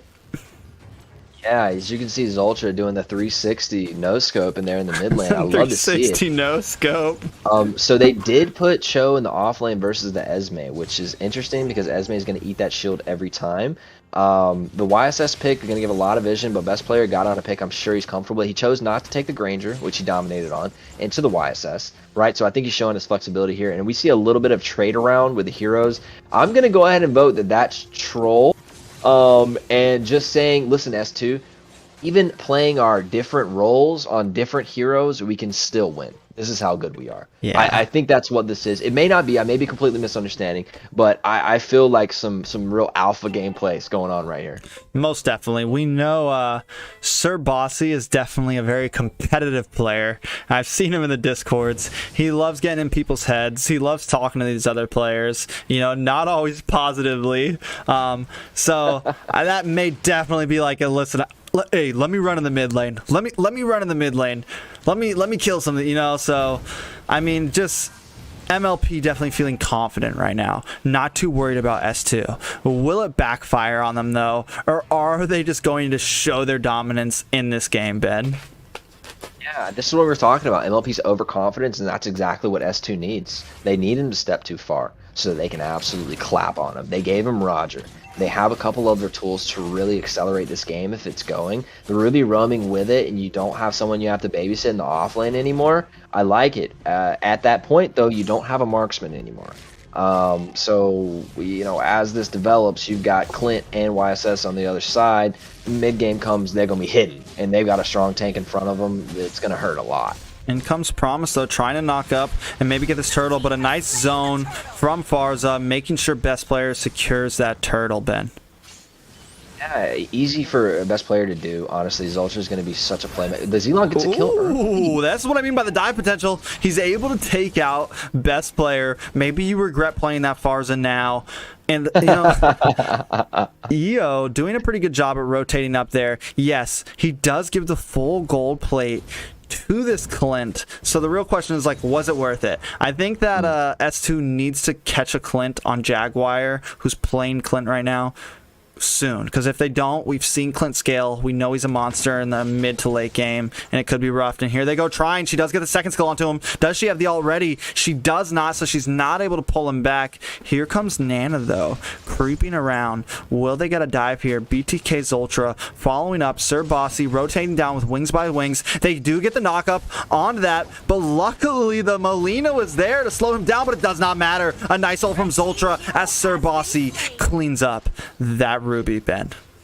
Yeah, Zilong and Nana just kind of abandoned it, and Ruby just left a little bit there. A little bit of dysfunction in the retreat there of the team fight, and that's not enough to give over Turtle, right? For the next, it's too long of a timer. But you're seeing to be a little bit of discommunication with the team as Zilong takes he's squishy hero, takes an L early, double marksman, and does a lot of damage. Yeah, a lot of damage, Ben. And Roger wasn't even gonna come and finish. He tried to pop that ult and lock it onto that Clint. But wait a second, a nice ultimate coming in from that Ruby. Can best player escape? Is he going to get taken out here? This could be bad. He does. Down goes that. Now they're turning corners and trying to run onto BTK Zultra. Zultra, though, Sir Bossy is here. A nice knock up, a quick turnaround on Jaguar. Collects the kill from that Ruby. Now S2 forced to go back. You know, time and time again, S2 needs to take their one kill and go back to their jungle. They need to stop pushing it. Stop pushing it. It's just not knowing, and Zultra, absolute legend, walks him a little bit too deep, turns around with the CC, and he's dead. Really, really good play. He knew the extent of where he was at, knew he was in no trouble of dying, he can re-engage. The Ruby doesn't offer a lot of damage, a little bit of CC, pushes him back into the damage of Clint, and it's going to be another death for Ruby. Roger may trade it back, but I doubt it. He may give up another kill. Mid lane's so hurt right now with the Molina running back. She may have her passive, but Farsa's about to pop that Sir too. Bossy trying to get the snipe, and he does. Roger, though, he knew he was dead. He knew it. I love that. I love that, though. I love it so much. Bossy is spicy, boys. Mage diff in the chat. Wow. That's quite spicy from my man Bossy. I love his Lapu, but I think I love his Farsa too now, man. Jeez. I think he really just played Farza to pick on hate, to pick on the Nana. Like, willing to die. This game is a bully game, absolutely. You guys are bullying, this is for sure. What's happening? Nicolette running the Esme, come on, like, yeah, I'll switch roles completely. Hey, but if you can do it and pull it off, why not get style points too? Oh.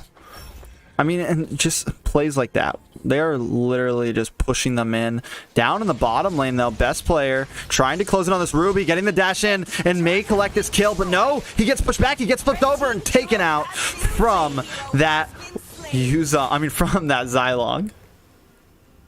A lot of talk coming from Mr. Bossy in the chat. I'm just sitting here reading this chat. Roger off to a 2-0 start like he was last game, and this time he has to have a Ruby roaming with him around him to be able to make plays. But the mid lane diff again here, honestly, just so much priority on the side of the mage, being every wave the MLP is first out into the jungle, and she's at the top of the map now. Nana's still here in the mid, ready for the next wave, right? It just gives so much ability to make plays on the other sides of the map. Nice flicker in, but Cooper's going to re-engage. But a big takeout onto that Clint from Nana. S2 maybe turning this game around. The flame shot is missed, but Roger able to take out Zultra. You know, S2... yes, they're losing material here. They've lost the whole bottom lane, but they definitely seem like they have some late game potential here, Ben. This is exactly what S2 needed. And you know, you can love or hate MLP for doing it, but they were too overconfident, switched their picks, a little bit of trolling, and now they're tied up in kills. Only 2k difference. Roger's got 3 kills. It may not matter, right? But this is what S2 needed. Overconfidence by MLP to give them a window to get back into it. I would love to see S2 take this game off him as Sir Bossy extends.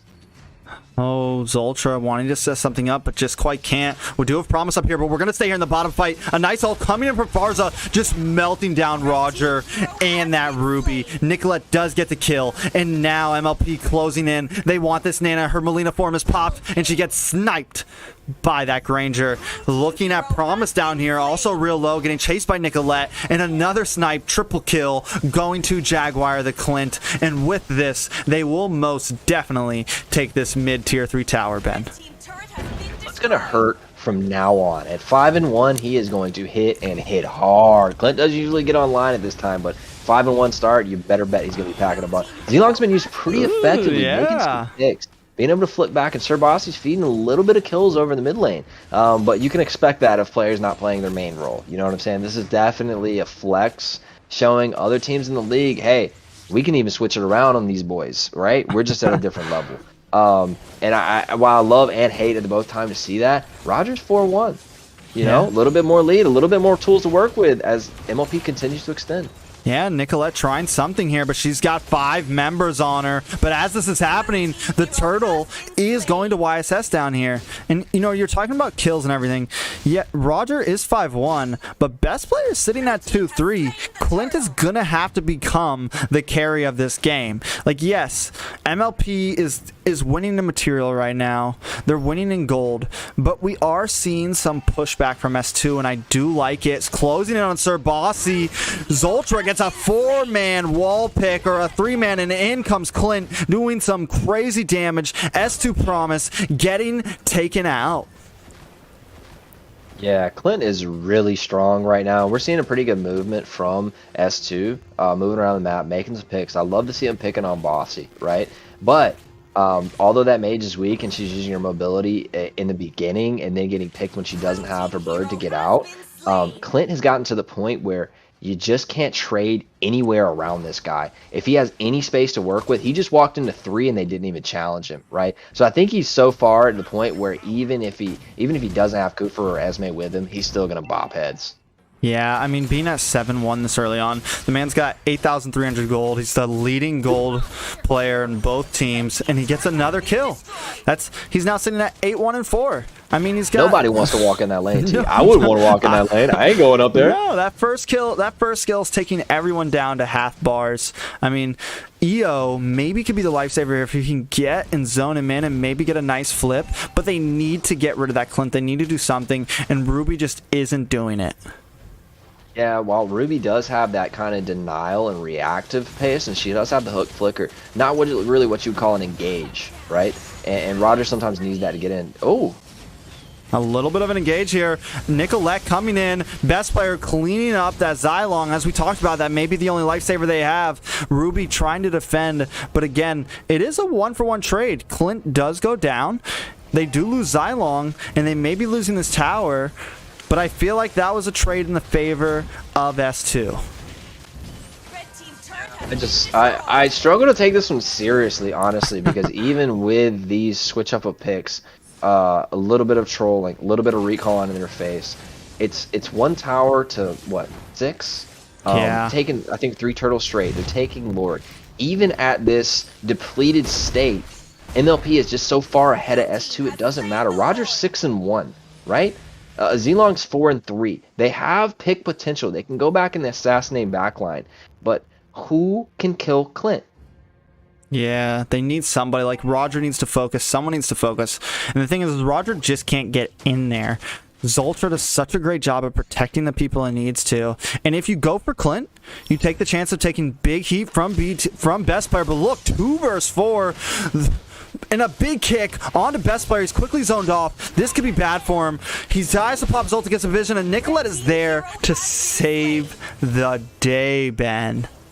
Lord in the top lane pushing out while all that's occurring. Clint is just doing what he's been doing this whole game. Just picking being away. Unkillable, too much damage, and now he's going to roll back and get a couple of kills as he transitions to mid lane. They're going to clean up outer turrets and then roll in for the win. I would expect to see a big dive, a big disrespectful dive from MLP right here, and that is the chance S2 has to clap while they're under turrets. Something like that is what they need. Definitely the big. I love how that sounds. A big disrespectful dive, but instead Xylong tries to go in and take out Jaguar, but Jaguar finishes him off quickly, along with Roger. S2 should have been the ones to wait for the play, but instead they tried to make it and paid dearly for it. Promise does get a kick onto Serbasi and isn't able to finish. This We're going for some pride may be kills the right here, end. boys. Yeah, I mean the burst damage, S2 slowly falling member by member. All that's left is one Nana versus the world, and the Nexus goes down. Well, GG to MLP. They've shown us that even with the switched roles, they're just too strong for teams more at the bottom of the leaderboards. And that one's going to be rough for S2. Honestly, they were given Roger 2 games, and it didn't matter for 2 games. Future teams, as you're playing against MLP, get rid of best player as Granger.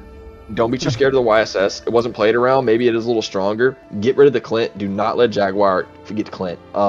This man's I don't think giving you can ban out tips to the future teams. Right? I love but it. as future teams, take this game and see, okay, well, best player put on YSS, that's not too hot. But if he gets to default to Granger, that's a problem. Kind of sad for S2 here. Pushed in, playing against a team at the top of the leaderboard, and brought a little bit of smoke, had some plays throughout the game. It wasn't like it was a landslide. Back and forth, right? 21-15, we've had worse scores in this game. You know what I mean? It just seemed like this one was done with a little bit of spice by MLP that I don't think we've seen throughout the tournament thus far, too. Yeah, MLP definitely just like, you know, really just... They styled on him. They did. They styled on him hard. They styled on them very hard. I love the Serbasi flex pick. I mean, mid-game, going into the tower, killing that Nana, then recalling, knowing he's going to die, but does not care. I mean, and the thing about the whole team, you know, we talked about this game. We talked about teams being able to rely on all their players. You know, even when best player isn't able to carry, the gold lane comes in. Whenever this team starts in the previous game, whenever one of these players isn't, Serbasi comes in with the Lapu and helps carry the game. Like, every member is viable. Nicolette able to carry games with their Lilia, carry games with their Fars, or anybody. You know, all of them just do a great job. And BTK Zoltra setting them all up for victory with any tanky picks. You know, just they're definitely a team to look at. Definitely a team that can take this whole thing home.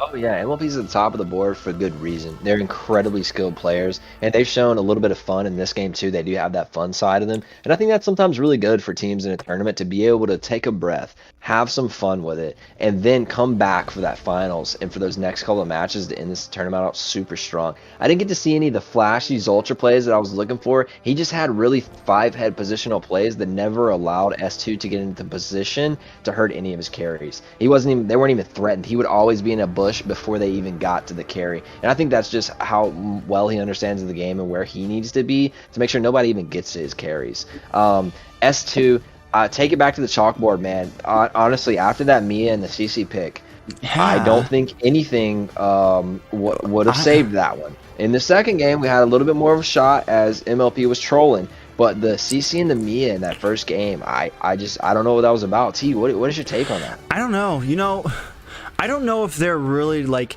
you know, some people are really just like hell bent on trying to be different, you know, trying to like make their own metas, show that this can work or this can work. And this might not be the time for that. Like, yeah, go back to the drawing board. Because I think that, like, same thing with the last game, the Nana and the Xylong. Yeah, it's like, yes, they did great. But there's a reason why none of these top teams are picking those. And sometimes you just need to focus on what the current meta is, you know, and perfect it and stick with that, because that's how all these top teams are winning. And it seems like S2 is just not quite there yet. Like, are they a bad team? No, none of the teams that made it into this league are bad. They're all the top of this district, you know, of this of NA. But there's definitely a large level of difference between like the top 4 and the bottom 4. Like, you can see the difference. So I'm excited. But one thing I really want to talk about, the very final, you know, we've seen a lot of teams go against each other. MLP versus the Valley. MLP takes the dub. Area 77 versus MLP. They take the dub. We just saw TSU take the dub on the Valley. The very last game of this whole season, do you know what it is? Oh, I don't. What is it, T? MLP versus TSU. Oh, wow. That's going to be the very last game of this whole league. I swear I didn't do it on purpose. I'm extremely excited for that game. It's actually going to be the only game hosted on its own day. It's going to be on Wednesday. because of the amount of teams and having 3 games, we couldn't squeeze 4 games into next week. So it's going to be like the following day. It's going to be a solo game. I'm super excited for that game. Both teams by then will have their spot secured. You know there's going to be some it's going to be a good game to watch. Yeah, those would be 2 top level teams. I'm so happy my TSU boys took that one home, man. Hell yeah, I wanted that way to go that way, and they did it so well. What a good series we saw as our second series of the day. Those teams fight back and forth, 1-to-1, and then just really, really good understanding of your team, the enemy's team, win conditions, what worked and what didn't work, and the adaptation shown throughout that series was probably the best I've seen, at least. I know I've missed a few games throughout the tournament, but that was one of the funnest series I've seen thus far, man. That was so much fun to cast. Thank you guys for providing us that, man. Thank you for the gameplay. It was amazing. So quick wrap up to anyone that missed some of the early on. Today we had 3 series. The first series went to Area 77 against AE. Second one went to TSU versus the Valley, and this last one went to MLP versus S2. If you had to pick, Ben, favorite player of the night, who would it be? Favorite player of the night will probably be for me in our second series. Who was that? It is biased as it gets. I don't know, the Lapu, whoever the Lapu player was in our second series. in our second series? Second on series, the TSU? fighter. Yes, TSU's Lapu. I want to say it's not Prom. That's S2. I can't remember. I really like Tamal's plays. I think Tamal. Okay, I think could go Tamal for did Tamal. amazing tonight. And then I really like Sir Bossy's play with Lapu in this last series. Those Mechanics flicker were fire yeah. in game 1. Yeah, it Man was did nasty, like but sideways flicker ults and stuff. But TSU also had some really nice flicker ults with their Lapu. I'll give it to Tamal. You're right. Tamal was game changer for his series in something that should have been clean. He made it. He flipped it completely. He sat on his, I think it was in Ton, and gave him so much peel from a Ling who was hungry and fed and had the ability to get on him. He peeled the Natan, but he also went on the offensive and started making picks and picked a lot for their team. I'll give it to Tamal's Jawhead. I won't give it to Tamal on Chow. It was annoying, but it wasn't as good as his Jawhead. His Jawhead was fire. I'll go with Tamal. You're right, T. All right. So this is the end for day 8. We are closing. It's been awesome. We only have one more day until the finals. We're almost there, guys. A lot of these teams have been pushing through the season. It's the first time any of these teams have done a long-term commitment to a league like this. It's the first time any of these casters, any of us have really committed to something this large in the NA community. So I'm excited. We're almost at a closing. Ben, any last words, man?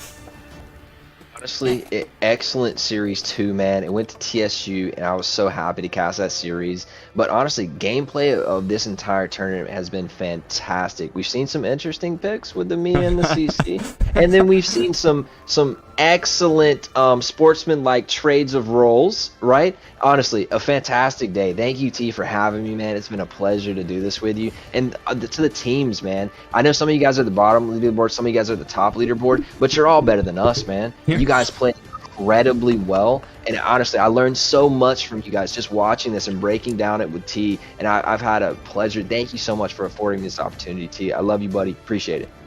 I appreciate it too, man. That's it. We're gonna call it. I appreciate everyone watching. I appreciate everyone who's been tuning into YouTube and stuff. We're doing great. I mean, every time we're growing more and more and more.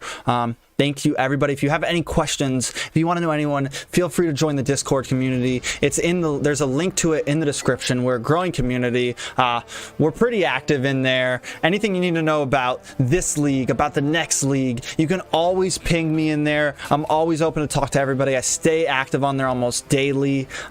So until next time, until Tuesday, for the final day.